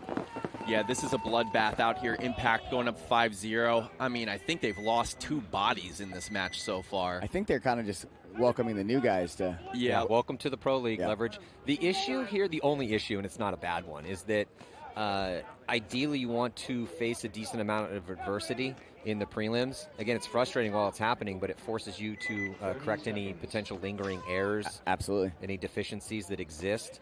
And they did face some adversity yesterday. That was a tight game against Infamous, and then they had a tight game against Impact. So it's actually a really good look now they show up here on day 2 and are just obliterating Leverage. Absolutely. Now 2-2 game, NYX at Heat. Yeah, they're smiling in that Impact pit up 5-0. I'll tell you what, Tyler Harmon is as a former teammate of mine, he is such a positive guy. So when he's in the pit and they're having fun like that, it's a dangerous tournament for him. Yeah, no other way to paint it. Big loss for Houston Heat to lose Tyler Harmon. Big asset now on Edmonton Impact. But yeah, it looks like Impact's barely broken a sweat. Apply the pressure, guys. Yeah, especially with 2 lines. Both lines playing really well. You got all 10 guys on all cylinders. It's like that's a stacked roster, right?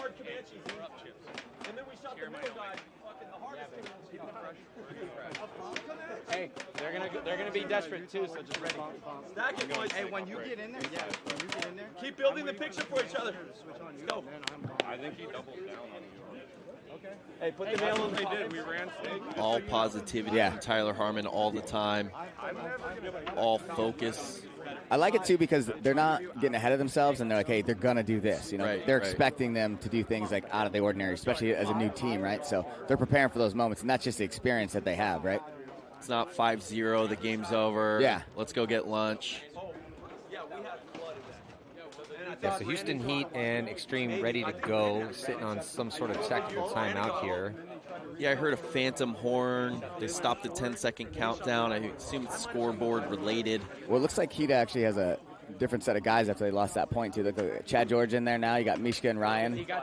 This could be actually Ronnie Dizon, I believe, this time coming this way, it looks like. Yeah, because the blue mask is a different look than Andy was wearing, so I think that is Ronnie. Yeah. I think the tell is the loader. The tell's the loader, right? For me, it's the ankles. Ramos is actually using his number on the loader, whereas Dizon has over on his loader. Yes, you're right. So this is Dizon. That's Matty the vet paying attention to the details. There you go, Matty. Attention to detail, boys. 5 on tie game here. Let's see who wins this breakout. NYX going to dig to the Dorito 1 and make it. Heat with our standard breakout here, 2 in the back center in the Hertz Tower. They're alive, but they're not wide. So NYX with a slight advantage positionally. Peterson to that center wedge. It's going to make it difficult for NYX to get wide on the Dorito side. It's Ryan Moorhead out here. Yeah, I think Peterson made a great move there because he saw that they went short on the Dorito side, and he actually he's going to go up there and contain it, right? So now... tough death, though, for Harris. Tries to head check out, gets stitched up by, I believe, Chad George. Yep, sounds right. Might have been a bounce shot coming in there. I don't think that insert can actually wrap all the way in on that Hertz Tower. But he was wrapping around pretty far. Yeah, that could have done it. But you're right, it could have been a bounce shot. But he was out when he got shot. A bounce shot definitely killed Peterson right there. Dangerous. And Ryan Moorhead made it out wide. Now Hennessy dying, so dying in bunches. NYX just out of their bunkers. Yeah, you don't want to be losing 3 gunfights in 15 seconds. Yeah, just peeling them off. Painting that picture is never what you want to talk about on Saturday night. Looks like Chad George makes a move out to the snake side corner there. Yeah, and then Ronnie's right behind him. So just 2 bodies. It's Josh Taylor and Nico Asabo left for NYX. Heat in full control. Yeah, I love Heat is not getting frantic. They won those gunfights.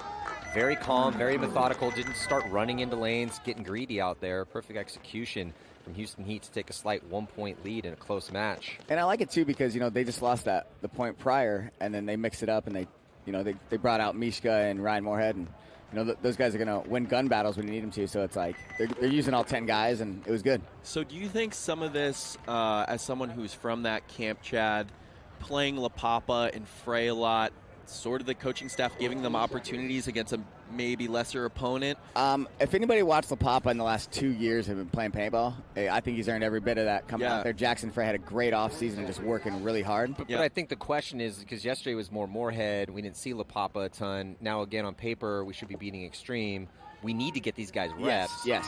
And I think that's a good call on Ryan Smith's part. And give them the opportunity and see what they can pull off. Yeah, right no disrespect to La Papa or Jackson. Yeah, those guys are good players. And one coming off here for Leverage, trying to stave off the defeat, the Mercy Rule defeat to Impact. 5-on-4. Mikey Urena alone in the Snake, not looking good for Leverage. No one wide on the Dorito side. They're going to lose Sanborn, I believe, out of that back center. So just 3 bodies left alive. Impact's going to win this game 6-0. They do kill Nick Laval, but just 2 left alive for Leverage. Yeah, as I was saying, it just looks like Impact's barely breaking a sweat out here. I'm not even sure if they were drinking water over there. They weren't even tired about it. It's just Caputo and Moran. Both those guys, good players. You got Dalton over there on the Dorito side. Just kind of communicating, doing his thing, staying calm. Mikey kills Moran out of the outside Snake once. Just Caputo. He's going to wear it. So 6-0 defeat for Leverage here. Going to go 0-4. Took 2 teams to overtime. Weather's turning in the northeast. They're going to be hungry to get after it. Mikey does put his gun up like a sword and be like, hey, we killed everybody. Chill. Good job by Impact. Got both lines rolling in that one. Yeah, all 10 guys are definitely pumping on full strength. You got Rennie Stanzak there. So one more game to go here for Edmonton Impact in the prelims, as they are currently undefeated through 3. But their next game is against Aftershock, and Aftershock sitting at 2-1. That should be a close battle here. That game's going to be going down around 11:20 here Eastern time. And this other set's going to be in X-Ball. That means 2 minutes in between points with Houston Heat and New York Extreme. He pulled a fast one on us. And lots of smiles for Edmonton Impact as they pretty much just hit the highway. I mean, went to 80 miles per hour, set it on cruise control. As they should, right? I mean, they just kind of smack the new guys around, and they still got another match. So it's like, okay, what are these guys doing right here? You'd think that when they go back and watch this, with Leverage coming out going 0-4, it's like, what do these guys do better than us? Right. So that's a lesson they got to take and go from there. Well, in that game, they did everything better than Leverage. Absolutely.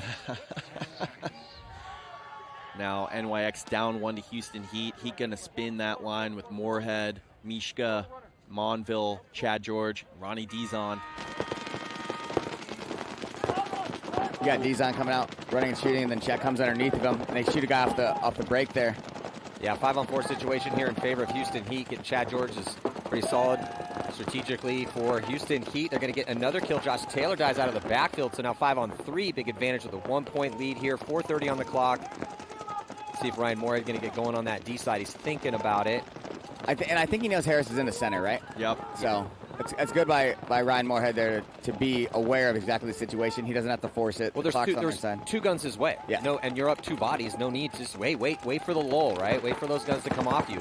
Chad's going to work in the Snake. Those guns eventually switch off. Ryan Moorhead now he makes a nice, easy, clean move into D1. Oh, but then loses his very first gunfight because he didn't know that Hennessy had got to D1 as well. We might have given him a little commentator curse there, Matty. I'm going to give that. I think that was you, Chad. You did it. I'll take the blame for that. Sorry, buddy. Ryan. Sorry, Wild Man. 4-on-3 advantage for Houston Heat. Chad George alone in the Snake. Oh, he's got Sam next to him, but Ronnie makes a fill back over to the back center. It looks like 2 bodies have come off here for New York Extreme, and then now a third. So, yeah, they evened it up a little bit closer on the body count. It was a 3-on-4 in favor of Houston Heat with the death of Moorhead, but then Hennessy and Harris and their, who was that, Akaya? Last body over here? It was Asabo. Asabo. Yeah, Nico. Yeah, this vet line really working NYX over here so far. The momentum's really shifted those last 2 points. Well, and that's going to give Coach Ryan Smith a little bit of insight. Okay, well, when I have to go starting 5, who's it going to be? Absolutely, yeah. And just how controlled they are right now is just like, you know, they're using 10 guys. They're mixing things up, and it works out real well for them right now. I think also with vets like Moorhead, Chad George, those guys have played a lot of paintball. Keeping them fresh, especially as you're looking to go into Sunday, is huge. Not having to grind every single point against NYX, it's a luxury. Well, and when you would talk to Ryan Moore, he'd be like, no, I can play every single point. And he can. Right. But still, it's the coach's job to, if possible, give guys that even are hungry for every single point some rest. Absolutely. It's a 1% difference when you get to the finals on Sunday, right? And even if that guy feels he can play every point, having a little bit more left in the tank, that's kind of the coach's responsibility to keep that there. It becomes a real mental game, too. You got to think about that. Yeah. Yeah, so got about a minute to go for the start of this next one here. Still close. And we've seen a ton of quick points out here, so this game isn't necessarily over yet. Loader! Yeah, this is NYX needs this point right here to stay in it. They lose this one, it's going to be curtains. They win it, they're right back in it. Kind of need to go with your best play call right here. A little frantic in the pits. Yeah, to get a loader. Got to have another setup ready to go. That's something. That's something you definitely don't want to do. Is start freaking out in the pit when you're down on body or down on points. I think they called a timeout here, maybe. Yeah, timeout called. Take a call. breath. Yeah. Well, those timeouts exist for a couple reasons. Well, I'd say 3 main ones. 1, rest. 2, ice the opponent.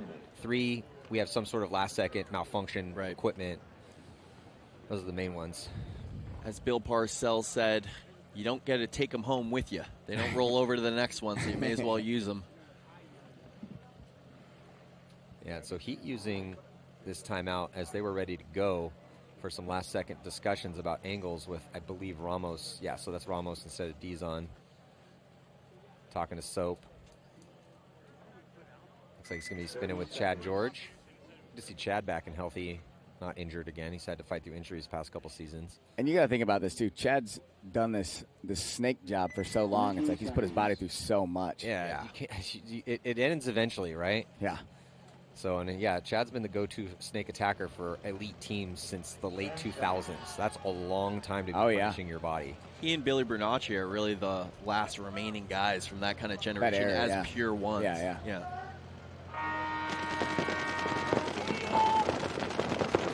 So on the breakout here as New York Extreme tries to flood Nico out wide. He makes it clean.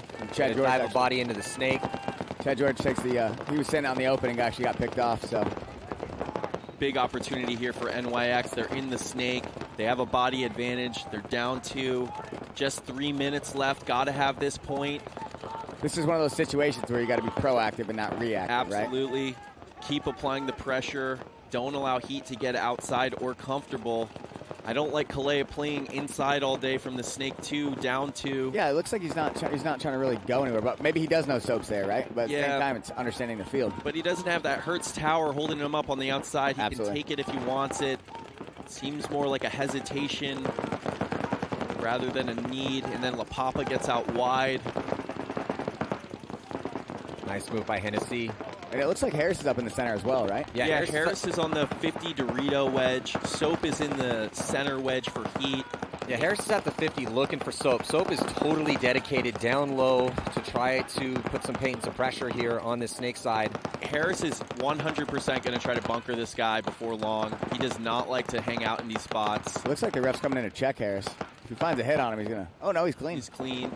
So 5-on-4, Kalea and Asabo in the snake. Harris up the middle. Harris, oh yeah, rub. The refs are calling rub. Well, the issue is time right now. 2 minutes and 6 seconds on the clock. They need 2 just to tie. Harris is he was trying to get dominance so that he could come through. Oh, Kalea going to trade with Soap. That's great. You love to trade down. Acevedo going to come into the 50. He's going to shoot Ramos on the fill out. So NYX in full control here. Just 2 bodies left alive. It's Jackson Frey and La Papa on the Dorito side. NYX owns the snake. 3 bodies left alive with a minute 45, down 2. They're in good shape. They got about 40 seconds to close this one. Yeah, they own the snake side. It's kind of one of those moments we talked about earlier, right? Just going down the snake. Put your belly on the ground and crawl all the way down. Yeah. Good adjustment there on the idiom, Matty. Looks like Jackson Frey takes one. And La Papa. And so NYX going to cut the lead to 1 with about, 1:15 on the clock? Yeah, minute 14. Definitely enough time to get a standard game plan. Don't have to have that reckless staggered attack. You don't need a Chad Boucher trying to score a 7-second point when you got a minute and 13 to work with. Yeah, and, the big thing, too, is, Harris is making moves in the center, right? He's being proactive, so it's his guys around him. It's on them, right? Yeah, Harris is making moves. Let's play off of that. So, Chad, after that point where the young guys have the lead cut in half, do you go with your vets here, or do you give the young guys an opportunity to hold it and keep the win, the 1-point lead with a minute 15 on the clock? Big call for Smith. I believe he's probably going to switch up the line. That line now has lost, 2-3 points? Right. So it's you almost have to go back to Mishka, Ryan Moorhead, Ronnie Dizon. Yep. And, they might have lost a body or two, but at the same time, they're the ones that are winning the points. Totally. So. Yeah. And that's something he's going to figure out for Sunday, right? Right. Yeah, there does appear to be a clear difference in this one. Yes. They're burning some time off. I like the looks we're seeing out of the younger guys on Heat, and they're going to need them in the future. So I love that they're getting spins, trying to get that confidence. But the veteran line is playing better. Yep. So it's going to be Sam Monville, Ronnie Dizon, Mishka, Ryan Moorhead coming out here. The one addition to the, so it's essentially all vets and Soap. It seems like Soap's getting the nod as the core starter here. And he's being proactive in the center, so I think that's a good call by having him go back in there, because he's the guy that's putting a lot of pressure there, and it's let the other guys go to work. And like you said, they're up on points right now, so why not? And it's also nice too, when you're playing X-Ball, to have some vets come out with fresh legs after watching NYX win a point. They got to watch their opponent. They're going to feel very comfortable about stopping the attack. Meanwhile, NYX has to turn it quick. It's harder. Face a different line. But let's see, with a minute 14 down 1, NYX still very much in this against Houston Heat. I'm thinking that he goes short, crosses it up, tries to let them make some moves to the center, and they, chop him up, but we'll see exactly what it is. I'm sending one, Calais out to the snake side. Yeah. Yep. Looks like he's going to go corner. Tense moments here for these two squads. Takes a bounce. Oh, they call him out. Yeah, he gets shot. He catches a minor. That's going to do it. Oh, but a minor also on Heat, so it's a 3-on-2 in Heat's favor. Yeah, and with the chaos, that might give the opportunity to win a quick gunfight. Here comes Harris as he's going to gun his way out into the insert Aztec snake side. Hennessy's still alive. And Ryan Moorhead's in the 50 Dorito over there, I believe, too. Oh, and Hennessy goes to make a move going to launch. He's going to drop the hammer. He gets him clean. And did he trade his body? Moorhead's alive. Oh, wow.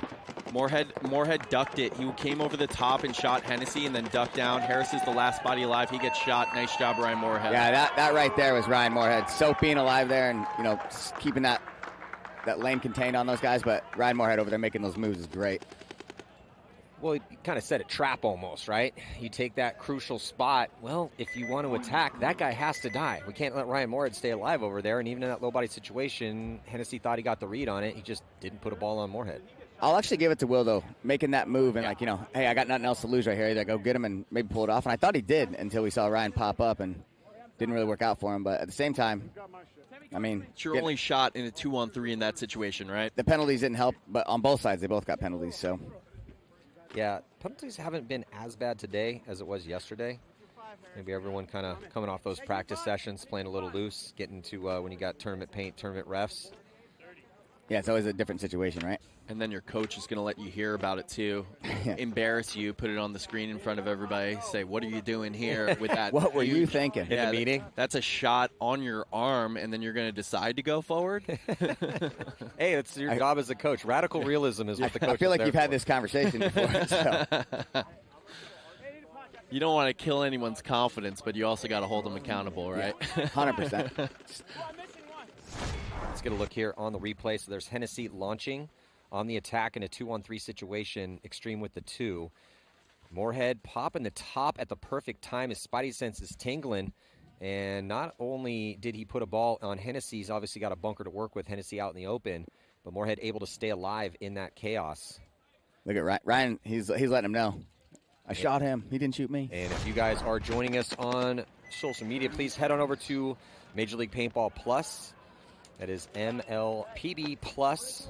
plus spelled out, not the icon, .com, and watch the best players in the world throw down here on center court. And if you've been joining us so far, thank you so much for joining us. It has been an absolute blessing of a paintball tournament with perfect weather, a beautiful little paintball village constructed on the outskirts of Raymond James Stadium. Let's see what NYX has down to with under a minute to play. Like Heat goes to the snake off the break there. Body dropping from the backfield here from Houston Heat. 30 minutes, see if Extreme can improve this spread. Oh, here comes a penalty. And a red flag. That's going to stop the time. We're going to see yet another point here. Red flag, under a minute. Stops the time and an immediate swing point. Padding Houston Heat's margin right now. I'm sure they're pretty happy with that. Yeah, that's a gift for Heat right there. Harris, I believe, caught that major. He caught that and some extra after that, too. No, I didn't. No, I didn't. Yeah. I don't know, Harris. Ooh, gross major. That means that I believe it was Harris that got shot, decided to get rid of that one. Oh, he's taking his goggles off on the field. Wilding out over here, Harris. Stay calm. Gotta keep the goggles on, brother. Yeah. You don't have to shoot your gun if you wipe a hit, Harris. Gross majors for trying to ditch a hit. That's the first gross major we've seen in 2025. A little paintball trivia for anyone out there. A gross major, they pull 3 bodies. That's for wiping hit. Fun fact, you get shot in the pod, you're holding it on the load, you throw that, that's a gross major. I've experienced that, actually. Yeah. Not me personally, but... That's my least favorite of all the paintball calls. Yes, that sucks. Yeah. I get it. It makes sense, yeah. It does make logical sense, but just the paintball purist in me does not like it. And it seems like a no big deal thing. We've all done it 100 times, right? You kind of just let go of the pod, right? But it's actually, you're taking a massive risk to your team because if you get called out for that, your team loses the point. You're not going to win if you catch a gross major, barring a total miracle. Especially when you need points, right? So it's like you're not helping the situation. Right. Yeah, I just think there's a slight nuance of a difference between, you're not wiping that, you're dropping it. Yeah. Again, logically, I understand why that exists. Right. Because you are literally ditching a hit. Well, you're getting rid of a hit. Yeah. You're not wiping it. Right. In the annals of paintball history, the wipe is kind of the dark side. You know? Yeah. There are some shiesty figures out here who are quite good at it. It's we could call that the dark art. It's the dark art. Well, there's are you sliding it off? Are you putting it in the bunker? The worst of the worst in the dark arts is actually taking that hand and wiping that hit off. Famously, maybe it was even in Tampa, Marcus Nielsen got shot in the face, looked at the crowd, thumbed away a face hit, and then ran through a team. R.I.P. Marcus Nielsen. He was a rascal out there. Yeah, sure was. His dad's out here this weekend. He's getting inducted into the Hall of Icons posthumously. R.I.P. to Marcus Nielsen. Yeah, he was a good friend of mine. Sad to see him go. Not long for this earth. But you can't kill a dream. NYX down 3. Heat going for the margin. They're going to send it. Why not? Looks like vultures at the net right there, just coming down the field. Ryan Moorhead making great moves down the Doritos. Oh, Ryan Moorhead coming through. Chess Harris in the back center. And as game time finished, last little engagement of this match. Little hug for Harrison Ryan. No love lost out here, but the final score going to be 6-3 here in favor of Houston Heat. Heat's looking good. They are undefeated through 3, decent margin. Last game, though, going to be against San Diego Dynasty to determine who's the top seed in that bracket. Also, congrats on on Impact. Absolutely perfect performance against Leverage. But stick around. Next set's going to be Infamous taking on Uprising and Ironman and Arsenal. Chat, thank you so much for joining us. Hey, thanks for having me. I'm Matty Marshall up here with Mike Jeffrey. We will be right back.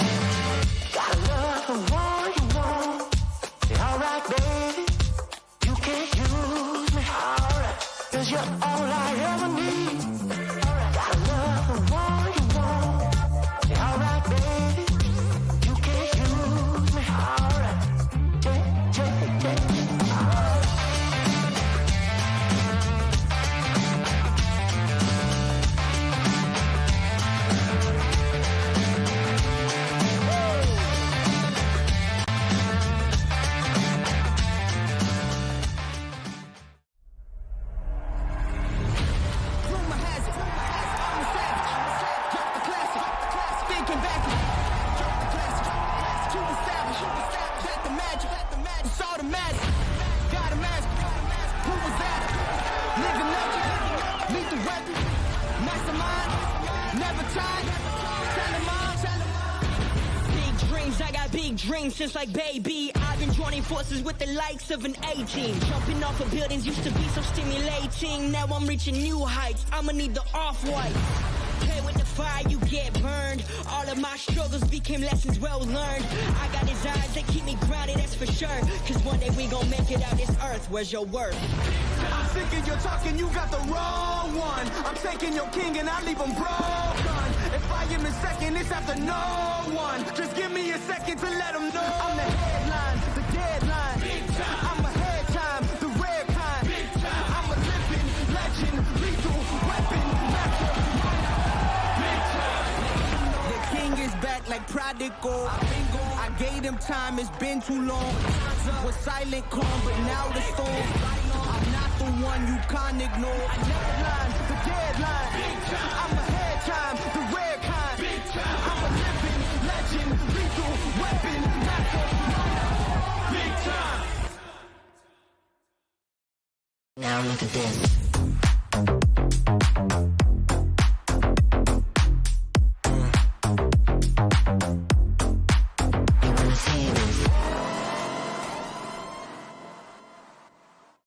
Hey, it's BRNT with CRBN, and I have our new IC PWR Nano Barrel System.